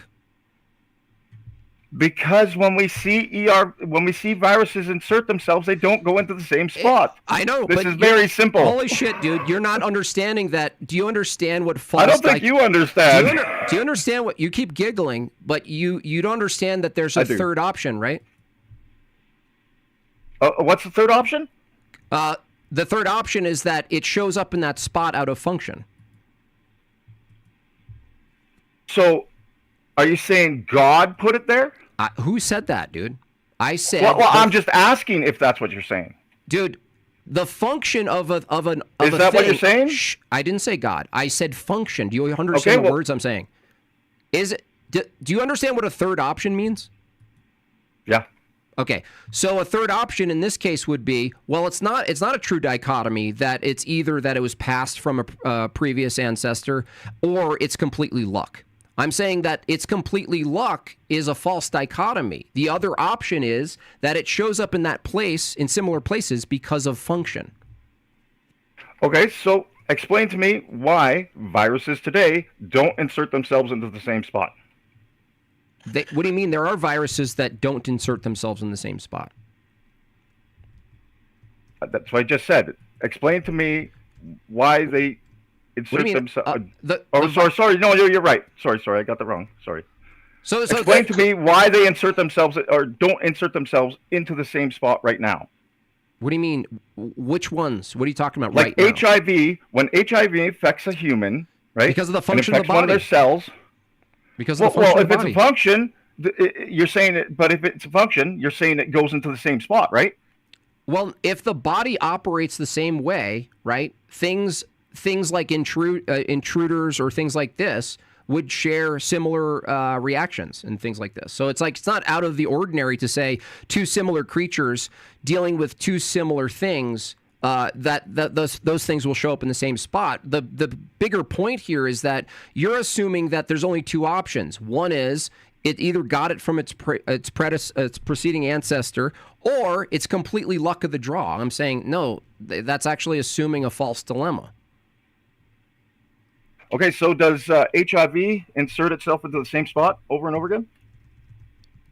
Does HIV insert itself? I'm actually not sure about that.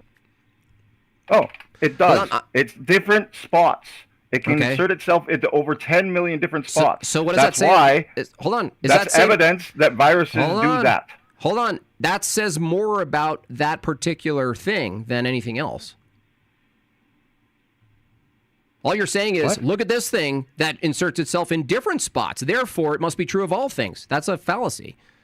Well, I can give you the test where we took an ERV, right? And we reactivated it. And when it started infecting cells, it didn't go into the same spot that it was before.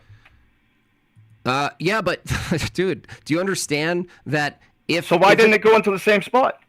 Asking me a question doesn't support your position. You're making an affirmative, asking you a question when you avoid it doesn't make you look very honest. You asking me why isn't it the case isn't an actual position. It kind of is. No, it's not, dude. Okay, do you think they go into the same spot? First of all, you have to determine what you're calling a virus. That's a simple question. Do you think they go into the same spot? I'm not sure. I don't have all the Well, access. don't you think you should probably know that first? No, Hang on. no, because you're the one making the affirmative, dude. Yeah, well, there's lots of empirical evidence that they don't go into the same spot. That doesn't Smoker, tell me. Can I quickly ask a question, Smoker? Didn't you say something about they can only park in spots that have certain amino acids? Yeah, and there's over 10 million of those. But it can't park outside of those. That's right. So you're making the argument that there's 10,000 or 10 million parking spots, but it can only park in these particular spots. Yes. So how is that an argument for 10 million different spots if it's limited in its spots? You make it sound like it could go anywhere and never does. Did you just ask how is it an argument that it inserts into 10 million different spots, that it inserts into 10 million different spots? No, dude, listen. Let me give a counterexample to make you understand, okay?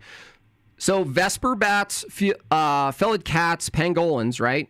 They have, despite their differences, right, and their branches according to evolution, they have specific ERVs found in similar genomic context. Do they share a common ancestor? Well, no, they don't. They don't? They're unrelated.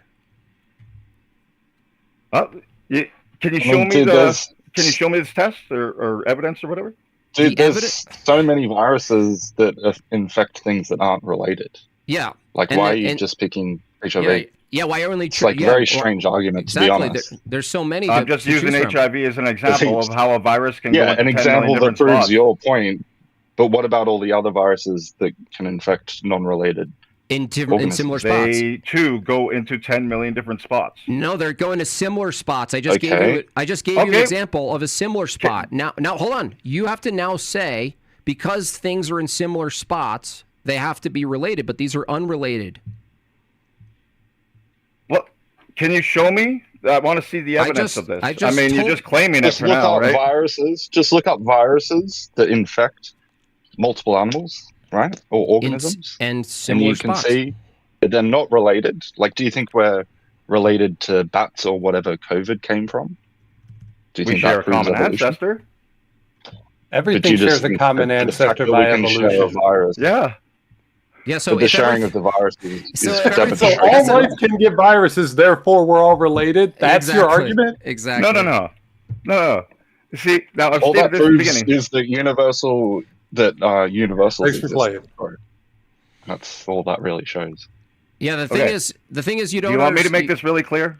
Oh yeah, let's make it clear. If it Okay, hasn't this been might clear. take me a couple minutes. We don't understand. We haven't been understanding the whole I time. know you don't. Let's just dodge the big contention that was brought up and explain the thing that we all understand. That's what all you guys do, We just bro. gave you counter examples of similar things being in similar spots with unrelated things, and your entire. Can you show me the evidence? I just can told you show me look. Yeah, you told me. Can you show me something on this? Can you give me a paper backing up what you're saying? You know what influenza viruses are? That's a counter to your point that they can infect multiple organisms.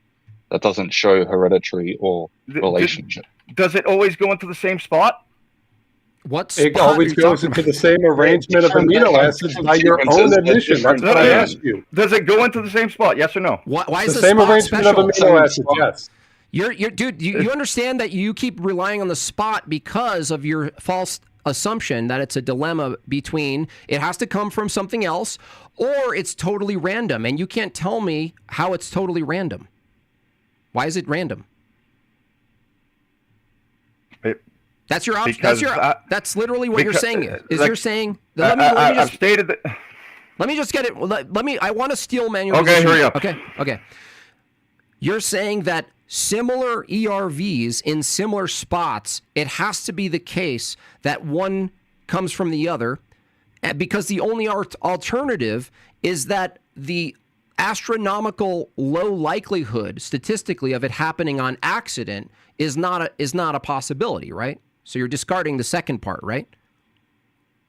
It's very, very minusculely possible. As I said, 5.88 times 10 to the power 1,418. That's assuming it's random. Doesn't say impossible. No, that's assuming it. Just that's, really unlikely. No, that's assuming it's like, dude. That's assuming the placement of this thing is like the placement of the ball on the roulette table. Is that what you're saying it is? Yeah. How did you determine that it's random?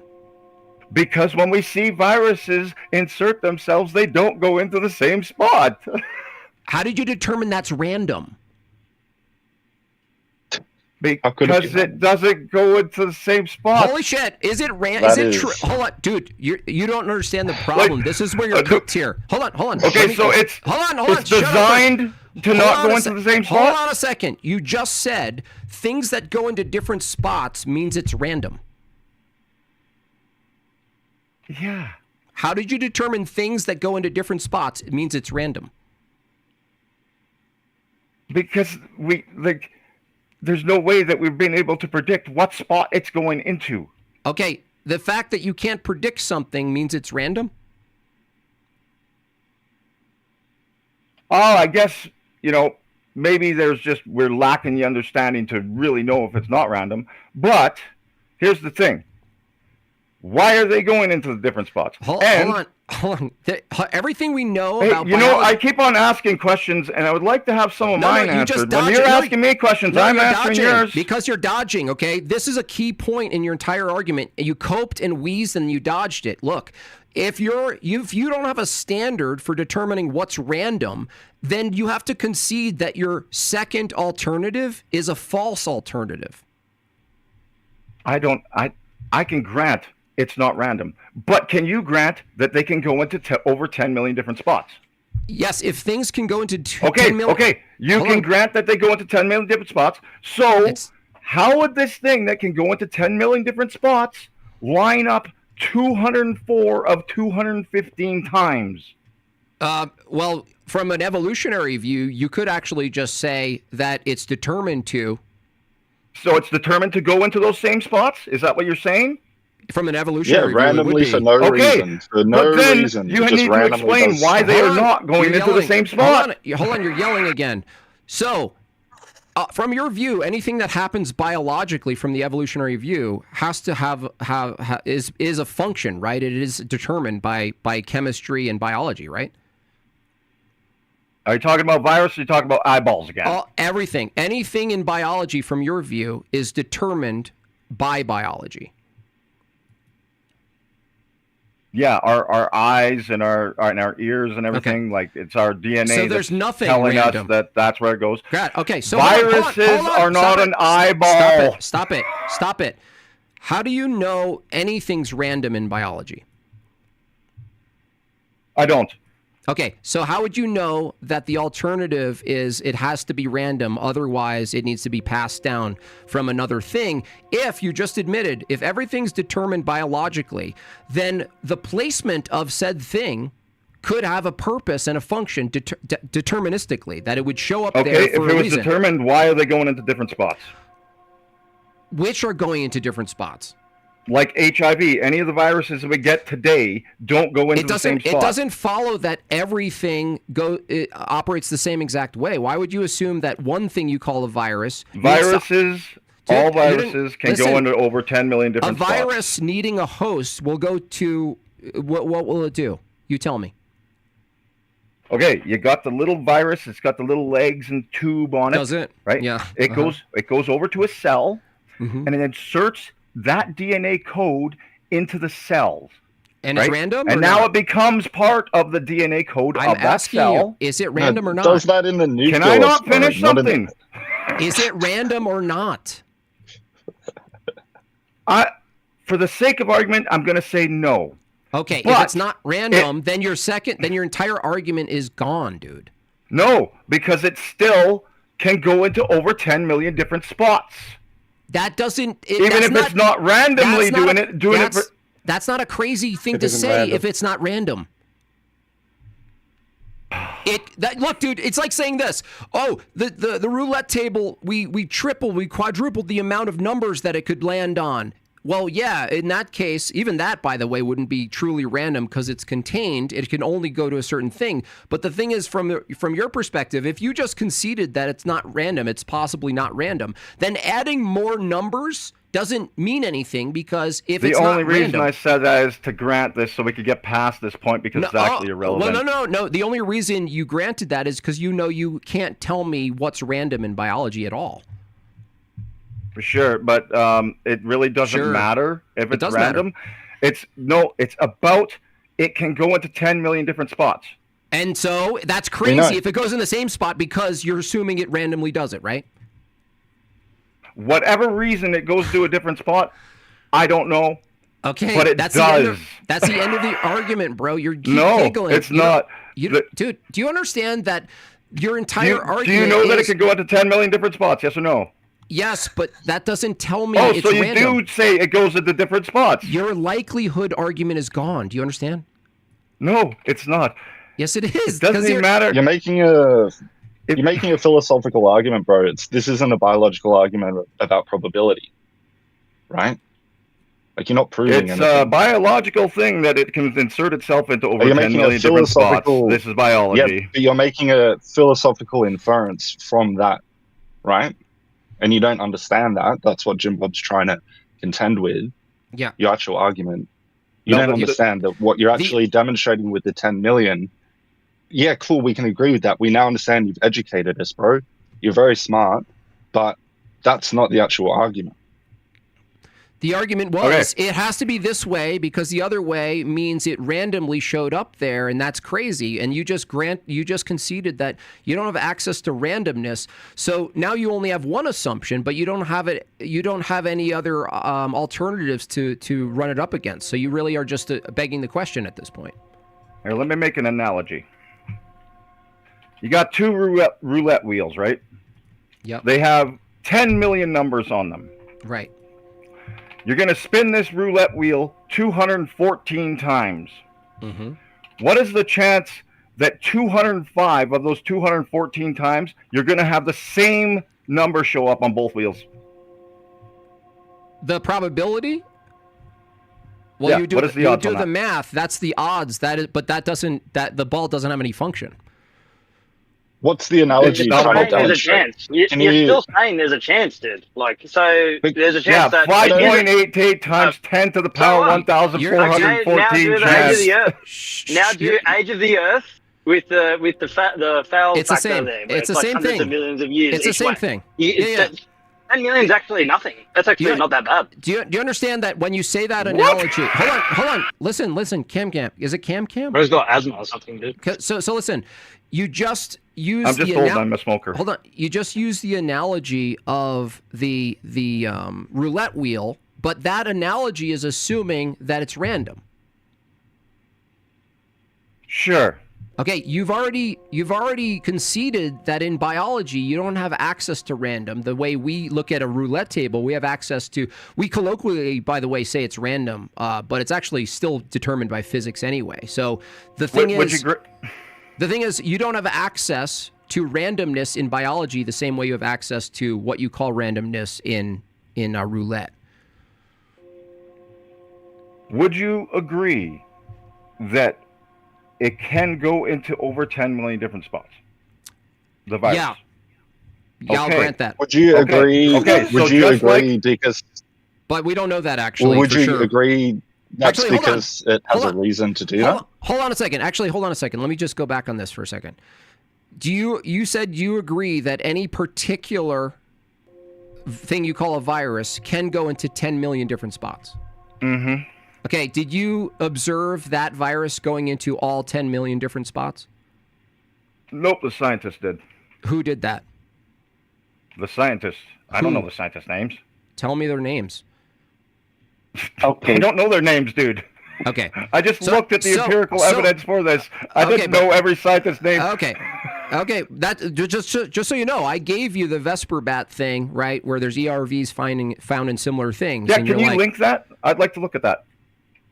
Yeah.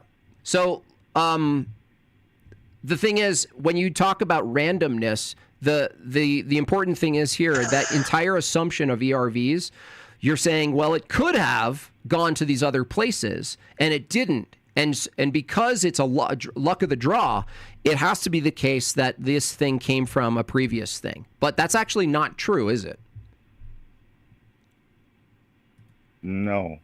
No, like, I don't agree with you. No. So it has to be true that it came from a previous ancestor, because the unlikelihood, you're saying, because it's random, the unlikelihood of it showing up in the same spot of a similar creature is so unlikely that it has to be the alternative. That's what your entire argument is, even though you just conceded in front of all these people that you don't have access to the knowledge of what's random or not random inside of biology.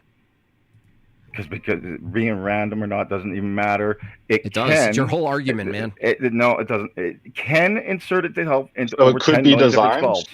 Damn it! Can It I doesn't finish matter if it's speaking? random. It'd be nice if I could actually have like a minute. Okay, go for it. Can I have a minute? You definitely need a minute. No, a minute to speak without people interrupting me. Okay, everyone shut up and let him teach us.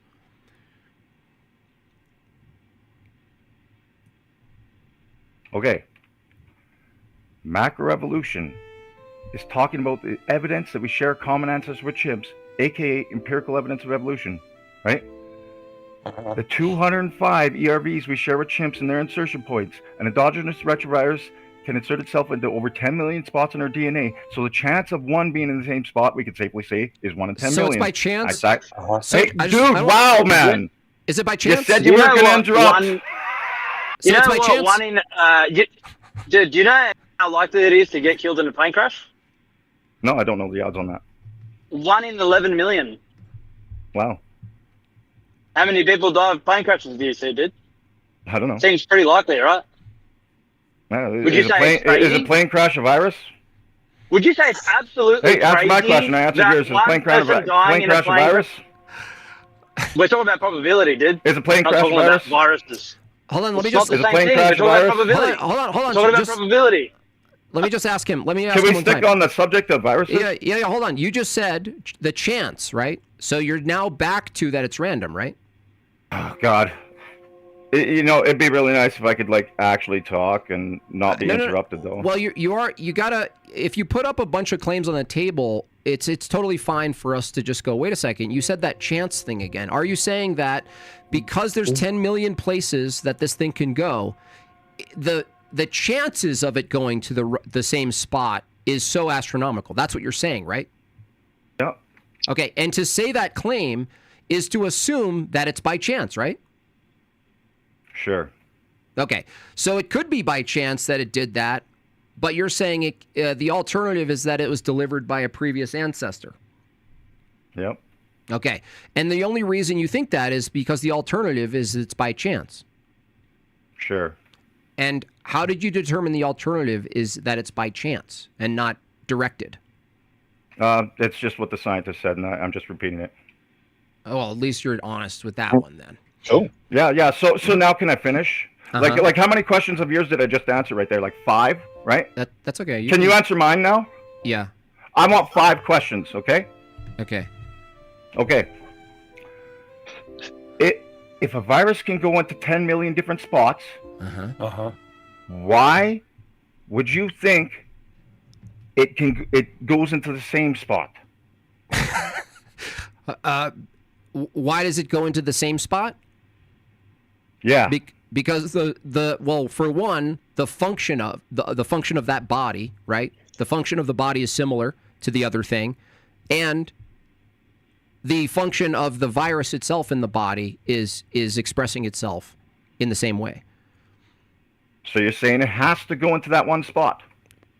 For that one thing, yeah. Okay. Why doesn't it? Why when AIDS infects different people? No, it doesn't. Why when AIDS infects... Hey, dude, can I finish my second question? What? Okay. Why when AIDS infects people, does it not go into the same spot then? AIDS doesn't infect people. What? AIDS doesn't infect people. When a person with HIV has sex with a person who doesn't have it, do they get infected by it? Only if as the narrative is that if it's rich in the blood.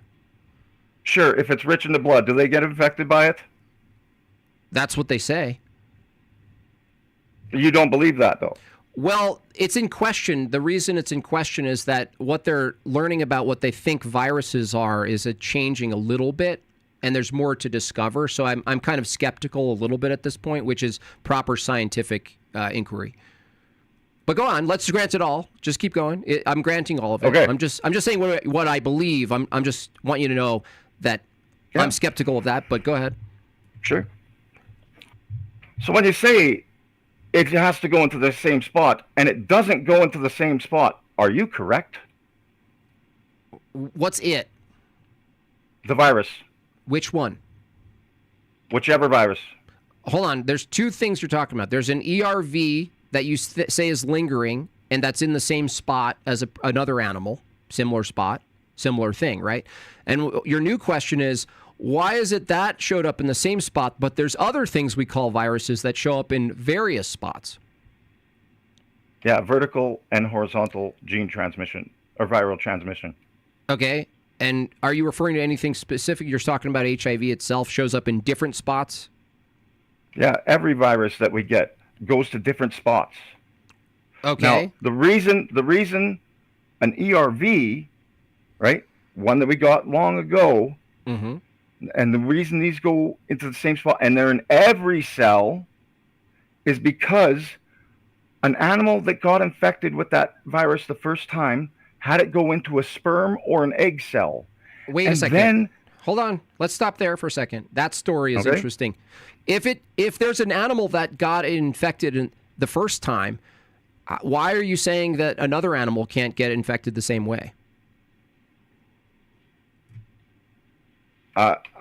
They can get infected the same way. It's just not going into the same spot. Well, no. That's what's in question. If one animal can get infected with this one specific thing without any ancestor, your only distinguishing factor to say that it came from the previous thing is that it showed up in the same spot. But on what basis? On what basis are you saying that a different animal for the same thing, a similar animal, got the same thing, not from an ancestor in the same spot? How would you know that?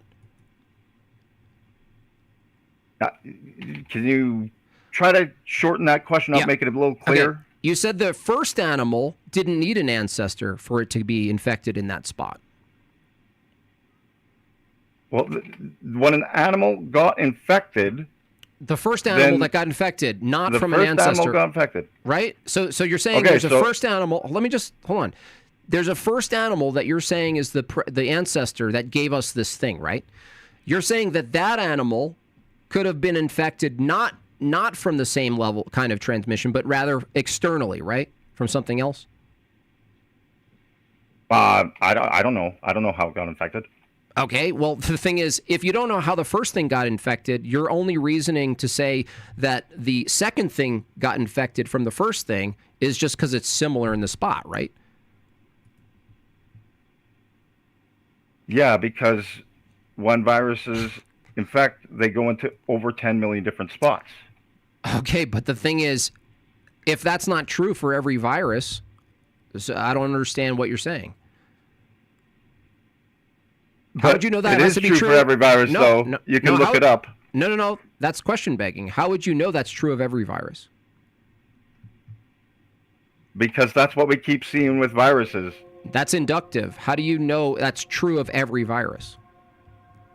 I guess I don't know what's true of every virus. But when we took an old ERV and reactivated it, it did start going into different spots. So my question for you, why did it not go into the same spot if it had a particular function it was supposed to be performing in that spot? Well, I mean, if what you call viruses go into a variety of spots, it going into one spot similar to another animal's spot or going into different spots would be something about its function.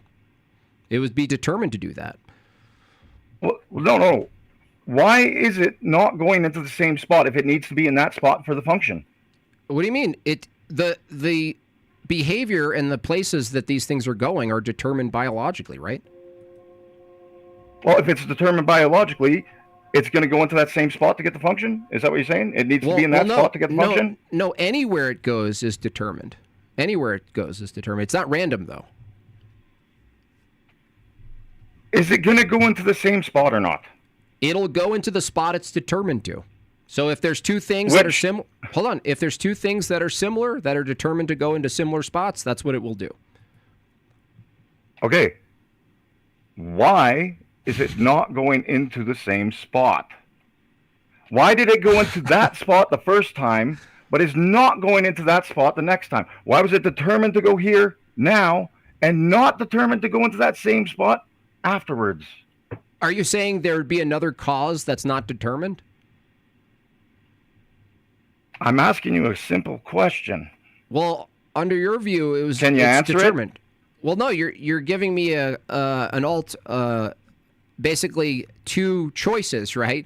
You're saying, look, ERVs, this one goes into the same spot. Why are these other ones not going into the same spot? That's your question? Why is the same ERV that was in this spot that we share with everybody else in that spot? Yeah. Why, when we reactivated it, did it not go into that same spot? Is that spot taken? No. What? What are you saying? No. So the ERV is both in the spot but not in the spot? No, they took the ERV out of a different cell and put it with fresh cells that doesn't have it. Fresh cells in the same body? No, from a different body. If it was from the same body, it would have it. Wait, what body? Human bodies? I'm not sure which bodies they used. I'm not sure what cells they used. I'm just wondering which what are you talking about? Aren't you saying that we universally have an ERV in a spot that you claim is from an ancestor? Yeah, but not all animals have these same ERVs in the same spots. Like, for example, you know how we 205 of the 214. Notice 9 are not in the same spot. Okay, and you're saying when you take that thing and turn it on or inject it into another animal, you're saying, why isn't it going into a similar spot? Yeah. Well, because that would be determined by the animal, right? No. What do you mean? Why wouldn't it be determined by the organism? Because it's determined by the amino acids around where it inserts itself. Okay, so that's what just physical viruses structure. do. So that's just physical structure, right? So look in over look 10 million different spots. Look at it this way: is every spot exactly the same? The spots they insert themselves have the same amino acids around them. Are they exactly the same? They're not exactly the same because they're different spots. They have different flanking DNA. Okay, hold on. If they're not That's how we can tell. If they're not exactly the same and they're nominal and there's something particular about one spot that's not like any other spot, then there's probably more to look at then. Because the argument that it could have gone to any spot, right, is no longer the case now. Because if you're saying that every spot isn't actually the same, He may want to have a doctor take a look that spot. Then no, they're not exactly the same as in they don't share the same flanking DNA. Okay, they all can insert themselves into any of these 10 million spots. Okay, but the thing is, if there's something unique about that spot, how would you know that there's not? How would you know that there's something not unique about that spot? Because your whole assumption is that there's nothing unique about Because if there was these something spots. unique about that spot that made it insert itself into that spot, it would just insert itself into that spot over and over again. And Why it doesn't. would you assume that? No. Why would you assume that? Isn't it your view that viruses change their behavior? What? What do you mean? Aren't you saying that isn't it the case that from your view that the viruses learn and change their behaviors? No, I don't think viruses have brains and learn. They adapt, right? They adapt, though, right? Yeah. All life adapts, yes. So then, why would you No assume? Yeah. So why would you assume things need to happen the same way if they happen the same way once? You're the one who assumes that they have to go into the same spot, don't you? Well, no. The time. No. No. No. So how did they get into the same spot then? Oh my gosh, dude. Maybe they were knows what designed. you're talking about the same spot thing. Yeah. Can I ask what this is trying to demonstrate? Because you said that like it might not be random, so why couldn't it be designed? I don't understand what this is supposed to Because if it was designed, then it should be going into the same spot. It would be designed to go into that spot. No, let me try and give you an analogy, and I'm genuinely trying to understand what you're saying, Smoker Tease. If I go to drive my car to a parking lot that has 10,000 different spots, I can choose any spot. Just because I don't park in the same spot twice proves nothing about the spot or my car. What do you? Here's a better analogy. That is not even close to analogous. Socrates. Here's a better analogy. Even a master key. A key that fits into multiple locks. What? A key that fits into multiple locks. Okay. How is this analogous to a virus can go into over 10 million different spots? You don't see how that's analogous to what you're talking about. You have 10 million locks. One at a time. You can go into. So you have specific keys that will fit specific locks, but then you have a master key that will fit all of them. Okay, so there's just every virus is the exact same virus, and it's just going into every lock? No, it's not what he said, bro. The analogy is that they both have the ability to fit like multiple roles, multiple spots. Yeah, they can go into over 10 million different spots. Okay. So what's the inference from that? So why would they match up then? Evolution. So why would 204 match up then? Maybe they were designed to do that, bro. Who knows? If they were designed to do that, then why don't they still go into that same spot when we revive them? Hold on. Hey, I want you to answer that question. Socrates, hold on. Let's go back to my analogy. What was my question? Do you think that every master key fits every lock? I don't know. Probably not. No. They fit a set of locks which they are compatible with. Dude, viruses aren't keys and locks. Hold on. Can we stay on viruses? Yeah. I went and hold on.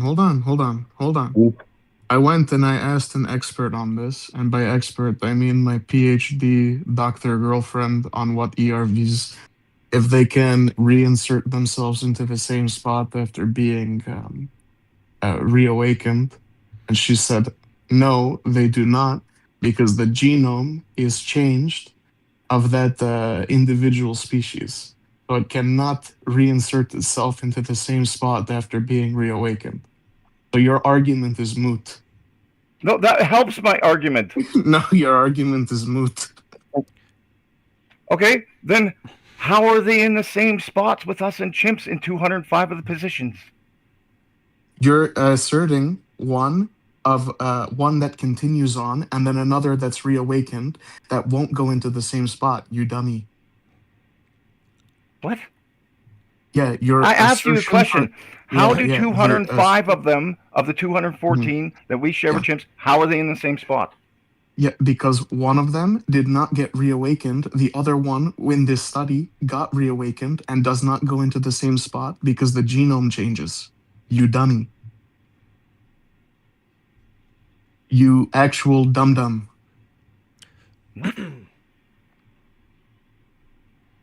Okay, who's this PhD you were talking to? My girlfriend. You can. Okay, I want you to ask her. Mm-hmm. How did the 205 of the 214 ERVs that we share with chimps? How did they get into the same spot? Yeah, she already answered that because it continued what was to the be. Answer? Because ERVs, the way that they're passed down genetically, do not change spots because of the genetic passing down. Because it's in the same in chimps and in the same in humans, does not mean that there's does not mean common that ancestor? one cause does not mean that one caused the other, but there's a correlation when it first got infected. Second of all, the one. So she's saying. No, I'm not done. Okay. Done. Sorry. I'm not done, dummy. Second of all, your argument is asserting that if the one that is reawakened is the same kind of virus, it therefore must insert itself in the same spot, and that's not true. Based on what ERVs are and when they are reawakened, they would be going into a different spot because the genome is different at that point. You actual idiot. Okay, retard. Now, tell me. Yeah, okay. Hey, you're gonna call me names. I don't see why I should be nice to you. You can call right? retard. Right. You can call us retard. Yeah. He has no problem with it. So you're retard. Fuck off. Now, the problem is, how do we share the 205 if they're just inserting them into the same spot? Why would the viruses nowadays not do the same? He just told you that.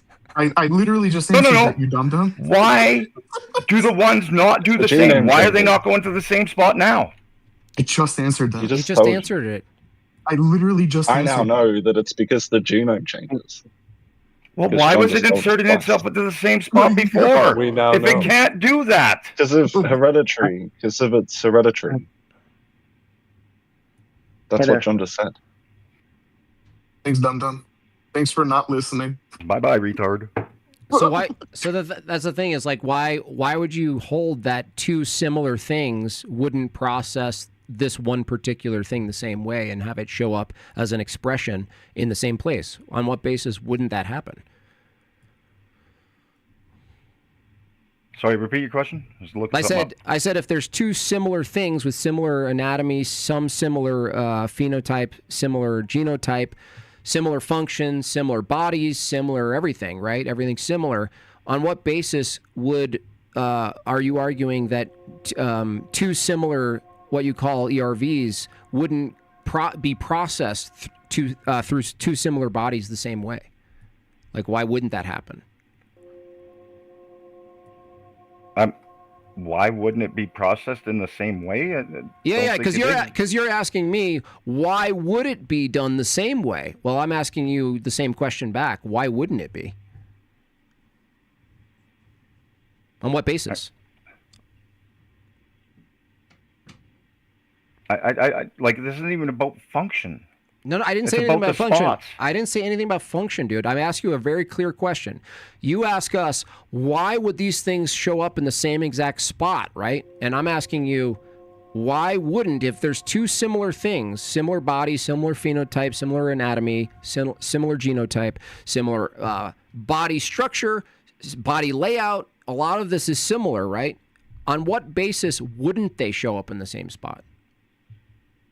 Because viruses can go into 10 million different spots. On what and that's basis? what we see when viruses affect us. No. The fact that viruses can go into different spots isn't an answer to the question. On what basis wouldn't two similar viruses show up in the same spot for two similar creatures? On what basis wouldn't they? Because you're saying because they could go to different spots. That's what you're saying. That's not an answer. Jim Bob, just to help you out a little bit more, I asked her if she could clarify on why it doesn't go into the same spot. She said because when the genome is, or when the ERV is reawakened, it attacks the weakest point. Well, that's another. That's an interesting explanation of why it would be in the same spot. Mind you, No, she just said that it doesn't go into the same spot. I said reawakened. Oh, the reawakened one. Yeah. Yeah, it doesn't go into the same spot because it attacks the weakest point. So that would be a strengthened point. So the question I still have is, on what basis would two similar bodies, two similar genotypes, two similar anatomies and phenotype, two different creatures, on what basis wouldn't this thing show up in a similar spot? And you're just saying because it could show up in other spots, but that doesn't tell me anything. On what basis wouldn't it show up in the same spot? I don't know. Okay. Hi, Jim Bob. It's can I ask a question? Oh, after you all are done. Yeah. Okay. So before I became a prison chaplain, I was a coder, a medical coder, and I can't speak necessarily about AIDS, but I can speak about COVID. And I know that in 2020 the Wait, is that TOS? It's fine. I think it's fine at this point. Yeah. Oh, sorry. No, I think COVID's fine at this point. You could say Karunka, but I'm actually pretty sure it's fine at this point. Sorry about that. Yeah. The coding was for diagnosed, whatever that is, it was year 07.1. And for anything that was kind of not diagnosed with a medical exam that was a death was suspected. And that would be like they died and they had a cough and they had a or maybe they had a sore throat or a fever, whatever. Most in 2020, March, April, and June of 2020, both of those were very, very distinct, those codes. U07.1 was for confirmed COOF virus, and the U07.2 was unconfirmed COOF, but suspected, which could have been a flu, it could have been a cold or anything.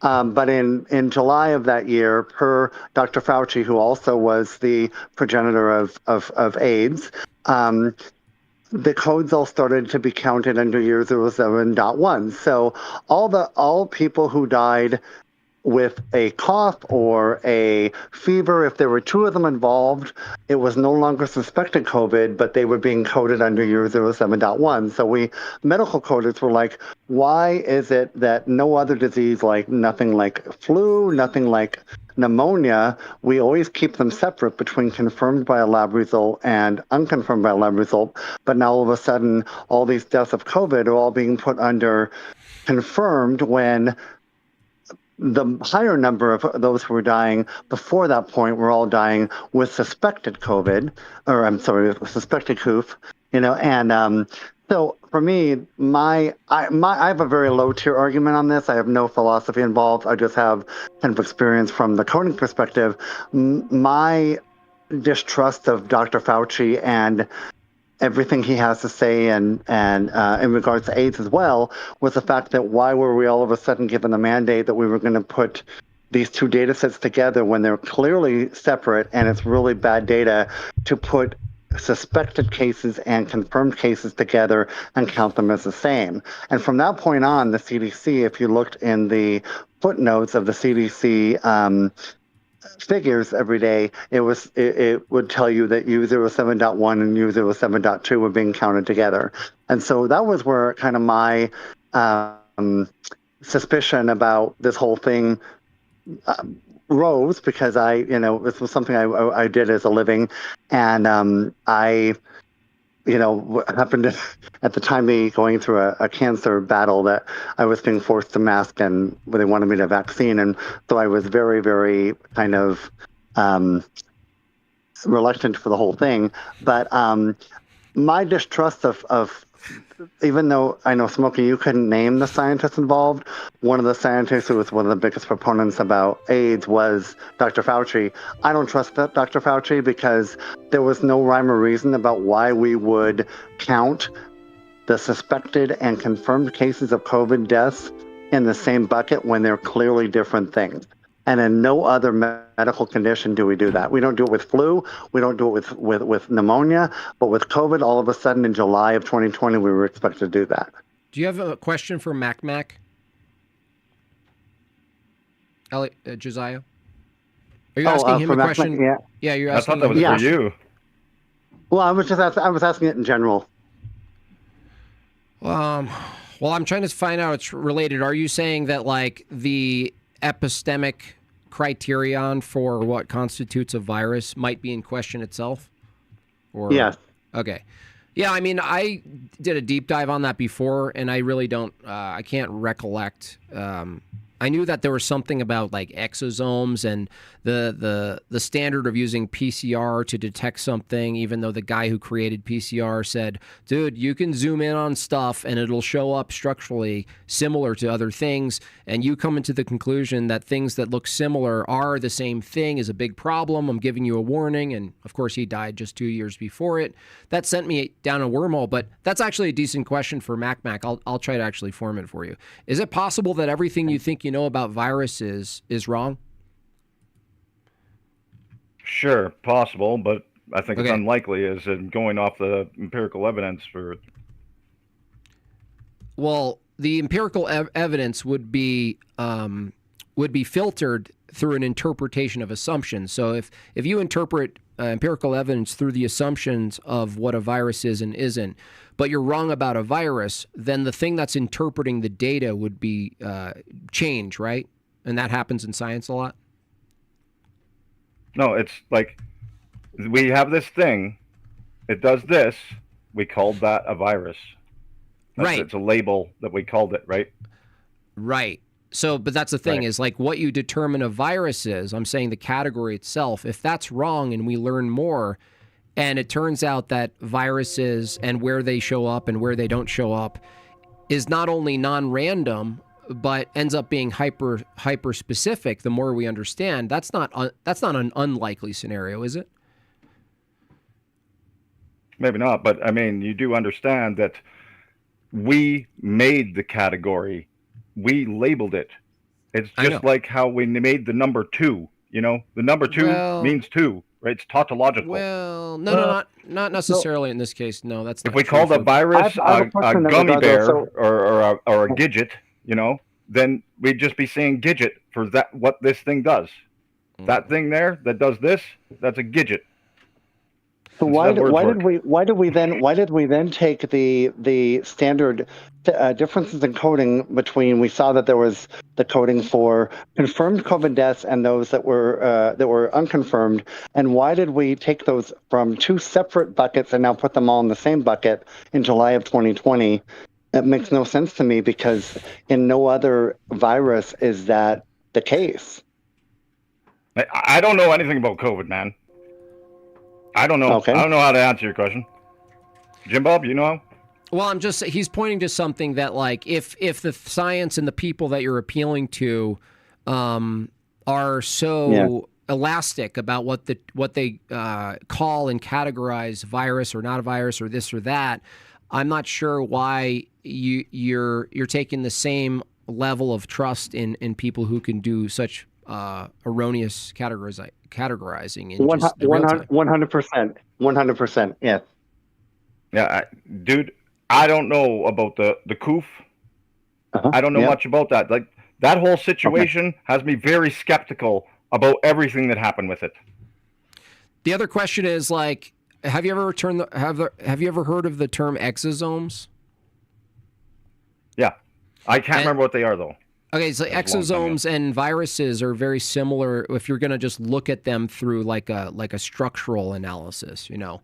And so there's this question of like exosomes being a byproduct of some activity in the body versus a thing called a virus, which is introduced into the body and then shows up somewhere. And I think that because this particular category, exosomes and viruses, is being further studied, the only reason I'm asking you to be at least partially skeptical, I'm not asking you to be as skeptical as me, but at least partially skeptical. That's why I asked you the question, what if it's the case that everything you thought you knew about a virus and what was a virus was actually something else? And like, what if it was an expression of the body itself? And that if that's the case, it's not crazy to think that 2 similar bodies of different animals that are very similar in structure and anatomy and phenotype, that they produce similar effects in similar places. That's just a possibility. I'm just saying that I think that's likely to be uncovered in our lifetime. Now, you think it's likely to be doubled down on, well, we evolved from a different animal and that animal evolved from a different animal. And we look at things like viruses, and if they're in the same spot, that means we got it from our ancestors, and because that's in a similar spot. That could be false if the thing you're calling a virus is in fact something else that's an expression of the body internally. You know what I mean? Like, that could be the case. Sure, but here's the thing. Whatever it is, can it insert itself into over 10 million different spots?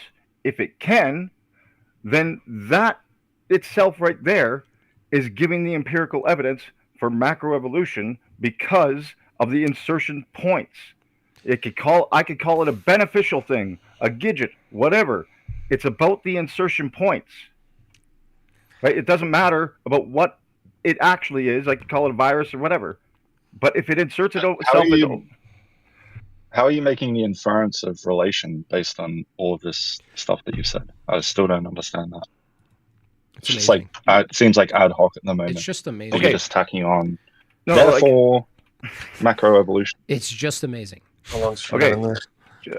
Like you said that it might not have been a random process, right? And the probability is so small. Like, why is it wrong for me to just say, well, maybe it was designed to do that? Okay. Like that would be the equivalent Holy extrapolation. man, that you want ask me a question and you in just my keep on mind. talking? Can I answer it? Yeah, I'm trying to help the conversation move forward. Like, I Well, don't you should understand probably the start by just conclusion you're asking the making. question and stopping. Let me answer it. Okay. Okay. So the whole thing about this is when we looked at this, we were like, how could we falsify evolution? Right? And we're like, well, if we look and we don't see these ERV insertion points lining up, that would have falsified evolution. But when we looked, it's like, whoa, there's 205 of these 211 that match up. That's really good evidence that we share a common ancestor, because they can insert themselves into over 10 million different points. So there's viruses, as I pointed out, that can do that, they don't share a common ancestor. Can you show me the paper or something about this? Like I want to learn about do you this. think that, I've been because- posting stuff in the do you side think chat that- here. okay, Can you guys do you the think same that- so I can look it up? Yeah. Look up influenza. See how. Well, can you affects post it? Just Wikipedia influenza, and you'll see that it can affect multiple different organisms, and you can't infer from that being shared that therefore they're all related. That's the move that you're making. That's not really warranted. Okay, so there's I heaps of type in viruses. influenza and I get there's the heaps Mayo of Clinic thing. viruses. Okay, Yeah. so look. CB Like, West do you think easier. Oh influenza- my god, dude! Like, can I talk? Hold on a second. Let me just give you an example. Another example. Influenza, rabies, foot and mouth disease, carunca, pox, canine distemper virus, CDV. There's a variety of things across unrelated animals, right? So you say, we came from this other ape-like thing. It has a similar virus in a similar place. I'm giving you counterexamples of things that show up in similar places in dissimilar animals that aren't the ancestor of these animals. And so if it's the case that these things show up in similar places among dissimilar animals, you just look at the framework of, well, there's a chimp and there's a human, and they have this thing that shows up in a similar spot, therefore the only explanation is this. But yet you just say nuh-uh when we go, well, dude, that similar things show up in similar animals all the time. And we're not just talking about virus, what you call a virus. We're talking about every aspect of our human body, right? So you make this special distinction about a virus. Why wouldn't you, that's a physical thing in the body. So look at how the body operates. You know, similar bodies operate to other animals, right? Especially vertebrates. So those are all similar. Like a spine is in the same spot, and you'd have to go, well, look, this is crazy. You know the probability of a spine showing up in the same exact spot as another animal? That's crazy. They must be ancestors or related, and they come from each other. And it's like, it's just not a jump you make with everything else. But you happen to be you special plead with this particular event because people told you to. You're just listening to the same gibberish, yet we give you counter arguments, and you're like, no. ERV, same spot, means we come from that because we got the same thing. And we go, look at all these other counter examples where things show up in similar spots as other unrelated animals. And you're just like, it doesn't matter. You just, I said it gives evidence for. Just it doesn't matter to you. No, I said it gives it evidence for. And we're back to the thing. Is a spine a viral infection? What's the difference under your view? I asked you a question yesterday. Is a spine a viral infection? How would you determine the difference under your view? Is a spine a viral infection, yes or no? I don't know. Is it? Nah, it's not. Come on, dude. How do you know that? Nah, it's not a spine. Because it's a spine. Well, no. How do you know? You want to know how I know? You want to know how I know? Because the spine doesn't produce the little four-legged thing with a tube on it that inserts itself into DNA. That's how I know. Stop yelling for a second. How do you know a virus didn't produce the spine? I don't know if a virus didn't produce the spine. Okay, so when you say, but I didn't. That's not what I asked, though. I asked you: is a spine a viral infection? What's the symmetry breaker? Is a spine a viral infection? What's the symmetry breaker? No. Yeah, no, it's not a viral infection. That's why this is disanalogous. Well, no, infection. Like, what's it? What's the no? What's saying that a spine being in the same place is the same as a virus being in the same place? They're not the same thing. What's the point of you bringing up a disanalogous analogy? I'm so lost, bro. He was the one who did it. No, but he was bringing up the spine when we're talking about viruses. Like a spine is like a virus. We're using your reasoning, dude. Do you understand when someone is putting your? No, you're making bad analogies. Hold on a second. Are there any good analogies? Do you understand that you're using reasoning that similarity in similar places for physical effects, right? Because you're saying where an ERV inserts itself produces a physical effect, right? Where did I say that? When did I say that? I'm asking you a question. When an ERV is introduced into a body and it shows up in a spot, is that a physical effect? It would be a physical effect. Okay. It's a physical effect. Physical fact. I don't know. Like, what is the effect it's doing? What's the effect? Like you just said it's inserting itself into this specific place in the body. That's an effect. Okay, if that's what you mean by effect. Yeah. That's an effect in a body. Under the evolutionary view, everything else in the body is also an effect of something, right? Yeah. Okay.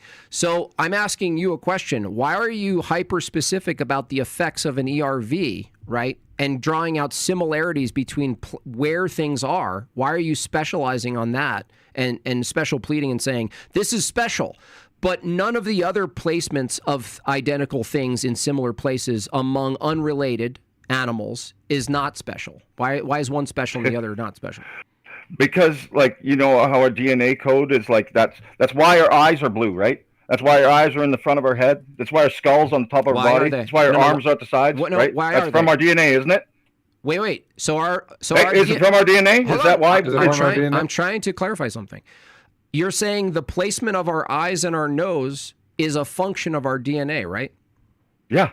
Okay, so yeah, that's what determines that. Okay, when you see animals that have eyes in the front of their head, does it follow that we came from that animal just because they produced? Okay.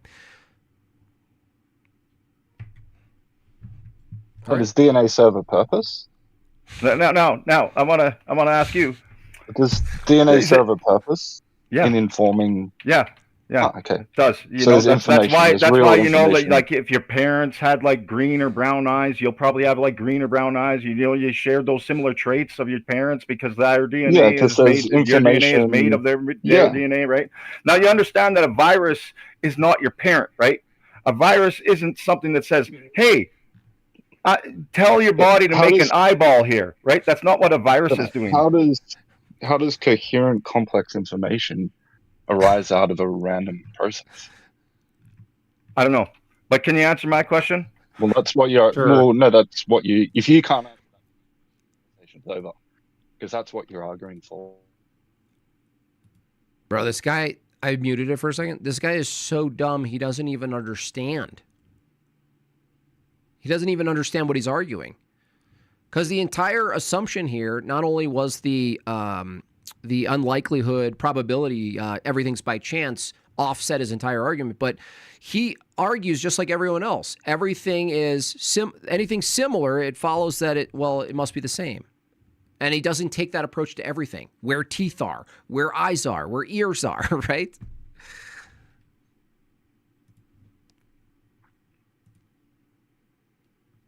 So you're saying that, for example, with the experiment that they used in bacteria, after 13 years, it started feeding on citrates. You're saying that was its purpose. It was made so it could do that? It has the ability to do that. To say that it randomly did that for no reason is incoherent because they're doing something. And you're denying that the doing has any... Yeah, I said, yeah, the DNA has the ability for them to adapt in that situation. Because it's coherent information. So why did it take 75,000 generations for that to happen if it was made so it could adapt? It doesn't have What? to adapt. Who said anything about 75,000? It doesn't have to. Well, It that's says what the it's capable. experiment went No, through no, no. before this actually happened. Dude, he I just still said don't understand what bacteria at any the of end of this is supposed to prove. he What said does it's any of this capable. He demonstrate? said it's capable, right? You're doing an incredulity fallacy. You're saying, well, why did it take so long if it's capable? It's capable. Nothing you said changes what Mello just said, okay? Things are capable of adapting. You're saying, well, if it's capable of adapting, why did it take so long to adapt? That's incredulity. You're not even making an argument. Yeah, because, my life, if I have the capability to ride a bike, right, I can do it in my lifetime, right? So DNA has intention now and agency? You just debunked evolution, dude. If you're saying you have the capability, hold on. You just debunked yourself. Watch this. You just said this. You said, if I have the capability, right, biologically to do something, it has to happen in my lifetime, right? Right? No, that's not what I said. You did say that. No, listen closely. If I'm capable to ride a bike, right? And then I can't do that in my lifetime, was I capable to ride the bike? If you were capable of riding a bike and you just didn't do it. You never rode a bike? Yeah. No. I had the tried. I capability. just couldn't do it. Wait. I just could not do it. Yeah. Was I capable You're then? a human. You're a human who has the capacity to ride a Simple yes or bike. no question. Just because you're unable to. Yeah, I'm answering it, dude. You Well, have I'd like to hear the yes or capability no to ride a then. bike. Yes, you are a human who has the capability to ride a bike. Just because you're unable to do so because of whatever reason doesn't remove the capability for you to do so. It's still If possible. I was capable, then I would have been able to do it. Aren't you part of a population that could, though? Yeah, the proper analogy, it would be that the population, there's somewhere in the population it could do it. So what Mello's talking about is if an animal is capable of adapting, right? It's possible. You have to argue it happens at the population level anyway. That's the argument for evolution, is that it happens at the population level. So what Mello's pointing to is that anything you point to that you call evolution is always going to be reduced to a population, which is a species or type of animal, and its capability to do something never tells us that it's on its way to not be that animal. Never. There's not one change in an animal or a population that gives us the inference or the assumption that if that keeps going, it'll be literally become, eventually the future generation will be an entirely different animal. That's what evolution says it will happen, but there's no evidence or reason to believe that at all. The only thing that's reasonable to believe is that populations of organisms, right, they have capabilities. And adaptive capabilities are already embedded in their structure, inside of their instruction system. And the assumption Which that is not random, by the way. Yeah, it's not random. It can't That's be like because not it's a random purposeful. thing. Yeah, it's purposeful. It has purpose. So I don't understand what any of this is supposed to demonstrate. Okay, well, I linked in the side chat about the experiment. It's the longest running evolution experiment, right? It's a philosophical argument you're making, bro. An experiment is not going to change. Like, we understand where you're coming from. You piling up more and more evidence without understanding that you're making a philosophical argument, like, the link in the chat's not going to do anything. Yeah, any experiment you're going to point Empirical to. evidence doesn't do anything. No, Doesn't matter Mac. to you guys, right? No, Mac. The Like only flat earthers. Mac. The only thing you're going to be Yeah, able to point to in an experiment, if it's a proper experiment, is that organisms, whether it's bacteria or fungus or mice or anything else, moths, mosquitoes, your introduction to that population or individual, something external that tweaks it and it changes its capability or it loses capability. All that's showing is the scientific theory is if you introduce this happens to this animal. That's all it is. Nothing in the conclusion will lead you to the idea that some macro thing called evolution happens where entire clades or species or groups of animals find their way further down the line to becoming entirely different animals. None. There's nothing you can point to that leads us to believe that. Now, do you think there is? Except the empirical evidence, yeah. Which give me one experiment that leads you to believe that the thing that you're experimenting on eventually becomes not itself if with enough time. down the The line. empirical evidence is when we look at the DNA. Like that's what the whole thing we've been discussing this whole time. DNA is in every animal. Do this for me. Do this for me. Can I ask you just do something for me? Okay, go to Google. Type in are ERVs empirical evidence for evolution? Oh wow. Okay. No, just that's it. Me. That's it. You understand evidence? Well, you're looking at data and you're interpreting it as evidence. You're making the inference. And the whole time we've understood that's the inference you're making. Dude, I used to believe evolution for like 15 years, dude. I used to say the same shit. Going to do this? You're not going to do it? Done it. Just going to deny it? You're not listening. Like you don't understand. What is Google? What is Google sift? Question. Let me just ask you this direct question. All this that you talk about, the 10,000 spots and ERVs and everything, this proves that reptiles became mammals? How? No, it shows that we share a common ancestor with chimp. The specific one that I'm talking about shows that we share a common ancestor with chimps. That is empirical evidence for macroevolution, is it not? Macroevolution asserts that reptiles became mammals. How did that happen? Macroevolution is that species changed, right? Like that we share a common. That's a contradiction. Is reptiles going to mammals with species change, or am I crazy? Hold on, that's a violation of the law of identity to say species changed. What changed? Like all the little changes that happened over time that made us into a different species where we how did you breed okay anymore. How do you determine when there's a new species from a previous species? Most of the time, because I'm not going to say every time, because there are a few exceptions to this rule. Most of the time, it's when their offspring can produce offspring. You know, you need to have no. It be able to produce babies. You didn't understand me. There's a current species that's able to do that. You're saying one species of over time becomes another species. How do you determine when one species becomes another species? I just told you. When they can have babies? No, when they can't have babies. Oh, how do they survive if they can't have babies then? Oh my God, dude! When How do this they- species How do they survive when they can't have tries babies? to mate with something that's not of its species, it can't have babies with it. Okay, so look, there's a Like, there's you're, okay. Do you think a whale can make a baby with a dog? According I to think a wolf you, can make a baby with a dog. hold and on, those so- are two different species. soulless. Yeah, You think a exactly. what? A what? A wolf. A can wolf make and a baby. dog. Canis lupus and Canis familiaris. You want to go As down I this said- one, give it again? As I said, there's a few exceptions to the rule.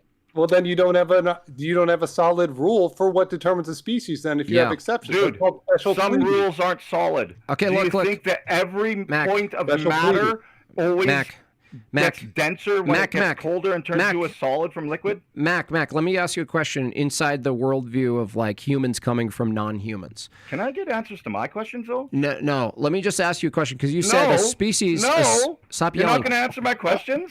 Then what no. are we doing here? Because you're the one defending evolution. So we are asking you questions. So look. So if you don't have to defend anything. Is- Only me. I'll answer it in the side chat. If is the human species come from something that's not human? Yeah, I think so. Yeah. Okay. How did you determine when this thing happened, where something that wasn't human produced something that was human? How would you determine that? I don't know. Why would you claim that if you don't know?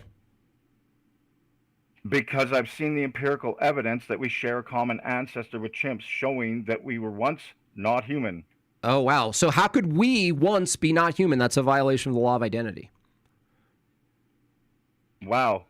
How did my car come from metal when that's a contradiction of the law of identity? No, that's not the same because you're saying that it is. No, It's just- it's not. The identity of the metal as particulars exists and has an identity. It maintains its identity.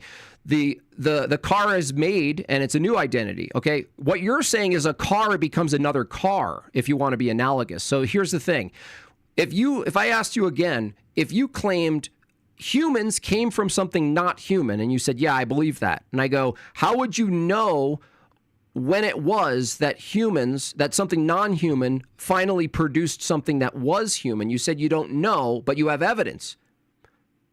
No, I have evidence that we share a common ancestor with chimps. That's what I have evidence for. That's So what I you said. have evidence of similarities. Like, you don't have evidence. Here, hold on. I want to ask a question. Okay. Right? If I don't know exactly how the Earth was formed, does that mean that the empirical evidence that the Earth is a globe is wrong? What? No, that's a different claim. Question. That's a different claim because the Earth. You don't need to know everything to look at empirical evidence and come to the conclusion. No, but you need. You need. How much? How much you do need to know? How much do I need? I need to know the empirical evidence. No. How much? You just need to know enough. Yeah, I need to know enough. Hold on. Like with the globe Earth, I just need to know enough to know the Earth is a globe. I don't need to know every single detail of how the Earth was formed. Shut up for a second. Why? You guys talk over me all the time. Fuck you just said you don't need to know everything about it to come to the conclusion. You just need to know the evidence. How much evidence do you need to know to come to a conclusion you can't fully defend? Well, you can defend it if you have the empirical evidence. How much? Enough to know the empirical evidence. How much is that? How many kilos? Oh my God! How much? He's asking what your standard is for enough, dude. He's asking for what your standard is for enough. Yeah, what's enough? Enough is just arbitrary. You're just making it up in your head. 1 in 100 million. Enough that convinces me. Like, Jesus, how much evidence do you need to know the Earth is a globe? Answer me. We're not convinced, bro. Wait, no, answer me. How much evidence do you need to know the Earth is a globe? If your probabilistic little math there for the EVRs was 1 in 10 million, right? And you're saying, oh, it's crazy. What if it was 1 in 100 million? Would that be like, that'd be way worse, right? Yeah. Now I want you to hold on. Wait. You guys keep on answering me. No. How much evidence do you need to know to know the Earth is a globe? How much evidence do you need to know the Earth is a globe?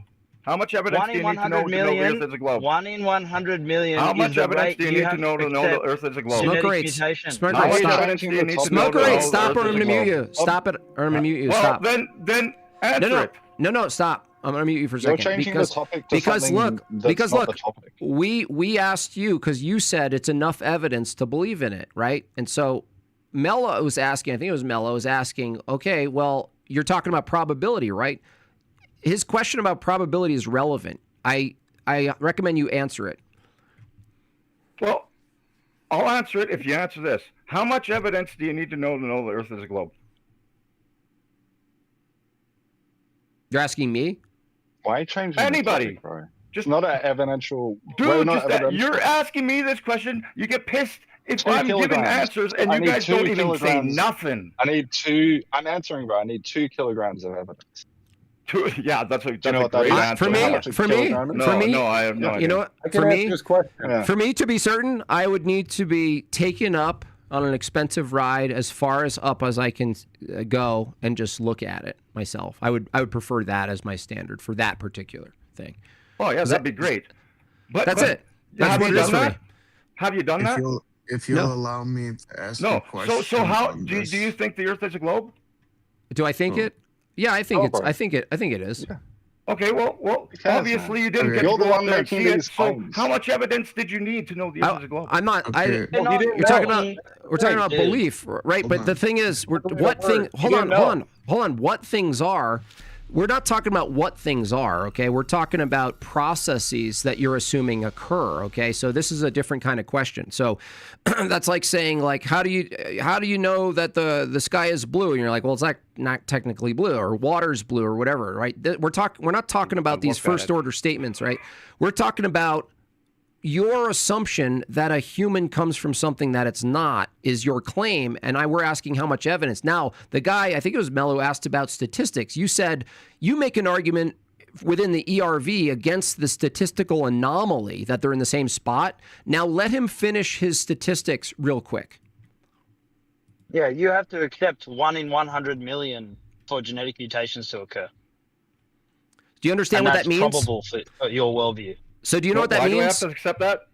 Because that's the probability mathematically. But what is that math based on? Where did you get those numbers? Genetic mutations, bro. That's what it is. Look it up. Show me the math. Show me the number. Where did you get the number from? The math, like I'll give you an example. I'll give you an example of a number. Just put it in the side chat. I'll give you an example. Just two regulatory genes changing inside of flies requires some 100,000 years or something based on their math, your math, and that's all for the audience. That's maintaining that they're flies. That's maintaining that they maintain their flyness. They never become not flies from that. So I'm surprised none of us have asked this question yet, Jim Bob. What is it? Because he's making the assumption that the virus or first virus that was introduced into the genome turned into the retrovirus and not the other way around. So how is didn't it? make that assumption at all. Well, no, that's what the assumption is with retroviruses, with ERVs, because it's a retrovirus. The assumption is that it comes from a virus at the beginning in order to become a retrovirus. Well, how can that be the case if retroviruses themselves are RNA only? They're the only ones that always reverse the transcripts in the transcript case in the DNA. They're the only ones that always, and it is mandatory, have genome integration. They're the only ones that become a part of the host DNA. And they're the only ones that can form other ERVs, because viruses can't form ERVs. So retroviruses, which is what the ERV is, how do you know? Because this is the base assumption that this whole argument is based off of, is that the virus existed prior to the retrovirus.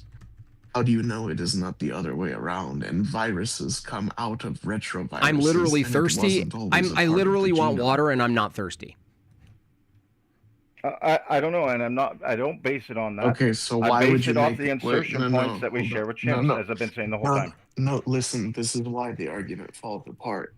Because if you can't tell if it is already a part of the genome, you're just asserting that it would come and be inserted in via a virus into a common ancestor, rather than already being a part of the genome.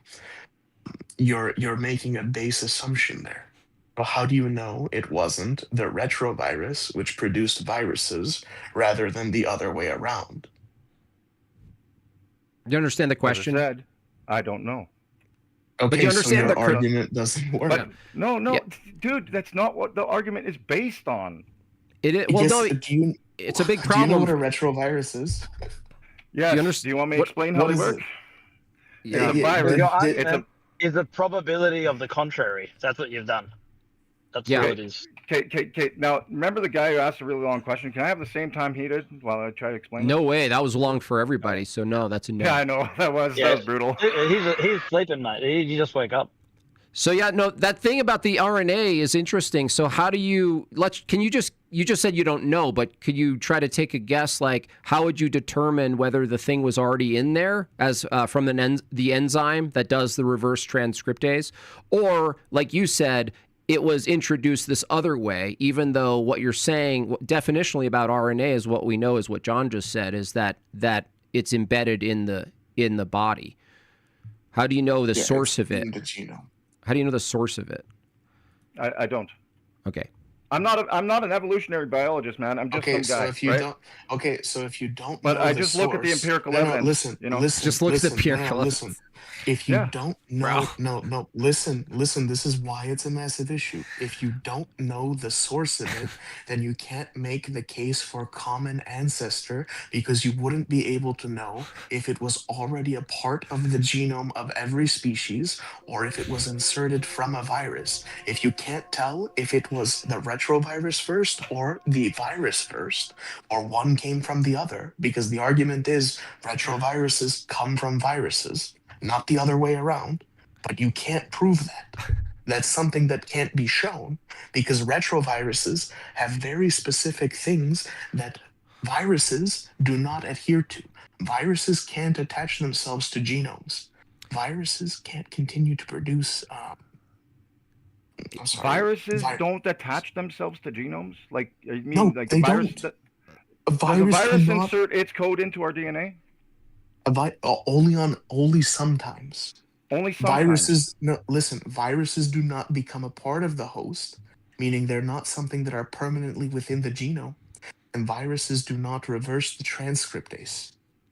So viruses themselves cannot produce retroviruses. In fact, it would have to be the other way around, that the retrovirus would have already have to be there, and it would have been in the species already, but it wouldn't have had a common ancestor. Because the argument is from evolution that a virus inserted This itself guy's like into going on like the other guy. because you're stupid, and I'm trying to explain it you're to a you because retard. I'm trying to be nice to you. Long I'm trying ways, to explain retard. it to you. Oh yeah, you're being nice to me, calling me stupid. That's real nice. Smarker rates. The thing is, what he's saying is like, if it's the case that this type of RNA virus uses an enzyme and does its thing inside the body, the question that you said, I don't know, you can't really say I look at the evidence, because the evidence that you're looking at is from the assumption that it does the thing it wants you want it to do, whereas John's saying no, it doesn't actually do what you want it to do, in the sense that you're saying it does. It actually does something else. And you're going, well, I look at the evidence. Do you understand that evidence needs to be interpreted by a certain set of assumptions? And we're asking you, what if your assumptions are wrong? How would you interpret what you call the evidence if your assumptions were wrong? Let's just try to do a practice run. Are you capable of looking at the two places the ERVs are at with these two different animals? Are you capable of looking at that not from the assumption that one came from the other? Sure. So where would you go with that? If you're just going to put the common assumption aside, given what you know about RNA viruses, what John just said, what other way do you think you could approach this if you put your first assumption aside, but you're looking at the same evidence, you're looking at the same data? Interpret it different, just for fun. Just try it. Then it would be some kind of deterministic thing, or just it actually just landed there by chance thing. It would maybe you could say it was like intelligently designed that way. I think you could probably get a few options out here of other explanations, but it just what if it was embedded already in the body? What if the virus was already embedded in the body? Yeah, what if it was already there? What you call it was produced. It was actually a production. Okay, then I would be asking, like, why aren't new viruses there already? Like it just doesn't make sense to say, well, this was always there. And I've been trying to get this out for a whole time here. The way that you get a whole person, every single cell, to have that virus in the DNA spot of every single cell is if the virus hits a female egg or a sperm cell, and then that sperm cell gets created into a offspring, right? No. How would you know that? Dude, can I just finish? Hold on, let him finish. Let him finish. Let him finish. I'm just going to keep on talking then. Let him finish. Sorry. Go ahead. Yeah, come on, Dust. Okay, so now that baby, every single cell will have that viral infection point, because how we come from, right? It's one cell, then it mitosis 2, 4, 8, right? And then they all have that code then. So you're saying sperm? You're saying that monkeys or whatever the previous ancestor is eventually had to have sex with the first human? No. What? No, How did it get transferred then? Wait, listen, this is exactly my point, is you assert that it had to be at first a virus rather than being a retrovirus to begin with. You're saying that a virus infected the egg. How do you know that it wasn't a retrovirus first? Because viruses, you're asserting, produce retroviruses. This cannot be shown to be the case. It becomes. I'm going to start ERV whispering like this guy. When it's just a virus that infected the sperm cell, so that every one of the offspring that comes from that new. You're not listening. Yeah, you're not letting me finish. Viruses, by definition, cannot form ERVs. Viruses are bunches of DNA or RNA that go and infect, and they cannot reverse transcript themselves into the DNA. Genome integration only occurs occasionally, but it is not permanent in a virus because it does not and cannot become a part of the host DNA. So you're asserting that a virus became a retrovirus. Sure. Hey, Smoker Rates, I have a question. I'm going to grant you that it passed from a previous ancestor. If what you just described requires sperm and egg sort of situation, can you mechanically tell me how our ancestor passed that on to the new thing called a human? Well, okay, so every one of the offspring of that one that got infected from the sperm, right? The one that was born from the infected sperm, every single cell. Now, every single offspring that animal has is going to have those in those points. What was my question, though? That's how we got it. No, you didn't answer. You didn't even listen to my question. My question is... Well, I don't think you understood the answer because I just did. No. How did the first thing that's not us as a species, you just said... You agree from your view that we come from something that's not us. The thing that's not us had this thing called a retrovirus, and you're saying through sex, it gave it to us. How did you determine and by what mechanism, right? How do you know when the thing that's not us passed this thing that's in their body to us? There has to be a distinct moment when us humans, which are not those things you're calling our ancestors, they're two different categories. How do you transfer from one category, not us, to us? It was already there. The common ancestor had it.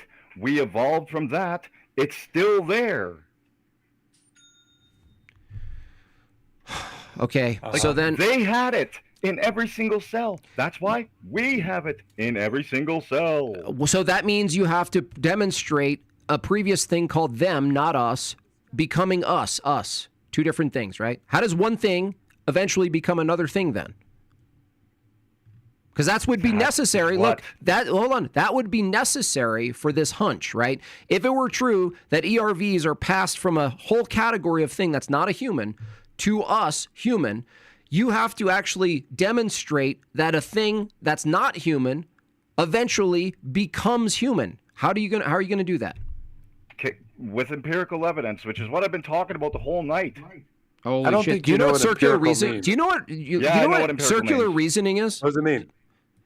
Empirical evidence is evidence that is gained through observation, experimentation, repetition, and we go through it and falsify, and it's repeatable. And we go through and we falsify things using that method. It was just observation, as in with your senses. It's not just observation. I How do you know what you're... I can look at the ground and be like, well, the earth is flat. It looks flat. How do you... doesn't mean Smoker, hold on. Logic and interpretation. Hold on a second. No, hold on a second. Smoker, how do you draw empirical evidence from something that's not in front of you? What? How do you draw empirical evidence from something that's not in front of you using your senses? I don't think you can. What? Okay, cool. So if you can't draw empirical evidence for something that's not in front of you, when I asked you, how do you empirically demonstrate one animal, one category becomes an entirely new category, right? How do you demonstrate that that's possible? And you said you look at the empirical evidence. Yeah. Exactly. We look at the DNA when it's in front of us. That's circular. At the DNA, right? Holy crap! Can I finish? That's circular. You asked me a question, and you guys do this real badly, man. You guys okay, are go ahead. Bring us through it. Okay, you look at the DNA. Okay. Oh man, come on. Tell us. Okay, you look at the DNA, and this is what they did. Francis Collins was like, "Well, how could we falsify evolution? Show it to be false, right? falsified. And we're like, well, if we look at the DNA and we don't see the ERVs lining up like they shouldn't, if it's, can go into 10 million different spots, it's really low odds that they would line up. That would have falsified evolution, but they did line up, and that's why it's empirical evidence. It passed the falsification test. Wait. So you empirically saw reptiles become mammals? Oh my God, dude! We looked at the DNA. You know what DNA is? You know we can look at it. Is it reptiles and mammals? No, we looked at the DNA between chimps and humans. Okay, so you didn't see a reptile become a mammal. I didn't see a reptile become a mammal. Hey, but you claim that a reptile became a mammal. Did you see your great grandparents have sex? That's the same human, though. Oh, well, I guess you don't exist then, and they're not your grandparents. No, I got him. This is fine. Smoker piece. In order to determine that my great grandparents have sex, am I going to observe it empirically? Well, you got really muffled. What'd you say? Am I going to observe my great grandparents having sex empirically? No. Oh, then I guess I can't use empirical evidence for that. For playing. You don't think your empirical evidence that your grandparents existed? No. My great grandparents that I never empirically observed? Yeah. Why would you wouldn't determine that empirically? That's my point. Do you not get it? Like, how did you even get born? It's inferred logically, not empirically. That's the point. You get it. Thank you. Smoker, you know the difference between the two there? You don't know what empirical means. So okay, smoker rates. I gave the definition of empirical. What did I say that was wrong? Can I I might have got it wrong right there. That one guy made a point. Let me just tell you. What did I get wrong about the definition of empirical evidence? I'm going to tell you the category distinction here is you look at DNA and you find two things that are similar between two different classes of animals, right? Chimp and human, right? And you say that's evidence that one thing we were once that thing, basically. That's your evidence because we share that unique spot, that unique ERV. That's your evidence for the assumption. But for your assumption to be true, you would need to actually explain how one thing, category that's not human, becomes another. Do you understand the difference between explaining... Hold on. Do you understand the difference between explaining how it is one thing becomes another thing over time? Do you understand how that's different than saying two things have similar things, therefore I think they came from another? Those are two different statements. So I'll ask you again. How did you prove or demonstrate that one entire class of an animal that's not human over time became a human? Through the falsification of looking at the ERV insertion points, because if they didn't share a common ancestor, not many would line up. No. I'm granting. No. Listen. Hey, I let you finish, man. Smoker. I let you finish. If you're not going to let me finish, you're not answering the question. My fucking balls. You're not answering the question. You don't have to be gross. So the question. I was trying to answer it, but I guess you don't want to hear the answer. You just want to talk over me. Hold on a second. So you started with the observation that two things have similar things in similar places in their bodies. You started with that observation. No, we looked at that, and that's what we saw. That's an observation. You literally just repeated what I said, okay? So you're not listening. So if you look at two things that have similar... You said I started with it. Yeah, you're starting with that, looking at that thing. That's what you're looking at. You're looking at... I'm starting with an observation. Good job. No shit, Sherlock. Okay, dude. So you start with an observation. Two things have similar placement of a similar thing called an ERV, right? Your conclusion is that we came from that animal. That's your conclusion. No, my conclusion is we share a common ancestor. We come from that animal. That's what it means. No, we didn't come from chimps, you dumbass. Okay, so what do we come from? We share a common ancestor with chimps. Okay, what's the common ancestor then? I don't know.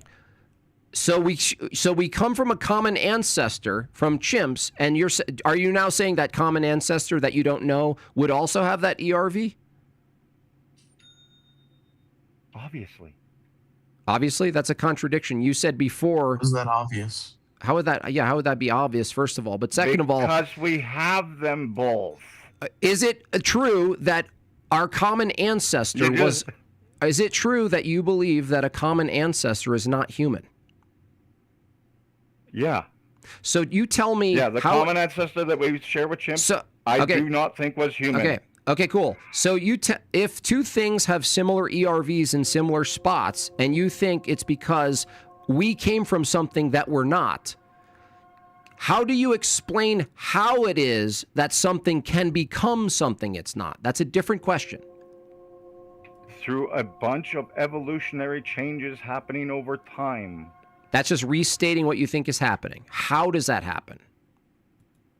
That is how it happens. Minor little mutations happening over time, changing the being, eventually changing it enough where it's a whole new species. Wow. That's how evolution works. Okay, so when I asked, how is it that these things changed over time? How does one thing become another? And your explanation is it changed over time.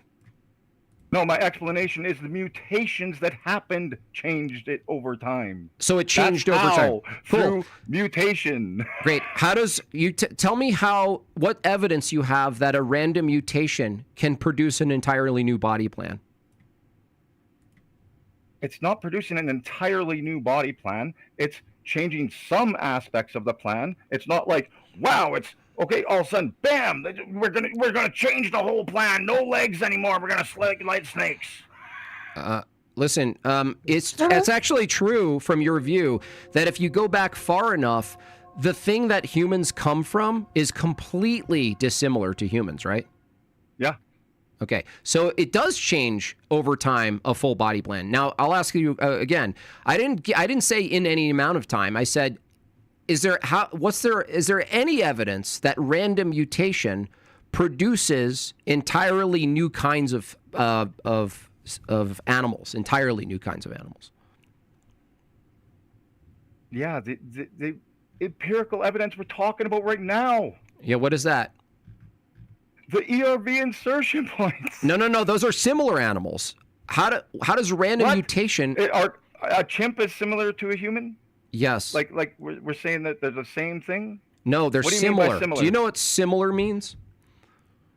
Yeah, but I need to know exactly what you're meaning in this context Are here. What do you mean a by chimp? similar? Are you a chimp? No. Okay, so you also hold that a chimp has similar features, anatomy as us, right? Yeah. If you go back in time, isn't it true, if evolution was true, the further back you go, you're going to find something that's entirely dissimilar to chimps and humans and say that's our common ancestor, right? Yeah. Okay. The further back you go, you're going to see how Cool. much we've changed. I from all those little understand. minor changes over the years. I understand what you believe. So the thing is, what's your evidence that you use that something completely dissimilar produces something akin to a human today? Something completely dissimilar to a human. What's your evidence that something completely dissimilar to a human through random mutation produces a human over time? What's your evidence of that? Through evolution. Holy fuck, Through you're dumb. the empirical evidence that I've been talking about the whole time. No, but the whole time you've been arguing similarity, Jim Bob's asking you about dissimilarity now. Yeah. Right? Your argument entails that there was once an ancestor that was dissimilar, and so we can't use similarity, which is what you've been doing. So now, what is the evidence for dissimilarity? Right. The different DNA. It's Like what? You guys ask stupid questions, man. Dude, you said the different because DNA. We're asking questions. We're asking questions about your worldview, and that's why they're stupid. To be honest, and that's why the answers are stupid. Now it's differences that prove differences. That's what it is. It's a similarities is evidence for similarities, and differences is evidence for differences. Okay, what produces a difference, Jim? What difference? What makes us different? What do you mean? What makes us as humans we don't different? believe that we came Yeah, from what a makes us dissimilar different? ancestor. What makes us different than why, what? Why are you and me not look the same? Are we both human? There's diversity within Yeah, we're both family. human, but why don't we look the same? Why don't we look the same? we have diversity in a family. Would it be differences in our DNA? No. The DNA the would DNA assume. Oh, we have the exact same DNA, man. Dude, you didn't let me finish. You're asking me a question. I'll answer it. If you want. What's that like? I Okay, don't know what so- that's like when I'm not allowed to finish. So to say that we have differences already assumes there's a universal category called human, right? Yeah. Well, do you believe there's a universal category called human? Yeah. No, we you made don't. The category called human. Hold on. No. We made it, What or it existed. Does it exist? That would be a nominal category, not a universal category. It's a label. Okay, that so we use to describe this. I know, but aren't you? Tree Dude. is not the tree. The word tree is not the tree Dude, itself. no, we're not talking about words. We're talking about the referent. Is there a real category called human? Without the word? No, we can call it booga booga. It doesn't matter the word or the sound. The thing that we're referring to. You're a human and I'm a human, right? Yeah. Okay. So that thing is a human. That means you're not a lion, right? Yeah. Okay. You're not a lot of other animals, right? Right. Okay. But you believe that the thing we are was produced by something that isn't us. Yeah. Okay. So if you believe there's a universal thing called a human, but it wasn't always a human, there had to be a point where a human actually had to become human. Yeah, where something became a human, yeah. Yeah, how would you know when something became a human from an evolutionary view? When we classified this as the human and it wasn't able to mate and the babies have babies before, like the species thing that we were talking about before. So exception? So wait, you're saying that humans, the first time humans became humans is when they were born from a previous population that looked like humans, identical to humans, but at the population level couldn't breed with what they came from. Right? The whole population is changing over time. What? I know, but the So we change, the changing over time needs a distinct moment where a human becomes a human, right? So this gradualism is a problem because if humans come from a different thing, right? Let's take mosquitoes, for instance. If we did something to mosquitoes where the new population of mosquitoes couldn't have sex with the previous population, would it not be a mosquito? If the babies couldn't have babies, yes. So what would it be if it wasn't a mosquito? I don't know. We'd have to define it something now, right? That's So how it'd words be work. We define things. Okay, so it would be something that's identical to the mosquitoes before it, and for the mere fact it couldn't have babies, it just wasn't a mosquito anymore. Because that's usually what we use to classify species. Okay, so let's say there's a huge amount of human beings of a certain ethnicity that suddenly couldn't have reproduce with everyone previous to it. Would that no longer be a human? Wait, you're asking if it can't breed with... If the same something instance else? happened with humans, right? Let's say it happened in a shorter amount of time.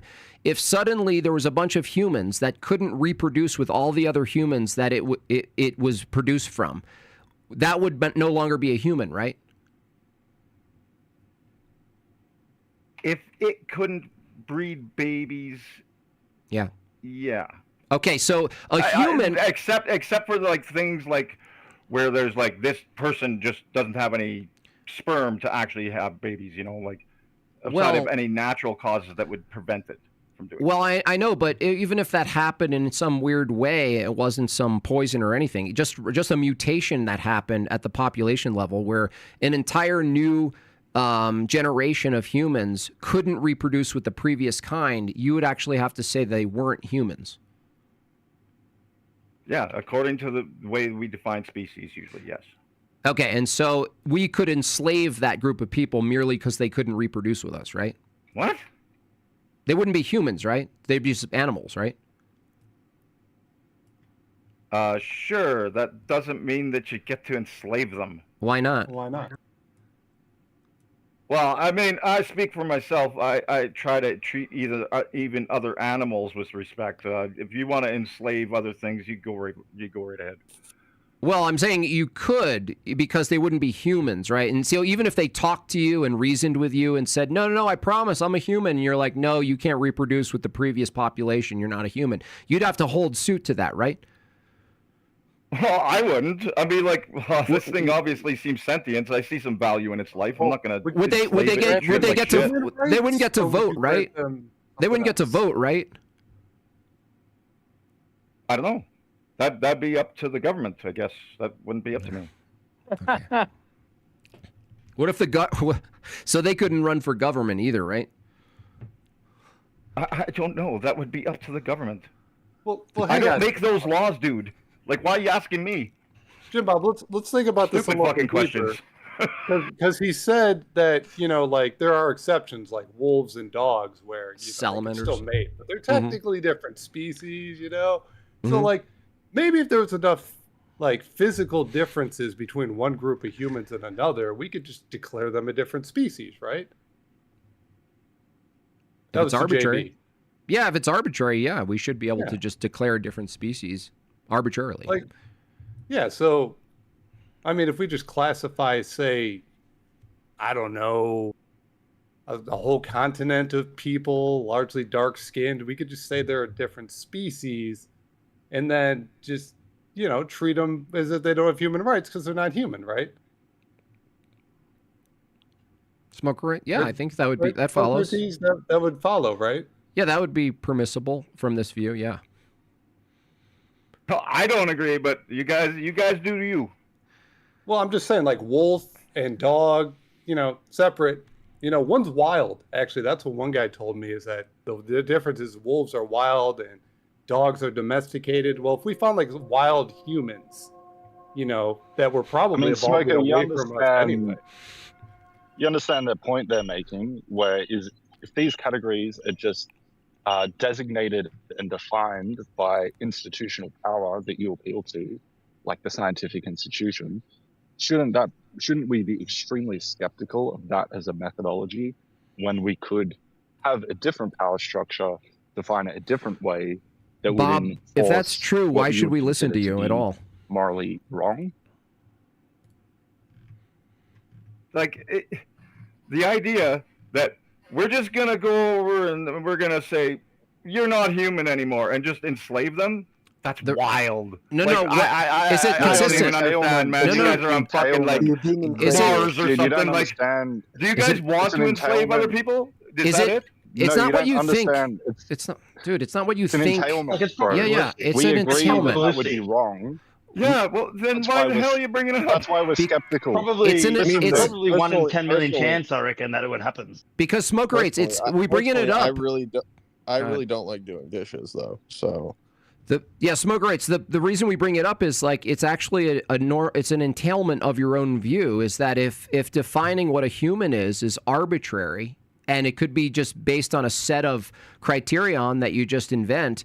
You could just say a certain amount of differences with other people, you can declare them as non-human. And you're getting all excitable and going, this sounds crazy. You guys are crazy. It's literally your system. Yeah, we agree it's crazy. That's why I'm saying the crazy part is, like, is it right to enslave them now? We agree it's crazy. Yeah, that's the crazy part. You don't understand. Listen. We agree that it's crazy. And that's why we're skeptical, because we're following the methodology you've put forward of being able to define things nominally, right? And you're also appealing to a system of power, right? What if a different system of power defines things differently? That's what we're saying. Isn't that crazy? So why should we buy into this idea that we can just do that? Yeah, under your view, smoker rates. We can just do that. Like you guys are. Smoker rates, you are. You're telling us that we should No, I'm saying this is how these other people classified it. I'm just going along with it. Right. I know. And so you're going along with it. With how things are classified nominally. That's the point. Don't then. Start classifying things however the fuck you want. Yeah, look, let's do it this way, smoker rates. I don't think you understand. Go hard. Smoker rates, do you hold that humans as a category have unique moral quality or value? Okay. Do you believe that a human is equal to any other thing that moves in value? No. Okay. Do you believe that humans are equal to crabs? No. Okay. Do you believe that humans are equal in value to dogs? No. Okay. Is there anything in the creature world that has the same human value as humans to you? Yeah, I'd say once we start getting into like monkeys and other parts of the ape family and stuff like that, I would even probably like give the same moral consideration for like elephants and stuff like that. You know, these seem to be pretty sentient creatures. They do seem to have morality of their own. They mourn their dead. They seem to protect each other. You know, like they seem to have their own moral systems because they're pretty sentient. I wouldn't say they're as smart as we are, but I still give them moral consideration. Like I would a person. Like I wouldn't go around just shooting monkeys, just like I wouldn't go around shooting people. You know. Wait a second. Moral consideration, does that include culpability?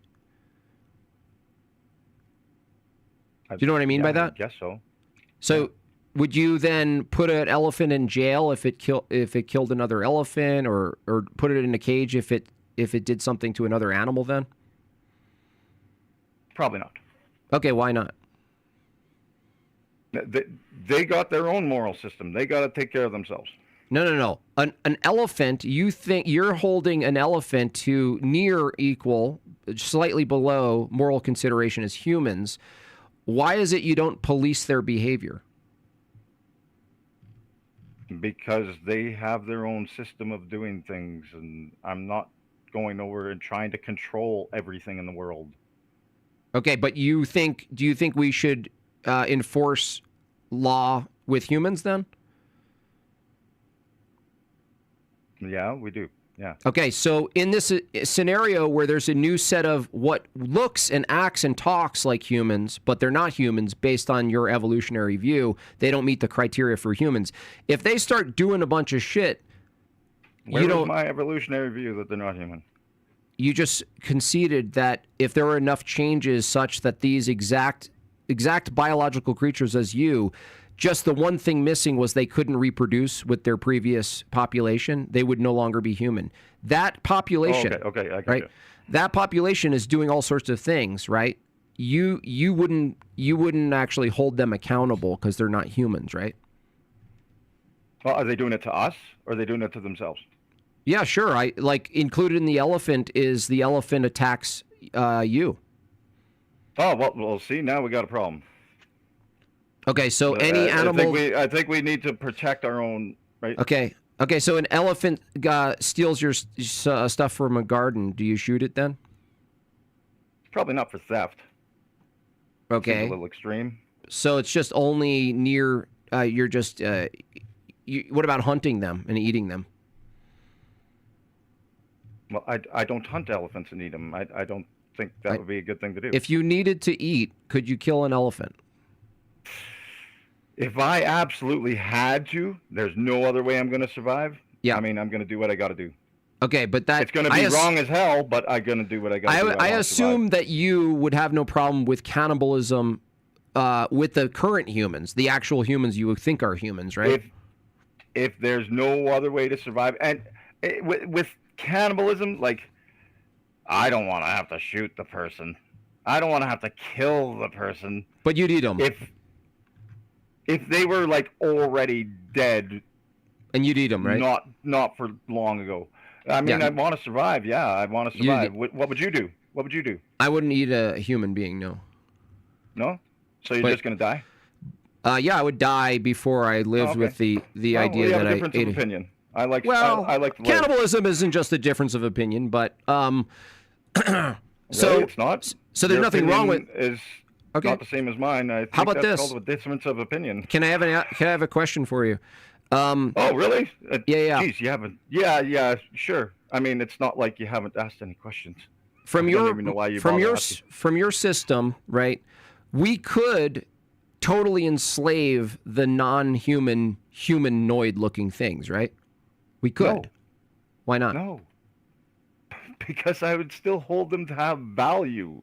Wait, you just said they don't have the same value as you. The new humans that can't reproduce with the previous humans? Maybe not the same value as me, but still have value. But if someone else Like, says, I'm not going to say like, well, it's all or nothing. You either have the same value as me or you're fucking shit and I'm going to enslave you. You understand how absurd that sounds? Well, no. I'm not saying Do you understand how absurd that sounds? Dude, smoker rates. Do you understand how absurd that sounds? Yes, dude. Dude, I'm not I'm not asking you. It's not actually logically absurd. I guess you guys got different. No. It's not logically absurd. You don't understand that from your view. I'm not asking about whether you get the ick or your personal opinion. I'm asking from your model of thinking. If someone else held your same view that humans in the future there could be a new population of humans that can't produce with the previous population. If someone else held your view that they're not human, you couldn't actually tell that person they're wrong if they did enslave those creatures, right? You couldn't actually say it because you agree with their view that they actually aren't human, right? What are you talking about? I just said that my view is I wouldn't do it. So why do you think I would be like, it's okay if you do, though? Well, I would obviously be telling the person, like, you probably shouldn't do that either. It's Jimbo, it's like you're kind of like trying to insist that his view is that only humans have these sort of considerations. I don't know why you're forcing it down. Danny, are you coming in here late? Are you coming in here late? I've been listening for the last 20 minutes. Okay, this came off of an evolution view. Well, I can ask you, Danny, is that if it's the case that under the evolutionary view, something delineates and moves away from being human as a category if it fails to reproduce with its previous kind. That's what we're running off of. And so we're introducing an ethical issue. Isn't it consistent, Danny, that someone who holds the view that humans have some sort of peculiar moral status, if this new group that looks and acts and talks just like a human, it's just that biologically they're categorized not as human because they can't reproduce with their previous kind, isn't it consistent that you could enslave them like animal husbandry? Isn't that consistent? The word peculiar is doing way too much work, right? What do you mean by peculiar? Like they're the kind of category that only gets those sort of rights. No, I'm sorry. Okay, remove the peculiarity of it. I'm saying that they are in the same category. Let's say the opposite of peculiar. They're in the same category as other creatures that we could be stewards of these beasts. They're not human. They're kind of like in the beast category. Even though they talk like us, even though they look like us, even though they're, maybe they're even related, really closely related, even like cousins of some people, they're not human because of this biological evolutionary category. Isn't it consistent, Danny, that you could actually just treat them like non-humans? Well, someone could take the view that you should treat them like humans, right? I didn't ask if someone could take the opposite view. It would be consistent to treat them as non-humans if you held them as non-humans, right? Well, it's not a normative It's not a normative claim that you're making, so it's consistent with any kind of normative theory that if you categorize them, descriptively in one way or another way, it's going to underdetermine as to how you can treat them. Okay, cool. So under that view, if you hold that view, do you hold that view? That what? Do you hold a view that there's something about being a human that gives us a moral value status that's unique and different to all the other creatures? I generally value humans more than other non-human animals, but it's not because I use the term human or that there are any particular biological features. It has to do with the sorts of interests that they have, the sorts of capacities of pain and pleasure, yada, yada, yada.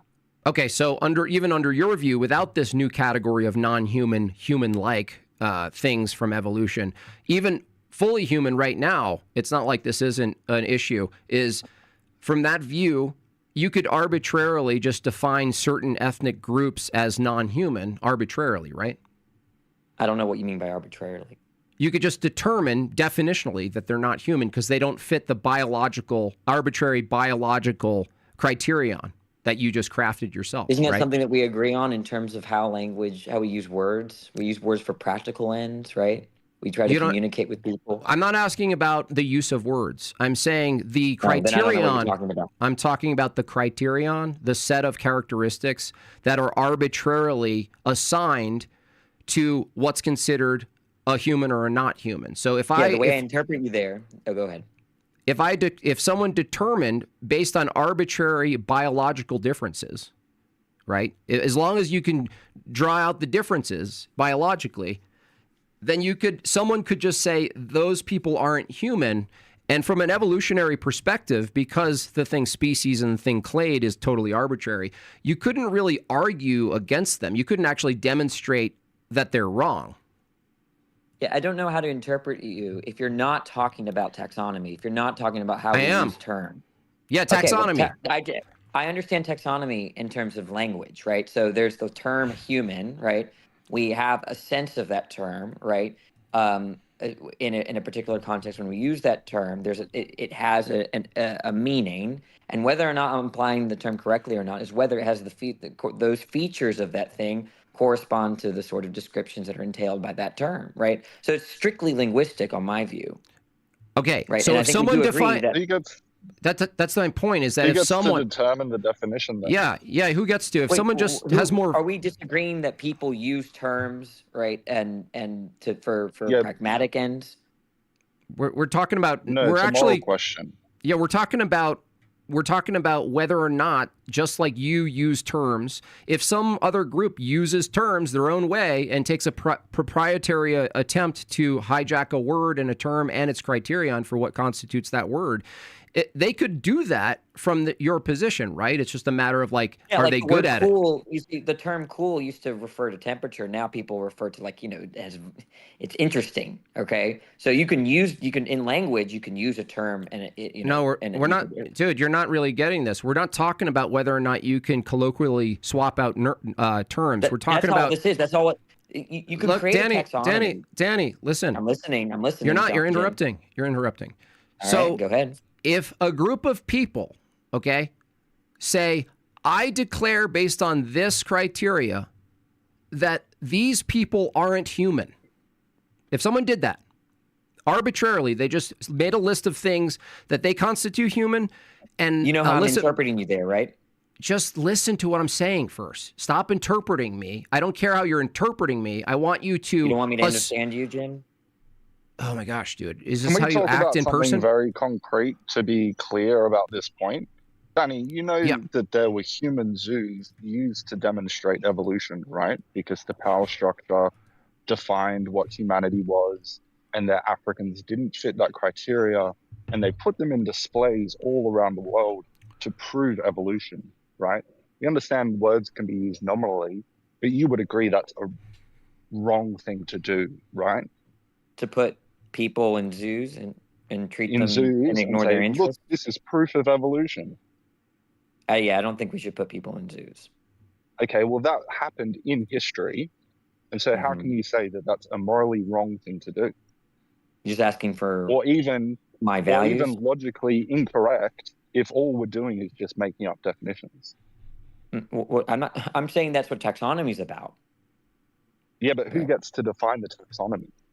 Because the taxonomy of the day, who gets to determine the power structure? Yeah, we're defining Africans as non-human. Yeah, how can if someone defined that? That's what we're asking you. If you're arguing that it's purely arbitrary, and we get to just, I'm not arguing that it's arbitrary. I'm arguing that it's pragmatic. Okay, if it's pragmatic to someone to call someone non-human and act on that distinction, that's pragmatic, right? No, it may not be pragmatic. Dude, can it be pragmatic for a group of people to enslave other people on the basis of defining them as not people? Yes or no? I don't really understand the question, but I lean no. Holy shit, dude. Is it pragmatic? If Mao Zedong says, these people are not human, if he said that, right? Would it be pragmatic for him if he wanted to gain something by way of declaring other people not human? Is it pragmatic for him to do that? I mean, he could confuse people by using the terms differently. So in that sense, it's pragmatic. But the sense of pragmatism that I'm talking about is in terms of successfully communicating and interpreting one another. Oh, you're talking about the pragmatism of being understood. Right. Yeah, so zoo displays featuring Africans is highly pragmatic because thousands of people came to see them, and it was all in the media. And the New York Times said this is indisputable proof. Like the rhetoric hasn't changed. Yeah. And you're just going, well, no, that's all wrong, and oh, that's icky. Sounds like you're actually What's pretty all ignorant wrong? of the history. No, I think what I'm saying is enslaving wrong. people in zoos. I'm saying that the behavior, the right? way that That's they're being wrong. treated is wrong, right? There's another question as to whether they should use the terms that way. Right? You see, they're two different questions. Well, if it's Yeah, you arbitrary, don't there's have a no basis to say there's that no they should. shouldn't. Yeah, it's just an arbitrary thing. I mean, it's useful, right? You're saying, if anything, aren't you saying you should be? I look at useful. Should we be, it's not arbitrary. Should we be pragmatic? I mean, that's how we use words to communicate, right? Should we? Should we not? endeavor. No. Should we be pragmatic? That's trivial. Yeah, if it's pragmatism has to do with goals, right? And trivially speaking, if you have a goal, all else being equal, you should accomplish your goal. Okay, great. So Jeffrey Dahmer should have accomplished his goal, right? Do you know what all else being equal means? Well, where do you ever have you all else understand equal? You're in a morally bankrupt position, bro. No, y'all just You don't. keep all else whining being this equal, back you see, in the your idea is ivory that tower of philosophy. Jim Bob just didn't Dude, know. you know that you don't have an answer Jim to Bob, this one question. second. Then. Jim Bob didn't know what all else being equal. No, I All didn't else being equal- I didn't hear you smuggle that in, but I know what that means. But I'm saying you actually don't have access to such a thing. I don't know what are you even talking You about. have no access to a hypothetical of all else being equal. It's never been the case. You're just repeating yourself. Now explain it. How would you know? How would you know that two scenarios are equal? All things. How would I know if two scenarios are what? The same, exact. So how do I differentiate things based on whether they're different properties? Is that what or I not? asked you? Is that what I asked you? That's what I What thought you asked are me. you guys David. deaf? When you say all else equals, can you tell us what you mean when you say in the hypothetical all else equals? Define it. Yeah, so all else being equal, meaning we're not bringing up any new information other than information that we've been given. Oh, it's about how much you know about something? Well, in the hypothetical, if I say something like, well, if it's desirable, all else equal, meaning that we're not taking into account other desires, any sensitive information about the context that, we're just saying if we just focus desire, qua desire, right, then you'll strive towards, you ought to do what you want to do, right? Now, if you include morality, maybe. It sounds like you're making an exception. I'm almost done. You might include morality, in which case that changes the calculus. Okay, you might include what God wants you to do, and you might change the calculus, right? So, but all else being equal, if you want to do something, you should do it. Okay, So it's moral calculus based on pragmatism, bro. No, I'm come not on. saying it. Y'all, you're just misunderstanding. This So is wait, for Based on the dialogues. calculus, you change the variables depending on what you deem to be pragmatic. That's what you just said. Do you need me to re-explain to you what all else being equal? No, means? we don't. We understood it. I repeated I don't think it. you do. disagree Maybe with Jim that, does, what but you just said? certainly don't. Well, I want to go back we then know to how the you operate. Go back This to the is so scenario. stupid. Go back to the scenario. Jeffrey Dahmer wants to eat brain custard, right? That's what he wants to do. That's his pragmatic goals. You said all else equal, right? So, So in not what talking scenario? about Jeffrey Dahmer, but all else equal. Hold on. In the example of Jeffrey Dahmer eating brain custard, from your view, why shouldn't he achieve his goals? Well, because they're antithetical to my values or our shared values. Why should he appeal to your values? That's a contradiction. He should. I'm not saying that No, he hold should on. have. Hold on, Danny. Your claim is other people in general should pursue their goals. He starts to pursue his goal, and you say no, except when they're not my goals. Is that what you're saying? No, I'm not saying. Here's what I'm not saying. I'm not saying everyone should pursue their goals. That's Why not not? what I'm saying. I'm saying all else being equal, right? If you have a goal, you should pursue it. There's a big difference. No. Why not before the all else equal scenario? Why not people all should pursue their goals? Why is that not the case? Why shouldn't all people pursue their goals? Because we privilege our own values. Okay, why My own should we privilege your values? I'm not saying you should. Oh, dude, you're in a contradiction. You can't say everyone should pursue their values. It's exactly what I just said. Everyone should. I don't let me think that summarize. everyone should. Daniel, I don't think that. Daniel, you said. Yes, Jimmy. Yes, you Jimmy. said there's all these. Everyone should pursue their values unless, right? That's what you're saying. No, Jimmy. Right. What I said, Jimmy, was that all else being equal, if you have a goal, you ought to pursue it. Right. That doesn't mean, therefore, this is the stupid inference that all else being equal, if you should pursue your goals, that therefore everyone should pursue their goals. That's a stupid inference.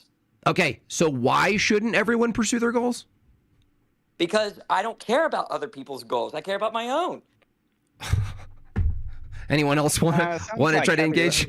Sounds like all else being equal is doing a lot of heavy lifting. Look, just think of it from God's perspective, right? God has his values, right? Okay? Just because you have your values, why should God care about your values? So your right? values are equal to God's? Is that the Didn't say that. I don't even. Right. Speaking of interpretation, you suck at it. You suck at interpretation. Why The point is that you don't even know who I am. The analogy is to help you under. The analogy is supposed to. So you're a teacher, dude. The analogy is supposed to help you understand, right? That on a kind of subjectivist view, so let's say God has his values, right? To say that God, you can't. Well, it's not a subjectivist, bro. Yeah, it's subjectivist if you think that.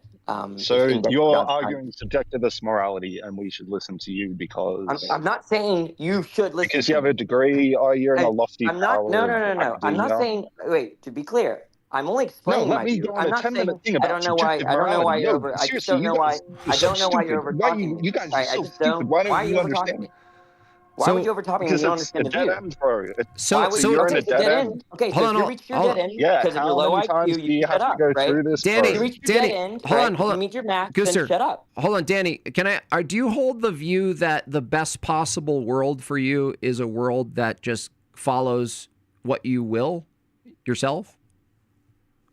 Well, given that I've had a history of revising my values, I can only say that it's likely. Maybe I would revise my values. Maybe I'm contradicting, practically speaking, I'm contradicting.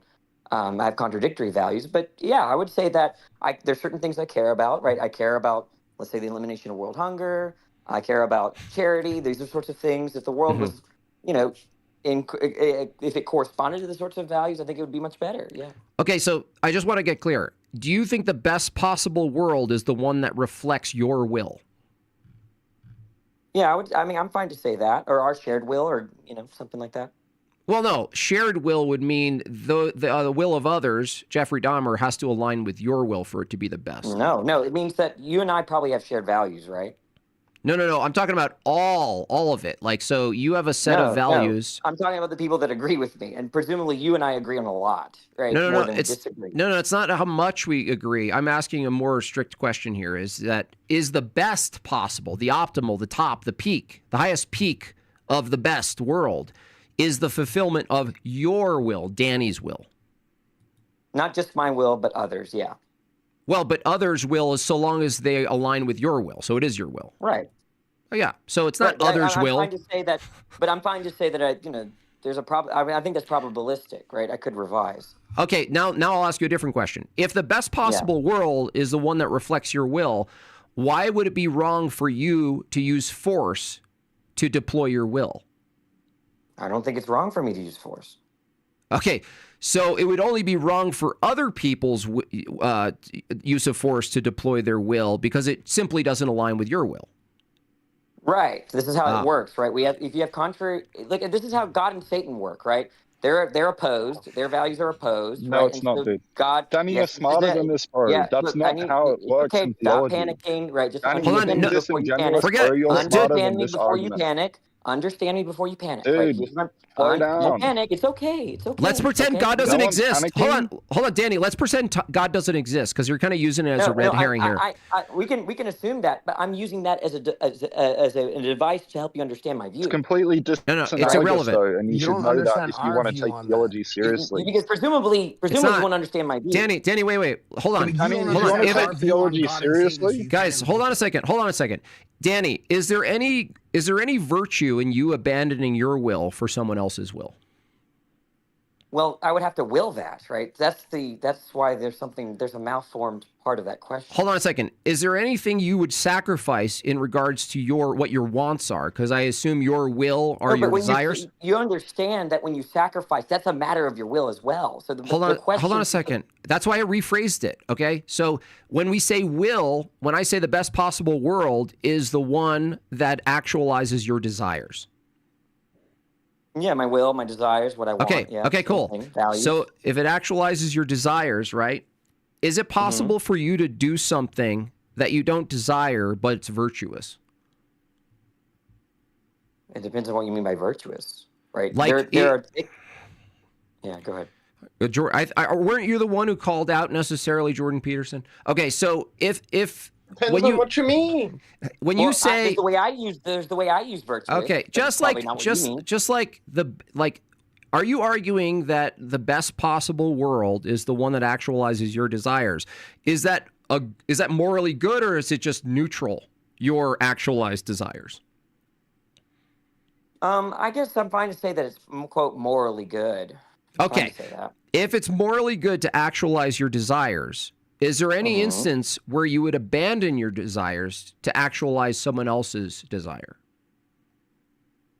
I think that's incoherent, right? Because if you abandon your desires, that has to be motivated by a desire. Well, a desire for something, can a desire be something that goes beyond the desire of your own desires? Like, I know that sounds like you're using the same word, but the thing is, if the good thing to do is something that requires sacrifice, do you believe that sacrifice actually exists? Yeah, of course. Okay. So if sacrifice exists, in a sense, you have something you want on one hand.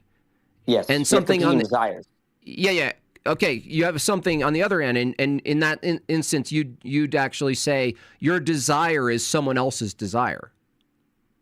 Yeah, you have. In the case of sacrifice, you have a conflicting will. The will is conflicting, right? That you have opposing values within your own mind, right? And so you prioritize, right, one value over another, right? So yeah.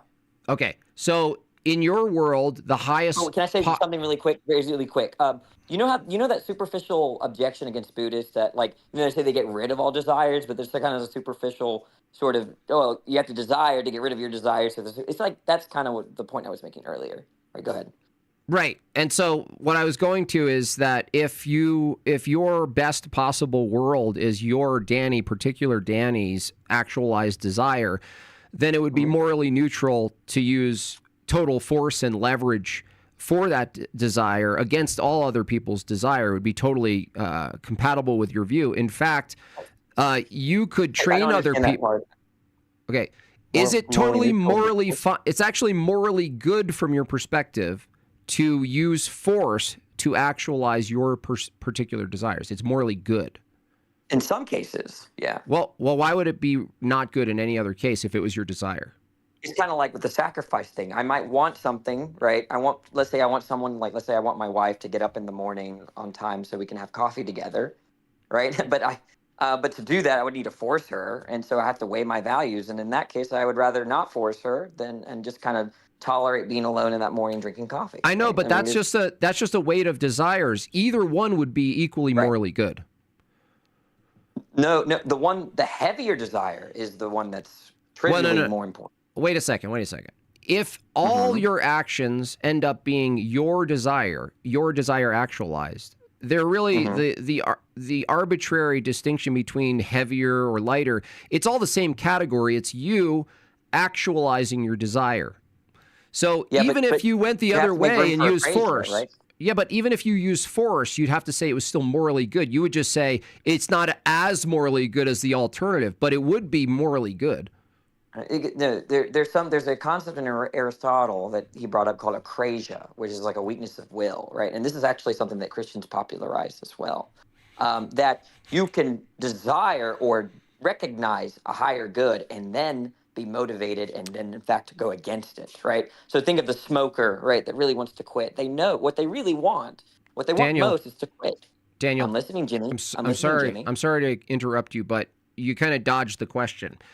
No matter what you do, let's say you wake up and you have the desire. I didn't even hear a question. Okay, let's say you wake up and you have the desire to force yourself on your wife against her will. Let's say you don't have the desire to consider her desires. When you actualize your desire to force your will onto her, that's still good, right?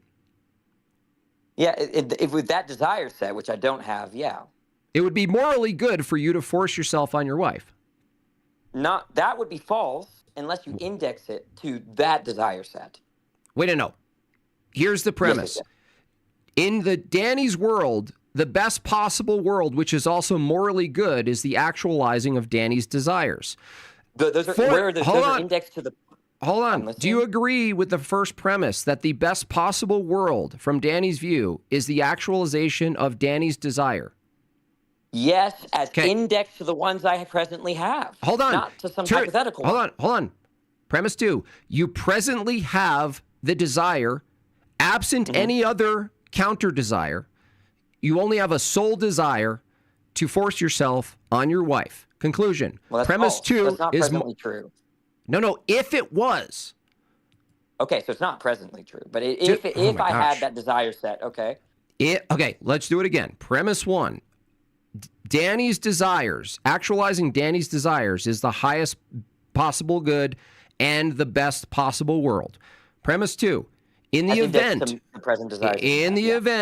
that Danny presently has a desire to force himself on his wife in the morning, that would be good to do. That it would be good as indexed to those desires, yeah. It would be morally good, too. No, that doesn't follow. That would be a non sequitur. It's like saying this. Well, like, what time is it right now? It's 12:32 where I'm at, right? But it's 12:32. That's relative to my spatial location, right? And then you're saying, well, Danny, and if you were different, like if you were on the other side of the world, it'd be 12:32 p.m., right?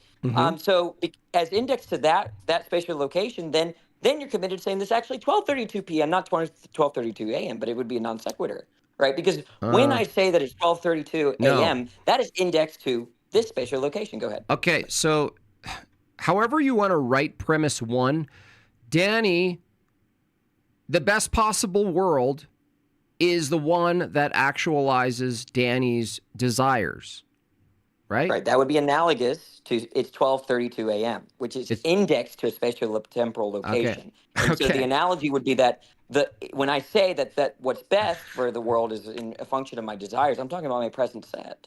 Okay, but the present, I'm giving a hypothetical. If the present set was that you only had the sole desire, an overwhelming one, to force yourself on your wife, it would be the right thing to do.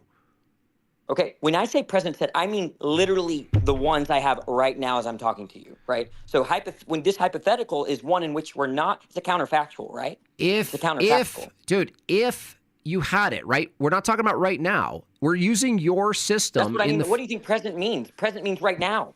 So it's only true, it would be morally good to rape your wife if you felt it right now. Right. Exactly. Hypothetically, if you felt it in the future, it wouldn't follow? If you change the index to a different desire set in the future, then yeah, but that doesn't commit me to saying that therefore it's morally good. Just in the case of the time example, right? Just because in the future, right, it's going to be 11 p.m., right, doesn't mean that it's 11 p.m. now, or that I'm committed to saying that it's 11 p.m. Well, describing the time. Go ahead. Because what I'm getting at is how does there's a lot of changing the set misconceptions going on with relativism. The fact that it's morally good. How does changing the set change that it's morally good? Because I'm giving a relativist view, okay, and so the example of times helps people overcome misconceptions about relativism, right? Whoa, Danny. Sorry to interrupt, but if you're giving a relativist view, then it's not actually objectively true that you're constrained by the data or the data set or the time, right? It's not always the case that that's true. I don't know what you're talking about right now. Are you holding a relativist view? About value, yes. About everything, about descriptions, about everything. No, we're just talking about morality, value. Okay, so it's relative, the value of forcing yourself on your wife. It depends, right? Yeah. That if it depends on my present values in terms of what I'm committed to saying is good or bad, right and wrong right now. Okay, that statement, is that true or is that relativistic too? No, that's objectively true. That's a meta-ethical claim. Meta-ethical claims are not normative claims. Wait. So you're holding a relativistic view on morality in regards to forcing yourself on your wife, but you're saying the statement that it's relative is objectively true. Right, because you don't want to conflate normativity with meta-ethical claims, right? Meta-ethical claims are descriptive claims, okay? Whereas normative claims are the moral claims, right? So when you say that morality is relative or morality is objective, right? You're not giving a normative claim. You're giving a meta-ethical claim. So if it was the case, hypothetically, that it occurred to you presently, like every time the present occurred to you, right? If that occurred to you to force yourself on your wife, you should do it if it occurred to you every moment. Right. If the desire set changed, right, then I would know what you're saying. It would be true if you're saying that, look, this is good or bad relative to that desire set, right? So It'd just be like time. Okay, It'd just if be it's like time, right? Is it possible to have a perpetual desire set? Yeah. Okay, if someone has a perpetual desire set to force themselves on multiple women every day, they should do that. I don't think they should, but if you say they should as indexed to that desire set, then we'd all agree. Anyone else? Yeah, I want to ask Danny something, if you don't mind. Yeah, go ahead, man. Yeah, do you know the is-ought distinction? Yeah. Yeah, you can't get an is from an ought, so why ought we follow your view? I'm not Like, saying why you ought we ought- not? I'm not saying you ought to follow my view. So then you can't ground morality. You're just saying it just is. Nope, not doing that either. I was just explaining my view. I wasn't trying to tell you that you should adopt my view. Well, he says Maybe very he's good a relativist, so he's not actually saying morality is objective. He's saying his stance on his meta-ethical stance and his normative claims is from him and him alone, and dependent on scenarios and his mental states or something like this. Yeah, But that's fair. I want to add to that I also find other forms of relativism that are not indexed to my views intelligible. For example, if someone said that something's good or bad relative to God's values, I understand what that means, even though I would disagree with the normative claims. okay, you're like a debater and a philosopher, right? I don't go around saying I'm a philosopher. Oh, but you're a yeah. okay. So, but you participate in it, and so do you agree that when you do all this stuff, are you in pursuit of truth? Yeah, generally. Sometimes I have other agendas. Okay. Is there any reason from your view anyone should pursue the truth and come to true positions or true beliefs? Okay, you're asking a very deep question, but I'll try to be very short. On my view, I'm inclined to think that truth is don't be triggered when I say pragmatism. And there are different types of pragmatisms. I'm not talking about like whatever makes us happy or whatever is useful, right? There's a sense of pragmatism about truth, where truth is treated as an end of belief, where belief is an aim at the truth. And I understand persons as necessarily like having beliefs. So there's a sense in which it's built into the idea of agency that they have truth in mind as a goal. Well, the question, that's a description of what you think an agent is and what they're operating. And that could be true if someone was determined that they just acted out how they acted out because they were determined to. But I'm asking a question I'm not from you. saying that, but that's fine. Yeah, I'm asking a question from your view particularly. The answer is yes, and I gave my view. Okay, so your view is you think it's just a feature of being an agent that we already do pursue the truth? Right. Okay, so if someone doesn't have the truth and is coming to false beliefs, they're failing as an agent. Well, failing would be your arbitrary criteria, right? Because if failing as an agent, there would be no. Hold on. I'll show you why. I'm listening. I don't mean to jump the gun. Sorry. Go ahead. There has to be a reason why you should pursue truth, and ultimately, from your view, it's going to be probably a pragmatic thing where if you get truth, then these good things happen or something like that, right? But the reason that doesn't work, Danny, is like if someone holds a false belief and they get their own arbitrary benefits and pragmatic benefits from holding a false belief, you yourself, even from your view, don't have a good reason to intervene with their beliefs and get them restructured toward what you think are true beliefs. Okay. So there's a lot going on here. You're asking very good questions, right? And I think that, this stuff I thought about. So I thought about this a lot, so I have a kind of complicated view. I don't know if you're interested or not really, but so on my view, right, and this is contentious, right? I'm just explaining my view. I'm not saying you should adopt it.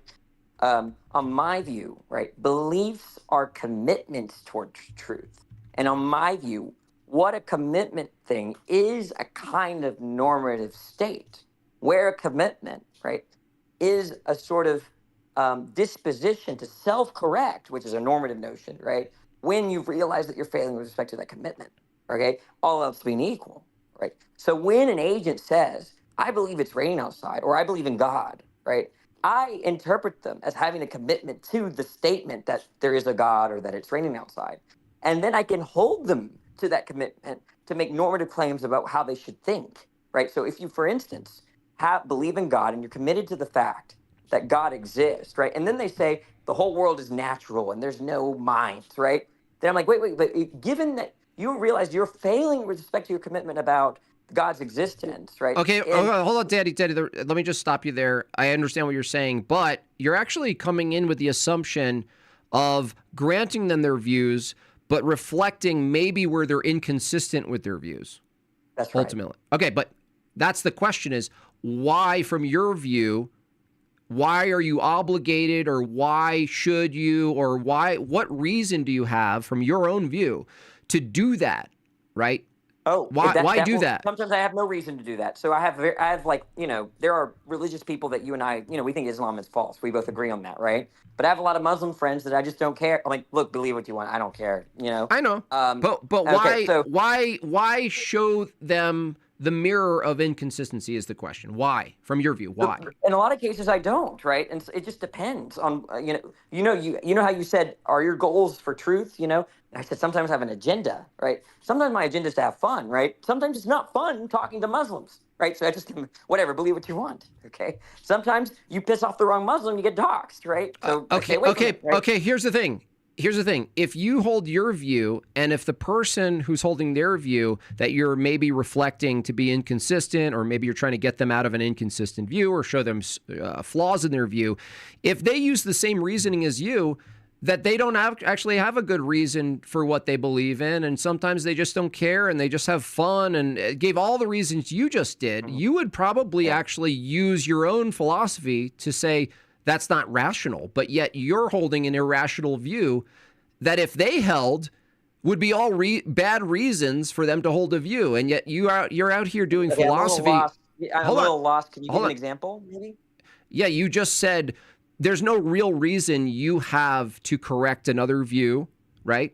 No. In that context, there wasn't. In any given context, like if there's a context, I'm a particularist about that. No, that's arbitrary. If there is any context, Danny, in which it just doesn't matter whether or not you're pursuing the truth or pursuing or have an obligation to show someone's inconsistent views and help them correct it, get them closer to the truth and this kind of rigor or whatever. If all of the reasons you just said, if your opponent said those reasons in a certain context, you'd say they're being irrational. Sure. So you get to be irrational, right? Are we disagreeing here? Look, sometimes you and I've seen you, both you and I have argued with numbskulls before, and we just give up. No. So where's the line? Where's the line in which we engage? You're running. I just don't know what I'm sorry, you're running here, okay? How can I run from something I don't even know what you're asking me? Danny, you just said when the question was posed to you, why, from your view, are you pursuing truth? One thing. Two, going out there and correcting people's views or testing the logic and consistency. You said, well, I don't really have an ultimate reason for that. Sometimes I'm just having fun. Sometimes I just don't care. Sometimes sometimes I do care. Right. It just doesn't matter, right? It's arbitrary, right? Well, no, it matters. It just matters. How it matters depends on the context. I'm saying, context. I understand, but if you were to cross-examine someone's view, and they came up with all of those same answers when you're cross-examining them, right? Hey, this is inconsistent. This is this. This is that. This isn't. You should believe this or whatever, right? And they go, well, I mean, I just don't care, and I just have fun, and everything you just said. You would say that those aren't good reasons for them to hold their belief, right? No, I would just give up on that person. I'm like, there's nothing to talk about. Okay, so you admittedly, you're a person people should give up on. There's no reason not to. No, there's a good reason the interlocutor. I thought you were talking about the interlocutor, right? So look, if it's the case, like, look. So I thought you were illustrating something like this, right? Suppose there's a Muslim, all right, suppose there's a Muslim, right, that you and I are talking to, okay? And the Muslim says, look, I don't care to evaluate my Islamic beliefs, theology, or Quran. I don't really care if it's true or false. I'm a Muslim because I don't want to leave my family, right? I have practical reasons. I have tight communities with the imam, whatever it is, right? They give practical, sociological reasons for why they're Islamic, right? Mm-hmm. The way I would respond is like, oh, I get it. I see. That makes sense to me. I see why you're doing that, right? Is that and rational? I'm gonna give up. It's practically rational, epistemically irrational. Okay. This is good because if you go out in the even world, admitted that it could be. No. If that's the case, that there's always this seesaw of practically rational and epistemically irrational. From your view, isn't it the case that the practical one wins out anyway? From your view? Well, it's tricky, and so the answer is yes. But let me explain. In a sense, right? People have to evaluate the practicality of doing epistemology. Okay, so why should I think about or reflect on the doctrine of the Trinity? Right? Is there or should I just accept it on dogma, or should I try to find a model? It's a practical endeavor to decide whether to engage with the inquiry. It is a practical concern. Okay, and so if some people say, "Look, I don't have time for that. I got a family to feed." They just said that their goals about feeding their family, right, are more important than their goals in terms of understanding the Trinity wholeheartedly.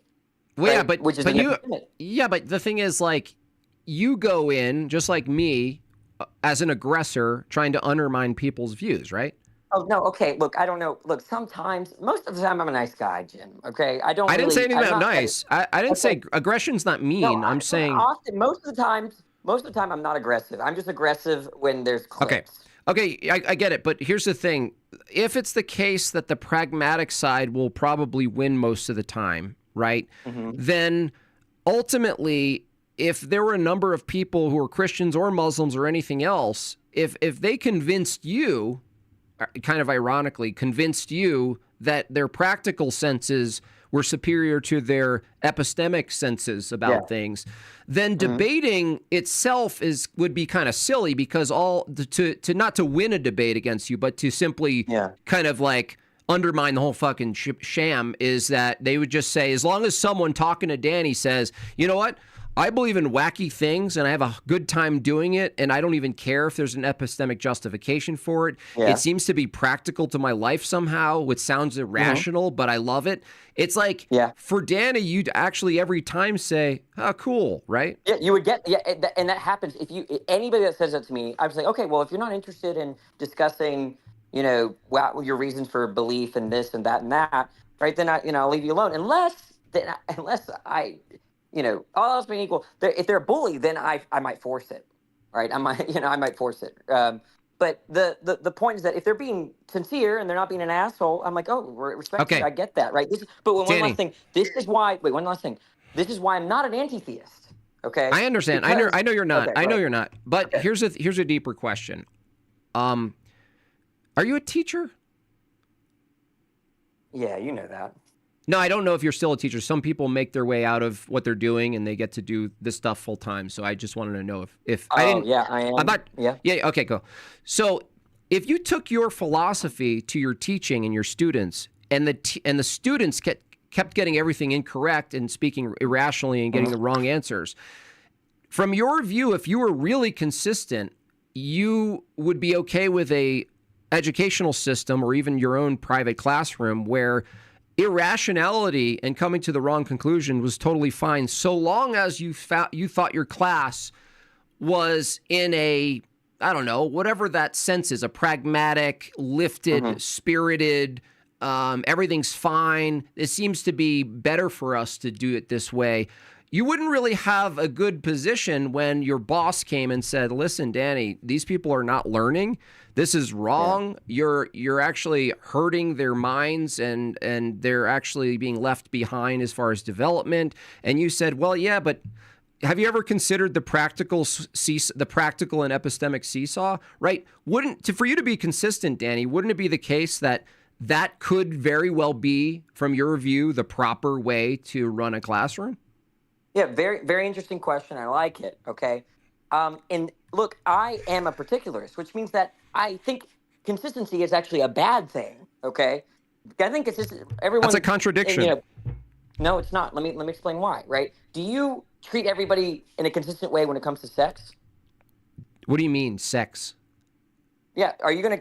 So for each person that you treat, do you treat them equally with respect to whether you act sexually towards them or not? Oh, you mean if I'm attracted to them? No, like the point is that I only have sex with my wife. Okay, I don't.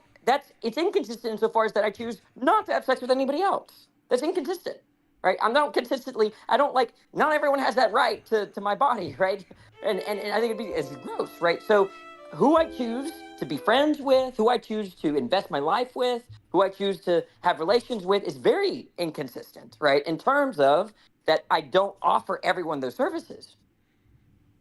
Right. Wait a so in second. the same way, okay. Wait a second. In this, yeah. Are you? Wait, no. That's a consistency, right? No, look. Is it consistent that for everyone I meet, I'll befriend them, right? I'll choose to befriend them because they're human, right? That's consistent, right? If they're, if you want to be consistent, you can hold to a principle like, if for every human that I meet, I'll be friends with them, right? That's a very consistent position, but it's stupid, right? You don't want to be consistent with respect to their property of human in terms of whether you're going to be friends with them or not. Wait a second. It sounds like there's a bit of a paradox or some sort of maybe performative contradiction, is that whatever you come to that you find your way to be regular with becomes the new consistency, right? You probably, I could try to respond to that, but I'm not so sure if I understood you.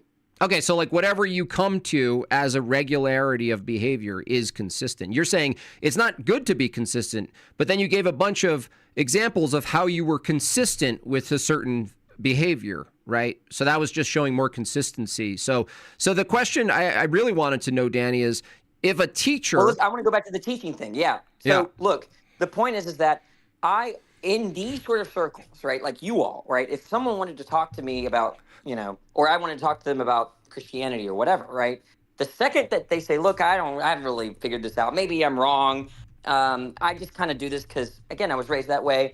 In that context, that kind of, there's a sense of consistency where I see that context, right? Okay, fine, do you, man, I support you, right? Have a happy Christian life, right? But that doesn't translate to my students, right? Why not? In the case of students, right, it's number one, I am paid to force them to learn, okay? Right? That is my job, is to teach them even though they don't want to be taught. They don't want to learn, right? So wait, does that mean does that mean your teaching position is slightly inconsistent with your ethical position? Well, what are you? I don't understand the question.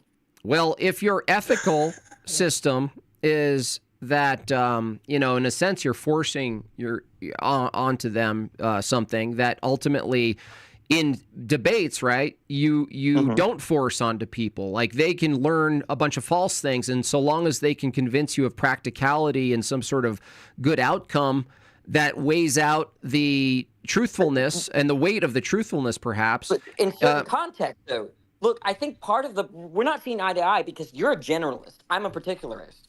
And I feel like you're asking questions presupposing the generalist position. Wait, what would be the value of particulars if you didn't generalize them? I'm talking about the way in moral philosophy, how generalism and particularism are defined, right? So essentially, generalists think that you derive in terms of what you should do or should think, whatever, maybe morality, right? Those are derivative from overarching principles, and often exceptionalist principles, right? So Kant was a generalist, right? The categorical imperative, whatever, okay? Particularists like Jonathan Dancy says, no, you can know what you ought to do, right? You can know what you should think, right? But it's not derivative of overarching exceptionalist principles. It might be derivative of the context or the situation that you're in. It's those particular facts that give you the moral knowledge, right? And I'm sympathetic to Dancy's position, all right? I'm not a generalist. So in terms of is there a principle that I hold about force, right? Now, no, right? I can say it's very probable that I would not force someone to do X, Y, Z in this sort of situation. In that sense, there's very loose generalizations, but not principles in the strict moral generalist. Okay, wait. You're a teacher. If there were a bunch of parents who just refused to bring their kids to school, but also refused to homeschool them, would you advocate using force against those parents? Well, it gets to, it gets tricky because while I'm a teacher, I feel like a lot of what's taught in schools is a waste of time. So, I think you can live a very happy life, a very successful life without going through school in the traditional K through 12 sense, right? So no, the answer is I would lean no. Although if I found out more about the parents, right, then perhaps there might be information where I would force them because there might be, if they're using them for like, in a sweatshop, right, like basically child labor, right, family child labor. Yeah, but and let's talk about actualizing Danny's desires. If we combine your ethical view of actualizing Danny's desires, and we took your principle of pragmatism that could outweigh potentially, not even universally. I'm granting you some. There's particular instances where maybe the epistemic seesaw wins out the game, but just generally speaking, if you were to actualize Danny's desire in the realm of like how kids are raised, they would be raised not necessarily valuing rational approach and epistemic rigor, but rather their pursuit of their pragmatic leanings or something like that. You could be convinced this is the sort of hedonist approach, right? You see, it was Aristotle and Socrates and Plato that thought that in order to actually fulfill your purpose as a human being, you had to exercise your rational faculties, right? You had to like actually think and come to knowledge to be able to fulfill your purpose as a human, right? I think that's extremely pretentious, right? I don't think you need to do all of that to live a good life. No, not at all. Okay, so I mean, ultimately, your job, admittedly, is mostly a sham, and that's not a dig. I don't know how you're getting that. I'm saying it depends. It's just you're filling space and time. If you had the opportunity to do something else that was more pragmatic and fulfilling, even if it meant students were abandoned a teacher who directed them toward truth and rational and reasoning and all that, you would probably just pick the thing that was like more fun and just pragmatic. All right, allow me to respond because this is heavy, right? Because you're talking about something I'm very passionate about, teaching, right? So I do feel, and many other teachers will say the same thing, right? Especially in the United States, that we are wasting our time. We feel like babysitters, right? We're teaching material that really doesn't help the children. We do feel like there's something really wrong with education in the United States. You ask any teacher whether they feel like they're making a big difference, right? And they might be able to recall particular students, right? But it's disheartening how little of an influence we have on some of these people. Now there are exceptions, right? Sometimes I get students from 5 years ago that are like, they tell me their story. You inspired me to do XYZ medical school, this, that, lawyer, whatever. And I really appreciate that. I don't get a lot of those reports. But for me, I teach, right, because for that student, right? And I teach because I love the material, right? But yes, I do feel like education in the United States, K through 12, is largely a sham, right? Doesn't mean that teaching is a sham. Well, I mean, I'm not sure you can separate that. A better question is, what do you think? You can't separate teaching from education in the United States? Because there's teaching in Japan. Well, hold on. If education is a scam and teachers are a fixture of the educational model. I want to be clear. It's not that I think education is a scam. I'm saying our current educational system, it is. especially in the West, is pretty bad. And I think you would agree. Yeah, but why? We would probably disagree on why. Why do you think it's why do you think it's in the situation it's in? Oh dear. I mean, obviously, you kind of list all the complex variables, but right, because I'm in the field, right? You're asking, and I could be wrong. I've revised my views over and over again. It's just really strange why K through 12 is so unsatisfactory. Well, I mean, I think that a secular view and teaching kids that all of existence is essentially accidental, and what comes. I don't teach that. Good thing. I don't teach that at all. In fact, but you believe that though. Yeah, but I don't teach that, right? And well, how do you wait? Hold a second. How do you know that your accidentalist view of reality doesn't translate in your teaching? Well, I have students that ask me after semesters, like, wait, we want to figure it out. Like, what do you even believe? Because my philosophy of teaching is that I'm there to educate. I'm not there to impose my views. I rarely give my opinion about a particular take, right? Right now, for example, I'm teaching about the soul, and we're going through Plato's account of the soul, Aristotle's account of the soul. We're going to move to Augustine next week, and then we're going to do Aquinas. And I'm fascinated by those models, and I glaze all of them, right? I always say, Aquinas, genius. Augustine, genius. I glaze every single thinker, and they get really confused about what I actually think, because then when we do physicalism, I glaze the physicalist, right? So they come to me at the end of the semester, and they're like, okay, but what do you even think? And I actually don't like to tell them. You know why? Because philosophy is not like math, science, or anything like that. There are no authorities as far as philosophical claims. There are no established facts. No, they just have to go to Pierce Morgan's show to see what you really think. They literally would have to do that, right? And so the idea there is, I teach because I'm passionate about the material, and I don't teach to get them to believe what I believe. In fact, I hope they don't believe what I believe because I just said it, or because I'm more experienced in the field. I want them to think through the arguments and all the weighing the reasons. And Hey, and come to their own conclusion. look. I'm a student. Teacher Danny, I really want to know your real view on this. Is there any purpose to our existence? Yeah, and I would say yes. What is it, Danny? I mean, Well, I think teacher. it's relative. So there's no objective, universal purpose of being a human being. Right. There's purpose, but no, whatever objective purpose would be, which seems like nonsense. In fact, I don't even see how that really fits well with theism. Well, hold on a second. So if they also ask you, how do you think we got here? And you said it was a product of biological determinism, ultimately accidental. It was a good accident, a happy accident, but it was ultimately accidental. Do you hold that it's accidental? It's very tricky, because it's what I would say in class and is what I would say to you, right? So are you telling me how I'd respond to a student in class? Yeah, if they said, is the universe and our existence ultimately accidental? Okay. Well, is this a philosophy class or a science class? Whatever. If it's a philosophy class, I have a very complicated answer. Well, I mean, science does require philosophy. I don't know if you guys still teach that, where you actually use philosophy in science. It seems like they stopped teaching that I don't know why. I don't make a lot of philosophical claims when I teach science and philosophy. So, but I don't make a lot of philosophical claims in my science class, right? So if they were to ask, I think I had one student that asked me about God with respect to evolution. And I said something like, well, I'll give you my personal view, and I could be wrong, but this is what I give him. I say something like that. I say something like, I think if evolution is true, that doesn't mean God doesn't exist, and that I'm not trying to undermine your religious commitments. And if your religious commitments do in fact turn out to be antithetical to evolution, just at least understand what you're rejecting. And that's all I say.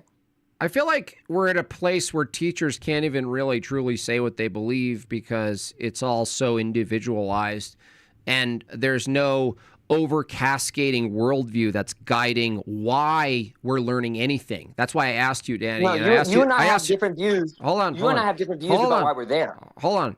I asked you long time ago when you called in from school, ultimately, why is it you're actually doing what you're doing? What purpose to teach or bring anyone to truth? And ultimately, you gave a similar answer. There is really no answer that you have for it, but yet there you are doing it. And I think that the philosophy... What? I said that? Yeah. The philosophy is... I don't think I said that. The philosophy is that seems to be, bearing down on the academic field from grade school all the way up into college, is a type of materialistic sort of nihilism that ultimately they're not actually given a framework for why it is they're learning. You know what they're given?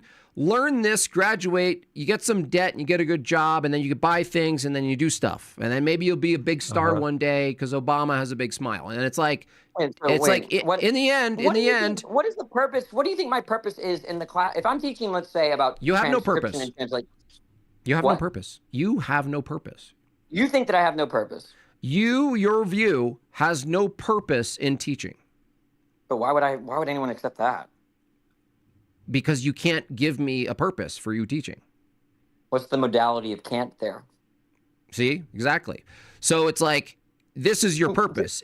Your purpose is philosophical. No. Your purpose, this is your purpose. Your purpose is to take on a bunch of different views like a hat, never get rigorous with your own. Always be on the fly, answer questions with questions, instead of what's your purpose in teaching? There are many different purposes in teaching. Sometimes what's your purpose in teaching? Yeah, I have multiple purposes. Do you think that if you're saying that I have to have a singular purpose, then you're asking a loaded question. Teaching, under your view, has no purpose. Yeah, why would anyone accept that? Give me the argument. I need an argument to make an accusation against you? Well, I mean, you don't have to support it. You can just assert it. Are you asserting it? Yes. Relativism. Okay, well, I don't care. Why would anyone care about your assertion? I mean, maybe some sheep in the chat will bow down on that, but not me. Danny, is there any real purpose to you teaching? Yes. What is it?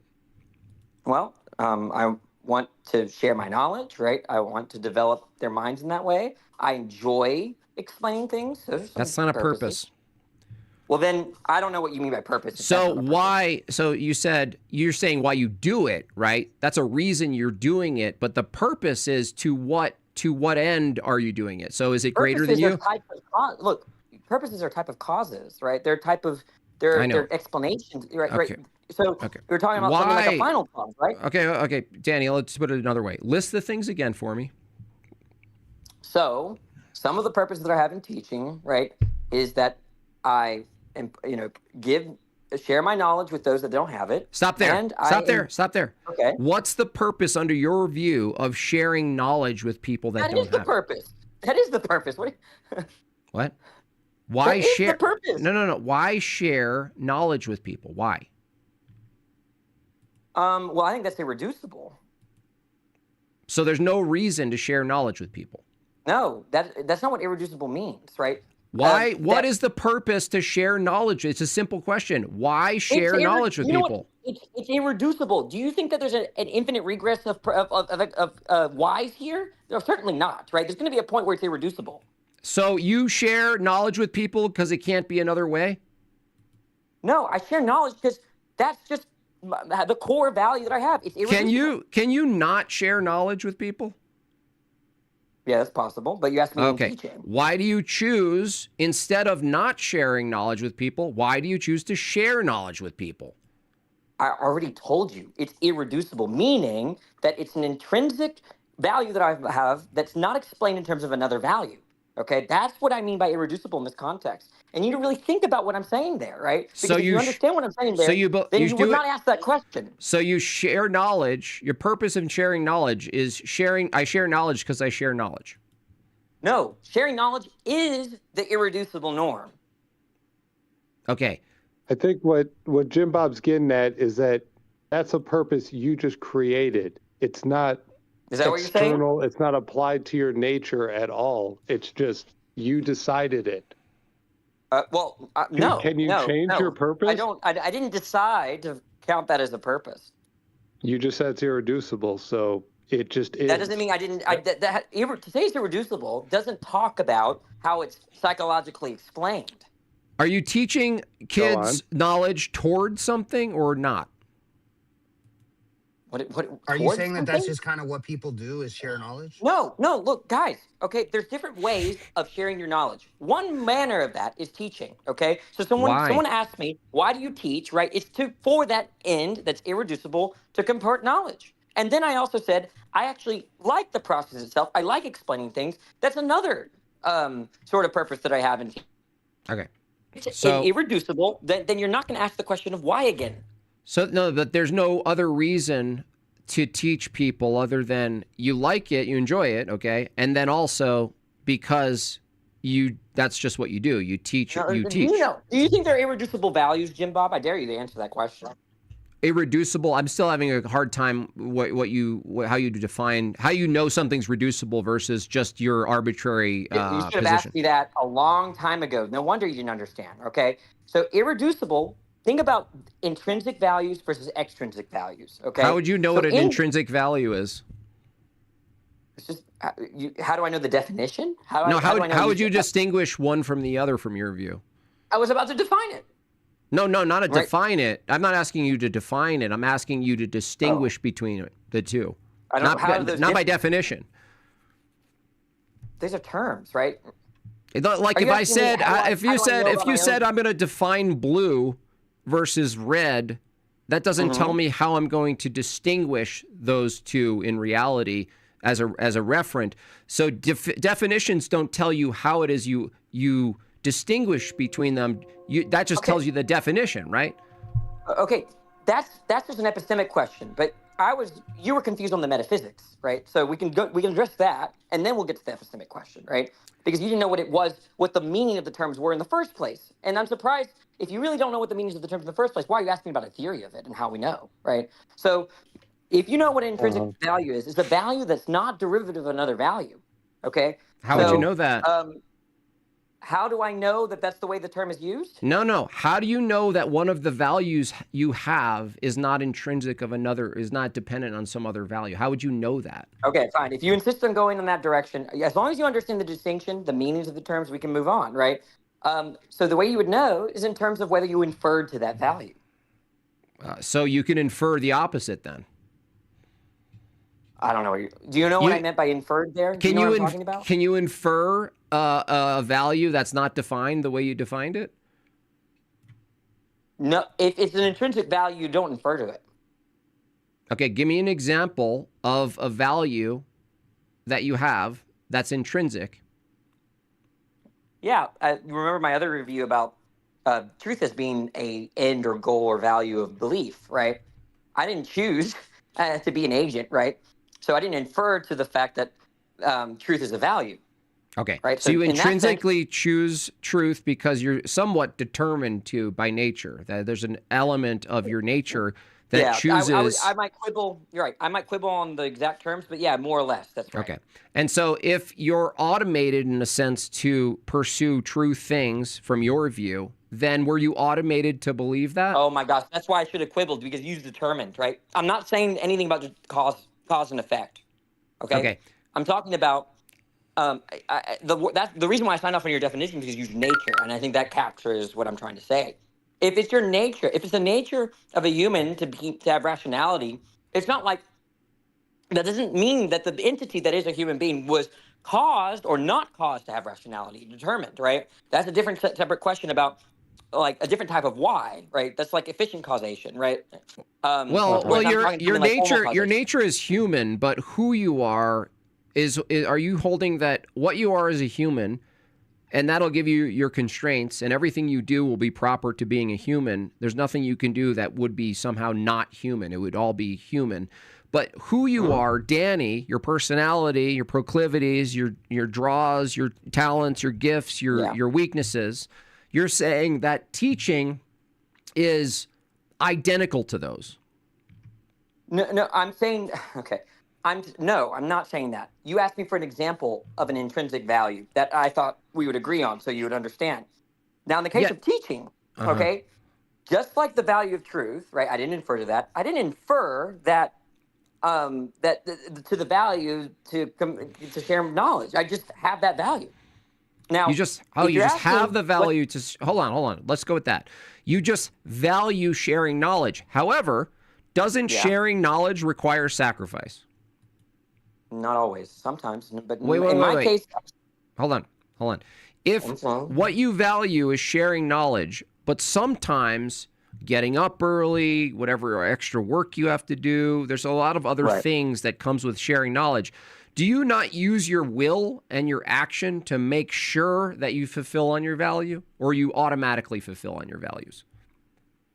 Oh, no, definitely the former. Okay, so you use your will. Okay, so this is the thing. Right. If you were granted this intrinsic value, okay, so this is exactly my point.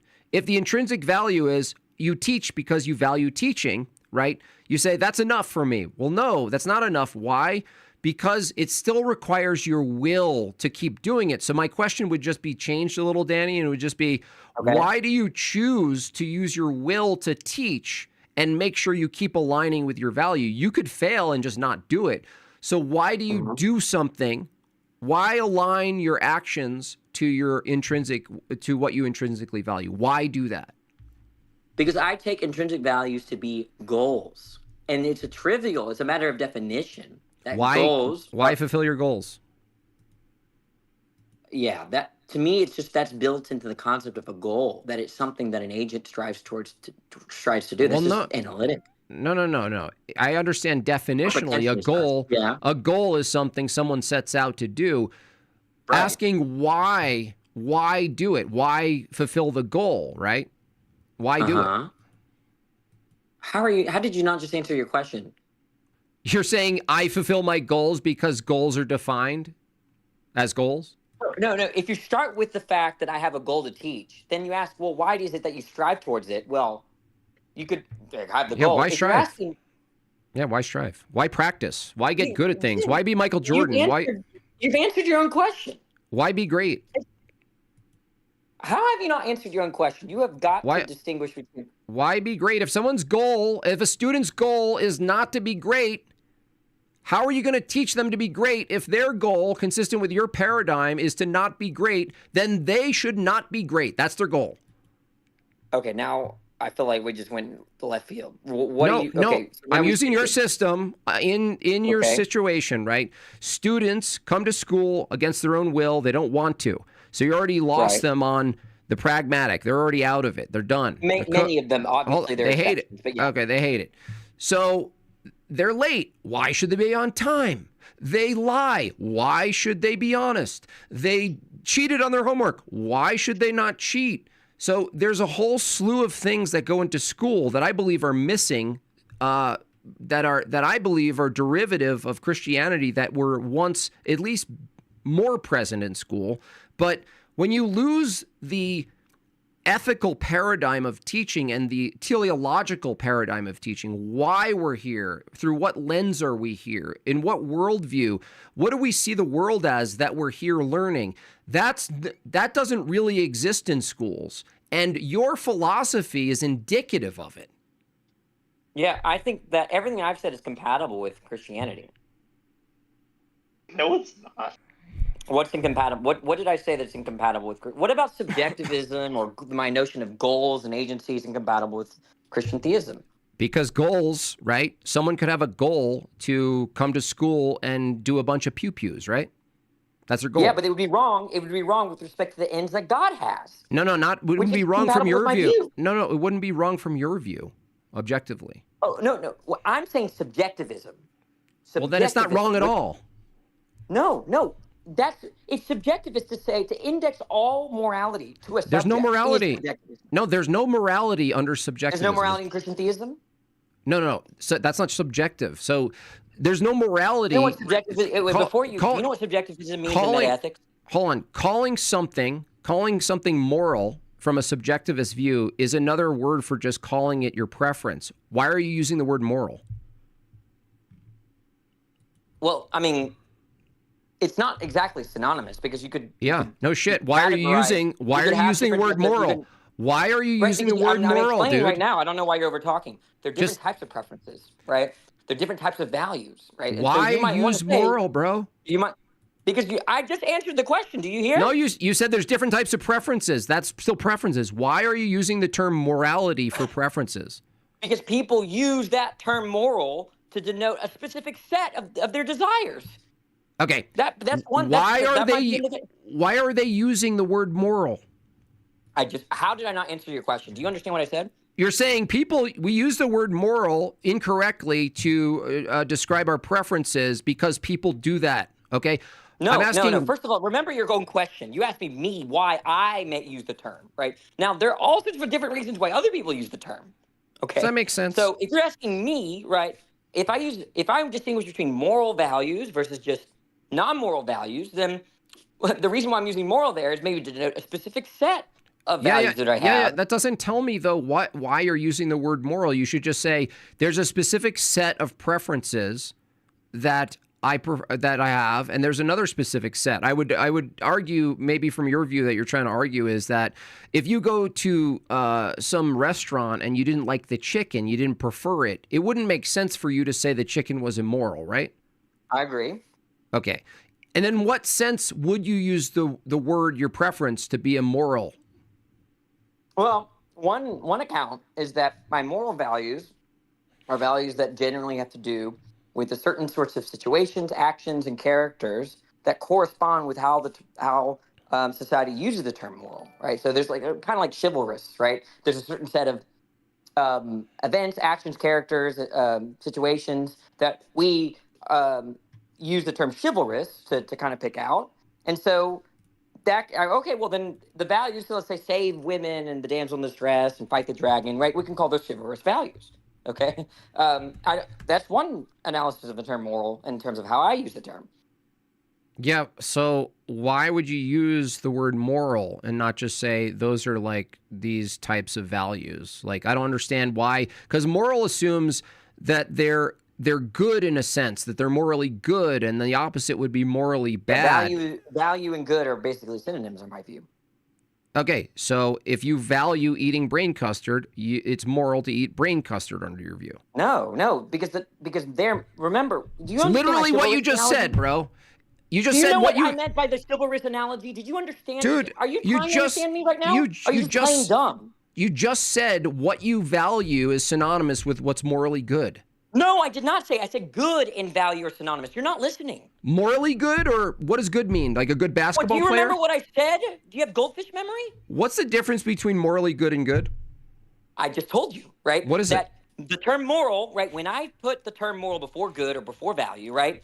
I am trying to pick out the sorts of events, actions, and character situations that are commonly correlate with how other people use the term moral. And I gave you an example of how that's used in the case of chivalry, right? And then you just ignored all of what I said. When Okay. I tried really hard to get you to understand. Whoa. So your sense of what, when you use the word morally good, is reflective of a bunch of other people and what's going on temporally in society? This society, yeah. Or Okay. do you understand the chivalrous case? Because it's very much like that. Okay, so whatever the set of values are that are Wait, can you referred answer to as... my question? Do you understand the chivalrous thing? Yeah. It doesn't matter, because in the end, you're actually pointing to... Is there a problem with the chivalrous thing? Yeah, no, I'm just saying that no matter what you're pointing to is going to be pointing to the set of acceptable things that are called morally good in any given society. So It's not necessarily. It's not about acceptability. hold on. I didn't say anything about It's that. about what's being referred to. So look, you live... Right. Not the same thing as Okay, acceptable. You live on a bridge, and the bridge is a border between two let's say towns, even two towns, but the towns have conflicting descriptors of what they deem morally good. They're in Which conflict. town am I in? Which town am I in? You're on the bridge. Okay, so then I'm not part of either town? Right. How do you determine which one are the descriptors you're going to use for morally good? I think it would come from my present understanding of how the term So is. now you moved away from what I mean by morally good. You said before is what commonly is referred to as morally good, basically in society. If you place me on an alien planet in a galaxy far, far away, right? It's not like my memories and the way that people use the term moral in my, home country of the United States just disappears, right? Just because I'm in a foreign land. Right. So a bunch of desire sets that are, collectively agreed upon is morally good on one side of the bridge. I didn't say anything about agreeing. Look, all I'm saying is something very simple. There is the English word moral, and there's its counterparts in other languages, right? There are I will say, I'm going to use the word accepted now. There are linguistically accepted scenarios that correspond with that term. That is not to say that those situations are in fact accepted universally, right? Okay. I'm making a softer claim, okay? I'm making this a very soft claim here, right? And I try to use if you really work with me on the chivalry case, I think you'll understand me, okay? Because I don't know, and it's very hard to define chivalry, but it's easy to say or pick out actions, characters, and situations that correspond with the term chivalry, right? If you ask someone to define chivalry, what they're more likely to do is do it in a kind of ostensive way, right? They're going to point out situations, okay? And so I think it's a fair way to understand the term and use the term, right? And that's how I use the term moral. Am I saying is this how the term moral is used universally? No, right? No, people might mean something like what God wants, in which case, fine, okay? But you're asking me, right? Right. So, I mean, it sounds like there's not really an objective standard you're going to use. Sometimes it could be society. Sometimes it'll be yourself. What constitutes... Wait, about the word moral? Yeah, morally good itself. Morally good. If you want to know, right, I actually avoid that term like the plague. Okay? If I say it, I'm usually using it ironically, right? I just like to talk about what we should do, right and wrong, good and bad. Okay. Adding the term moral to it, right, is like adding the term chivalrous, right? So how do you determine, right and wrong then, if you don't mean it's immoral? So when someone does something wrong or right, let's say they do something wrong, you wouldn't say they did something immoral. They just did something wrong. I have used that term. I'm just avoid it because people misinterpret me, right? Wait. If you say you did something wrong, that was wrong, you wouldn't say it's evil. It depends, right? If they did something wrong on the test, I'm not going to say that's evil. Why not? Because they wouldn't interpret me correctly. It'd be confusing to use that term. No. Whether they interpreted it correctly, I'm asking from your standard. Why isn't someone doing something doing bad on a test? Why isn't it morally wrong from your view? There's a difference between why wouldn't I say it's morally wrong and then what would I think about it? Like what would I believe? Yeah. What I meant when I say why wouldn't you say it? I'm not saying practically because it would have some weird effect in the here now. I'm saying that why wouldn't you hold that it would be moral wrong? Well, now you have to clarify. If you're not talking about what I would say, you have to clarify what you mean by moral. That it's evil. What do you mean by evil? That it's a movement. That's a movement away from the good. It's a movement away from the good, an act away from the good. Okay. Wait, but then by that definition, I would say that what they're doing on the paper, by your definition, everybody that gets something wrong on the test is trying to do well on the test is doing something evil, which is crazy. Well, not necessarily no, because if someone did something... moving away from the good if they make an F? Well, no. That's what the thing is. If from a Christian, that people make F's and fail tests when they want to succeed. No. From a Christian view, there are distinctions of sinning in knowledge and in ignorance and things like this. There's a view on that. But from your view, if synonymous, you're giving a messed up definition. You're not realizing it. You just define evil as a privation of good. That's the only way it could be. That's the only way it could be logically. Is it a privation to good? Is it a privation of good for someone to answer incorrectly on a test? Generally speaking, it could be depending on some intent, perhaps. I use the word generally. I'm saying there are right now millions of people taking standardized testing, taking tests for their university. If they're wrong, then yes. If they're wrong, then yes. But you see, I think that's not how people typically use the word evil, which is fine. That's no objection. Okay, it's I'm just not degrees really of evil. Then it's just not that people evil, don't typically say that if they made let's say a 19 on the ACT, that they did something evil. That's crazy. Well, wait, but saying it's crazy, I'm just wondering how is it inconsistent from your view if someone said that? I didn't say it was inconsistent. I'm saying it's crazy insofar as how the term is normally used. It's a deviation. Okay, but crazy, I'm not. Is it consistent though? Yeah, sure. Okay, so saying it's crazy, it doesn't really add anything. It's just that. Look, here. No, it is. Here's why. Not really. If I define the word dog to mean skyscraper, okay, is that crazy? No, it's just inconsistent.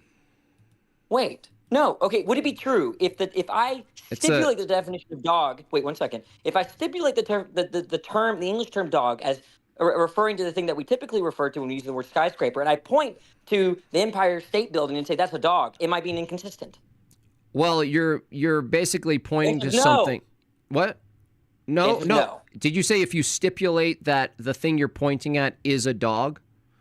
No. If you stipulate the definition of dog as Means how we skyscraper. determine skyscraper, and then point to the Empire State No. Building and say that's a dog. There's nothing inconsistent about it, but it's crazy. It's practically insane. It's not really insane or crazy. No. Oh, you think it's not insane to point at the Empire State Building and say it's a dog? Danny, don't you hold that most of language actually evolved that way? What? Didn't most of Evolved in, like, language the sounds of words and the meanings that the sounds that were assigned to things over time changed, right? And there are some words that could sound like something from another. Yeah, there could be a context in which we change so much that it's not crazy to say that. But right now, it's crazy to just point at it. I just don't know what you mean by crazy. It just sounds like an incredulous, like, emotional reaction. Look, okay, if some person in New York City that you said hi to said, "Hey, how could it be, Jim, Danny? How could it be, Danny? Danny, how could it be, Danny? How could it be crazy from a particular anomalist like you? Because in that particular situation, we know how people commonly use the term dog and skyscraper, right? So When it's you're in New York crazy. City- Wait. So it's crazy to you for someone to take a nominalist approach to pointing out a sound of a word to violate what we know as a reference to a universal. That's crazy to you? No, not violate reference. No, to use a term idiosyncratically in a way where it would confuse the people that you're trying to communicate to. Now, it's not crazy if you're trying to be confusing, right? Is that your goal? In which case, I don't think it's crazy. Well, the intention was the only thing that changed intention. that? Yeah. The what? The intention. The what? The intention was the only thing that changed whether it was crazy or not? Look, there are people. Sometimes it's good to deceive people. Like if you're a spy against Nazi Germany, you want to deceive the Nazis, right? In which case, if you're using, No, weird Weimer language. was pretty bad. Sorry, who? Cool. So the Weimer was pretty bad if you go back a little earlier. But no, that's a different conversation. Go ahead. Okay, but if somebody Are you trying to say disambiguates, what's Weimar? the problem, Danny? Like, if somebody's going to disambiguate, what's the problem? You already clarified that they did. It's only a disambiguate. problem. They let it's you only know a that problem. they think I'm telling skyscrapers you. are I'm dogs. telling you. I already heard your question. It's only a problem insofar as that we have the goal to successfully interpret and communicate. Right? It's not a problem if we want to be confusing. If we want to be hard to interpret, it's not a problem at all. Yeah, right. But we're only using evil insofar as you're asking the question. When somebody gets a 98 on a test, we don't say they're 2%. That test is 2% evil. No, what I'm saying is crazy is that I don't think Jim Bob or you would go to a student after they made a 19 on the ACT because they didn't sleep the night before and said, what you did on that score, right? What you did on that score, all those wrong answers is evil. That no one says use the words that way. Nobody is saying that they would use the term that way. We're But using Jim the Bob term did say because that. we're Are you having a listening? philosophical No. conversation about it. Danny, we're saying that if we did. We didn't say would we. We're saying if we did. From your view of morality, you really couldn't say it was like crazy or inconsistent. No, you just because someone could just define. No, Danny, hold on, Danny, because I could just define I could just define it arbitrarily to say, well, if morality is subjective, arbitrarily. Hold on. What it is, your preferences are arbitrary, right? So if I said my preferences, no, what? I don't think that. You don't think your absolutely preferences not. are That's arbitrary? crazy. That's another crazy view. That's a crazy view too. Okay. So if I decide out of nowhere, right, even against my preferences, to determine and define that specifically only doing bad on a test, missing things on a test is actually evil, from your own view, if I stipulated that I believe that, it actually wouldn't be crazy to call the kid evil that he missed. No, missed because sometimes you can be crazy in what the definition is. Stipulate. Watch. I'll do it right now. Let's stipulate the definition of Muslim as someone that loves their family. Okay? Now, Jim Bob is a Muslim, everyone. Ha ha. Right? Do you think that's crazy for me to do if I did that sincerely? No. Because you're just we're crazy. Yeah, but no, it's not actually. You admitted that as long as you stipulated it. Are you a Muslim? Danny, you already admitted. Are you a Muslim? Danny, you already admitted Are it. you a Muslim? No, Just answer the question. No. Did you? You already admitted. Context, he does love his family, so yes. You are a Muslim. You are a Muslim. No, dude, you just already You know admitted. crazy? You know crazy? Danny, chill, bro. You already admitted before. As long as you stipulate that you're undermining language and reinstituting meaning, it's not crazy. No, I didn't say that. Yes, you did. I don't think it follows from the fact that you're being consistent to the fact that you're not being crazy or you're being crazy. Consistency, right? Rather, being crazy is underdetermined in that way, right? You can be very inconsistent and not be crazy. You can be very consistent and be crazy, right? So you can consistently use the word dog to refer to things that people use the term skyscraper to refer, and you could be very consistent in that. You still be a crazy person. No. Dude, Yes, man, y'all are a bunch of nihilists. references for No, I meanings don't. anyway. Your term "crazy" also doesn't really have any standard anyway. You're just saying it. I'm appealing to your standards. No, I don't. What's our I don't standard for use crazy? I haven't used the term "crazy" at all this whole time. No, but do you think some things are crazy? Crazy, a colloquial sense, yeah. But if I were to use the term, I would be actually pointing out like a pure contradiction or someone who doubled down on like sophistry, or like I'd use it colloquially. But Do you think it's possible for someone to use terms in a crazy way? No. Oh, okay. That's only colloquially okay. though. If you're just being Do you colloquial to say language like, is oh, just that's references crazy, to man. meaning? Yeah, I'm talking about the normal sense of crazy. I'm not using a philosophical. Crazy is not Phil jargon. Of course it was colloquial. Because we think you're crazy. Yeah, I think you're crazier than me. I am crazy, we you. think your views are kind of crazy if we want to use the term, but we would actually try to reduce what we meant by it. Honestly, I understand that. I think that atheism kind of does seem a little crazy. Why, especially though? from a theist perspective. No. Why is Well, it? Why do you think it's crazy? Not from a theist perspective. Well, I think either way, actually. I mean, once you're an atheist for a while, it's less and less crazy. But there are studies that show that people, or especially children, and yes, to a large extent adults, right, have a natural disposition to believe in entities like God, spirits, demons, three-headed dogs, phoenixes, mythical creatures. There's a book published by a Christian, by the way.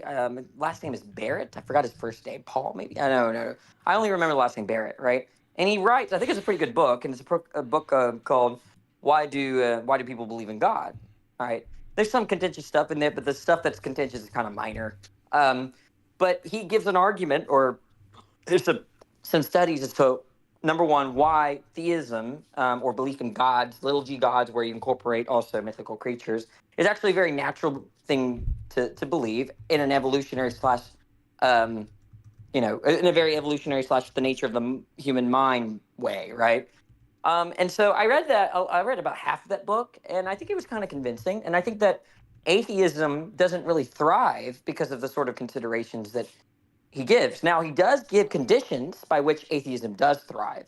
And it's very interesting. For example, he talks about how atheism does very well in urban areas. Right? He talks about how if you end up, there are cases where if you fend for your own food, you'll be less disposed to theism.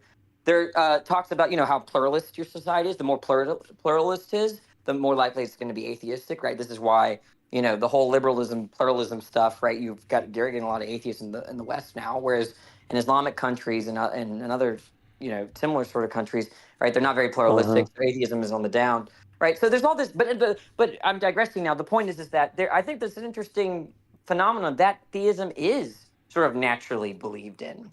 Don't you think it's like one point there is that the urban areas are mostly populated. They end up being populated by younger people. And what you find is like once they go through that sort of phase, maybe they settle down or have their first child, they end up moving away to more conservative areas ultimately that are a little bit more predictable, a little bit more spread out. Everything is a little beiged a little bit. Everything looks similar. You get a little more order there. Regularity is similar, and there's probably a good reason for that. But yeah, you should read the book. What he says something like that. Not quite.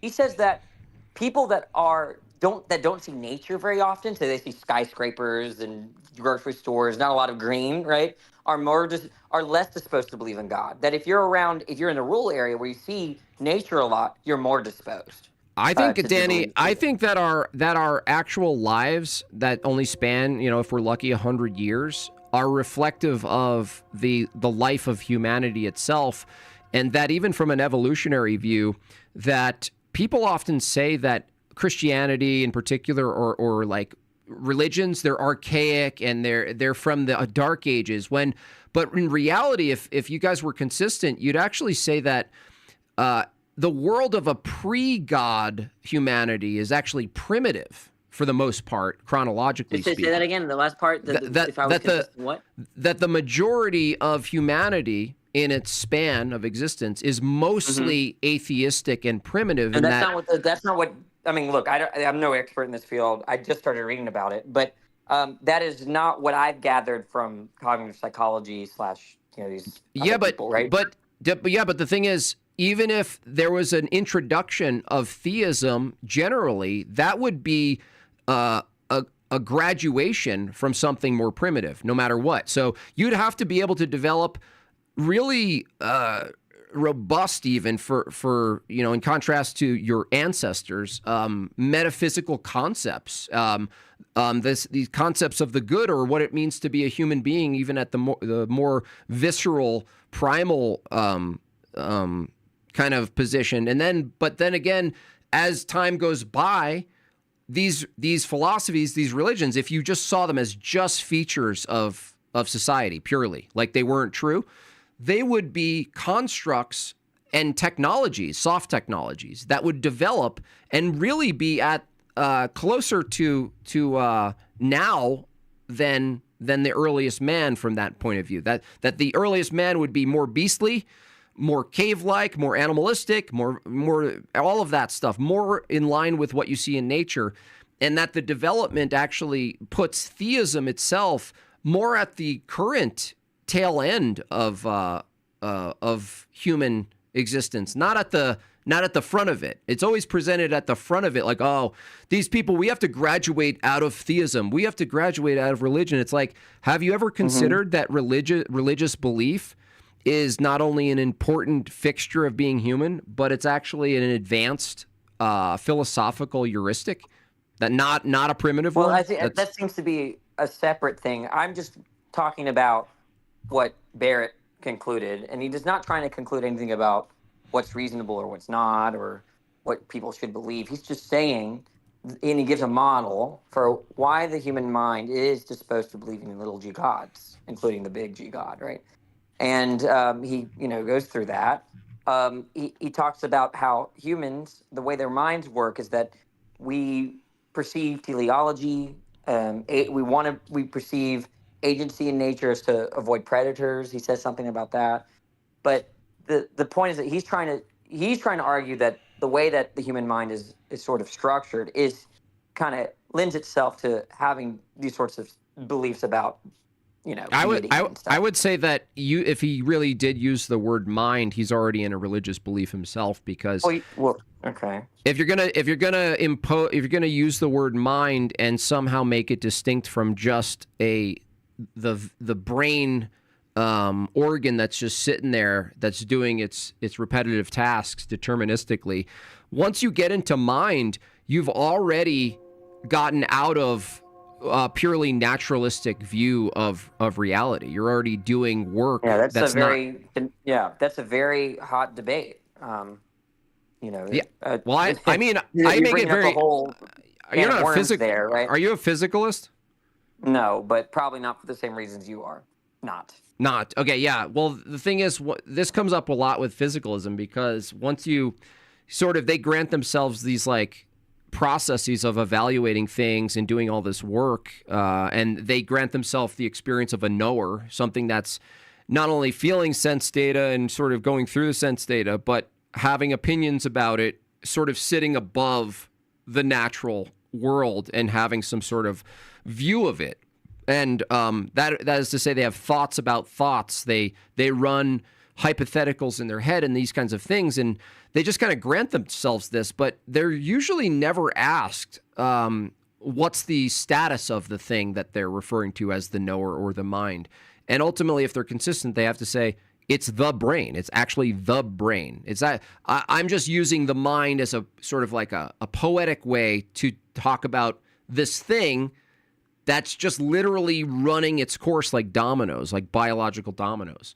But once you take that approach, you're done, because I have an argument you could deal with maybe this today or another time, and it's really simple, is under physicalism, not that you're a physicalist, but if you try on the physicalist hat and interact with this.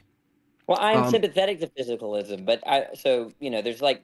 Okay, try to deal with this then. Okay, be sympathetic to physicalism and engage with this.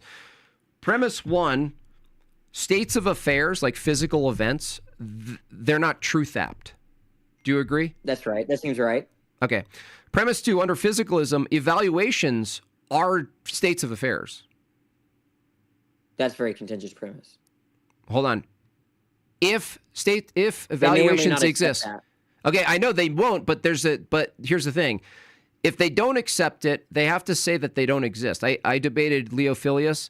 He conceded that under a physicalist view, anything that does exist has to be physical. If evaluations don't exist, then you've got a problem with your knowledge system. When you say evaluations, just to clarify, you're talking about appraising good or bad. Appraisals, yeah, appraisals, yeah. Not even right or wrong. No, just appraising anything. Like making forget the moral. Any kind of. So you're saying any appraisal, any kind of judgment. Any appraisal. Kind of judgment. Yeah. Yep. Okay. Any appraisal. So you're saying judgments are states of affairs? If physicalism true, they would. If judgments exist, there's something you can refer to, then they would have to be physical. They would be physical things. Sure, I think that's fine. Okay, so if premise 1 is true, states of affairs are not truth apt, and appraisals themselves are states of affairs, then appraisals themselves are not truth apt. Now, this is a problem because your whole knowledge system assumes that you have access to something called truth aptness that turns into propositions. Propositions, by the way, another thing, if you ask the physicalist, do propositions exist? They're going to want to say yes, because here they are using propositions, right? But the consistent ones actually say no, propositions don't even exist, which is a kind of a weird thing because that's a proposition. So what are we to make of the sounds that just came out of their mouth? And this has a problem under physicalism because if premise 1 is states of affairs aren't true or false, there's no truth aptness, and all evaluations and propositions are just states of affairs, then you don't really have truth aptness. Like there's nothing you could know to be true at all. Every concept of knowledge, a justified true belief, these are all events. They're literally no different ontologically to water running or grass growing or tornadoes blowing or anything else. And you know what I found, Danny, is that when I levy this argument, there's two things that happen. They either don't engage with it somehow, or they do a special pleading for their evaluations. They say, no, hold on. My evaluations are physical, but they're the one physical thing that has this ability to appraise and to do this sort of like evaluative process that virtually every other state of affair or event doesn't have. It's this one special one that they have. And I go, it's fair to ask, what's physically, because it's physicalism, right? What's physically different about that event, that state of affairs, that gives it that different position, that different status? You know what they say? They just restate its capability, which isn't a justification, because you have to say what's physically unique about it, because it's physicalism. You can't just say it's capable of it. That's what's in question. What's physical about this that makes it capable? And then it just evolves, and nobody's been able to confront that. No, you're not a physicalist, but anyone who is, if you could remember that argument, send them my way. I would anticipate that the average person you talk to wouldn't fare very well against that line of questioning. But have you met any deflation? I think you should be prepared to give arguments against deflationism about truth. Well, I'm just finding the people who can engage directly with the premises. Like if they give a counter positive argument, fine. But everyone that I've seen, including who's that one British guy who everyone loves, philosopher? Malpass? Alex. Yeah, he didn't engage with it either. What did he say? He didn't. What did you don't? Do you recall what he said? I'm just He curious. scoffed at it. He was just making fun of me.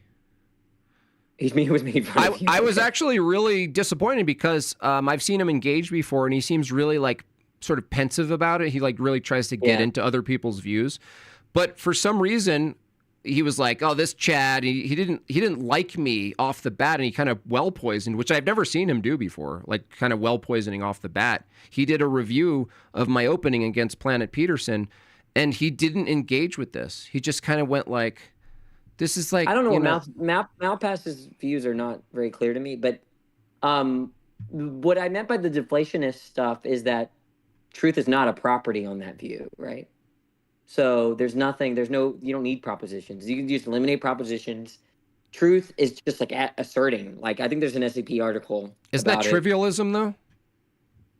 Because I don't see how I'm not saying there are no. Look, there could be really good objections, but I don't see the trivialism thing. Well, I mean, if truth is just asserting things, then coming to the truth of the matter between two assertions would have to be something other than just asserting things. So it's like if truth doesn't have any real ontology or methodology to it, I'm not sure what they're claiming. It sounds like they're saying truth doesn't exist or propositions themselves don't exist. Is that right? That's what they're saying? Well, as far as the truth, it's something like this. To say that that it's raining outside is true is for the sentence to be true that it's raining outside it's just to say it's raining or it's raining outside. So then you don't have you see you're deflated. Like it's not like you're going around saying, "Hey, is it raining outside?" And they say, "Oh, it's true that it's raining outside." They're just saying, "Yes, it's raining outside. It's raining outside." You know, like but I'm not saying that like, you know, you should be prepared for that kind of person. Yeah, it sounds like that whole system is some weird form, like an extension of just like a correspondence little dance or No, something. they deny that because there's nothing there. I mean, well, I should be careful. I haven't read about it in a while. Well, I'll look at it, but there's always I'm honestly going to post the SAP article. This is for you. This is just like it seems like they just keep coming up with new subcategories, and then you investigate it, and then you realize it's like an original old category of philosophy, but it has some like flair to it. I look at all of these. I just posted the article in chat. Okay. The SCP article. All right. Well, I'm going to start wrapping it up, but all right. Thanks for the coming conversation. on. It went pretty. It was a decent conversation considering. Yeah. So. Sure. All right. You take care. All right. Hey, thanks a lot. Everyone in Discord, thanks a lot. If you want to say any last things on Discord, you can say that now if you'd like. Yeah, me and Gusto are two different people, Jibble, all right? I know. I just can't distinguish between you guys because I don't even know if you're from. Are you even from the same place? Originally, yeah. Okay. All right. Yeah. So, Gooster, you're the one who's really super smart, rigorous and smart with the evolution, and Mello is too, but he's not the one who's like sending me like huge long arguments. Yes, that's Gusto. Okay. Okay. Okay. I'm just the retard that interrupts everyone. Yeah. Don't mind me. Yeah. Like you're the guy I would get too drunk with at the bar. Gooster would say, "I don't think this is a good idea." Right? Is that what it is? Gooster? Sounds about right. Yeah. Okay. All right. That makes sense. Oh, yeah, that's Bill Hicks now. That's Bill Hicks. Oh, That's Bill not Hicks. me. That's a different one now. Damn. See? Yes. He's bloody Yes, racist, though. You we're think all you're getting all the same. confused. Yeah, fucking puffed All the this. same. Yeah, Fucking puffed it, fucking cunt. Yeah, fucking cunt. fucking cut. Yeah, fucking cut. Fucking That's cunt. really good. That's fucking awesome. Oh, fucking cunt. It's so good. All right. Well, you know, what can I say? I test my patience in all various ways, and this is one of those ways. So, God bless you all. I'm going to close out Discord. Thanks for being here, you guys, and listening. And honestly, you did a good job, all of you, not dogpiling. It's hard to not dogpile, so I appreciate your willpower. Okay, and I'll do this again soon. If you guys have any other topics you think I could bring more people, I really was expecting more people to come in and defend evolution, but you know, it just didn't happen. So We'll try. Unknown hominid, this guy, another time, please. I will open up the panel and give you the chance to affirm a Christian evolution paradigm, and you will be subject to very fierce cross-examination, okay? So you're next, okay, buddy? I'm getting out of here. Appreciate you all. And got to close this out. Close this out. And say goodbye. All right, it's 12:56. That's 1 o'clock in the morning for me. Had a great work. Good time. Great oldies. See you guys tomorrow, or today. I'll see you guys today. Do it next week? Yeah, I'll wait. Yeah, I'll wait. Unknown. What does daytime work for you, by the way? Unknown? Daytime? Or is it evening? Because I'll do a once in a while evening like this, but I like to ask people. Anybody? Good night. You just let me know, Unknown. And make sure you get part of the Discord, okay? And I'll go to liturgy if you haven't. I mean, it's going to be Friday, but I always tell people to prepare for it anyway, okay? This time is fine? Okay. All right. You got it. All right. That's it for me. Tomorrow's... what is tomorrow? Oh, no. Today's Thursday. Today's Thursday. Okay. Wait. Is it? Wait, what is today? Oh, my gosh. It's Friday. Oh, my gosh. I have so much work to do tomorrow. Oh, my gosh. All right. I got to go.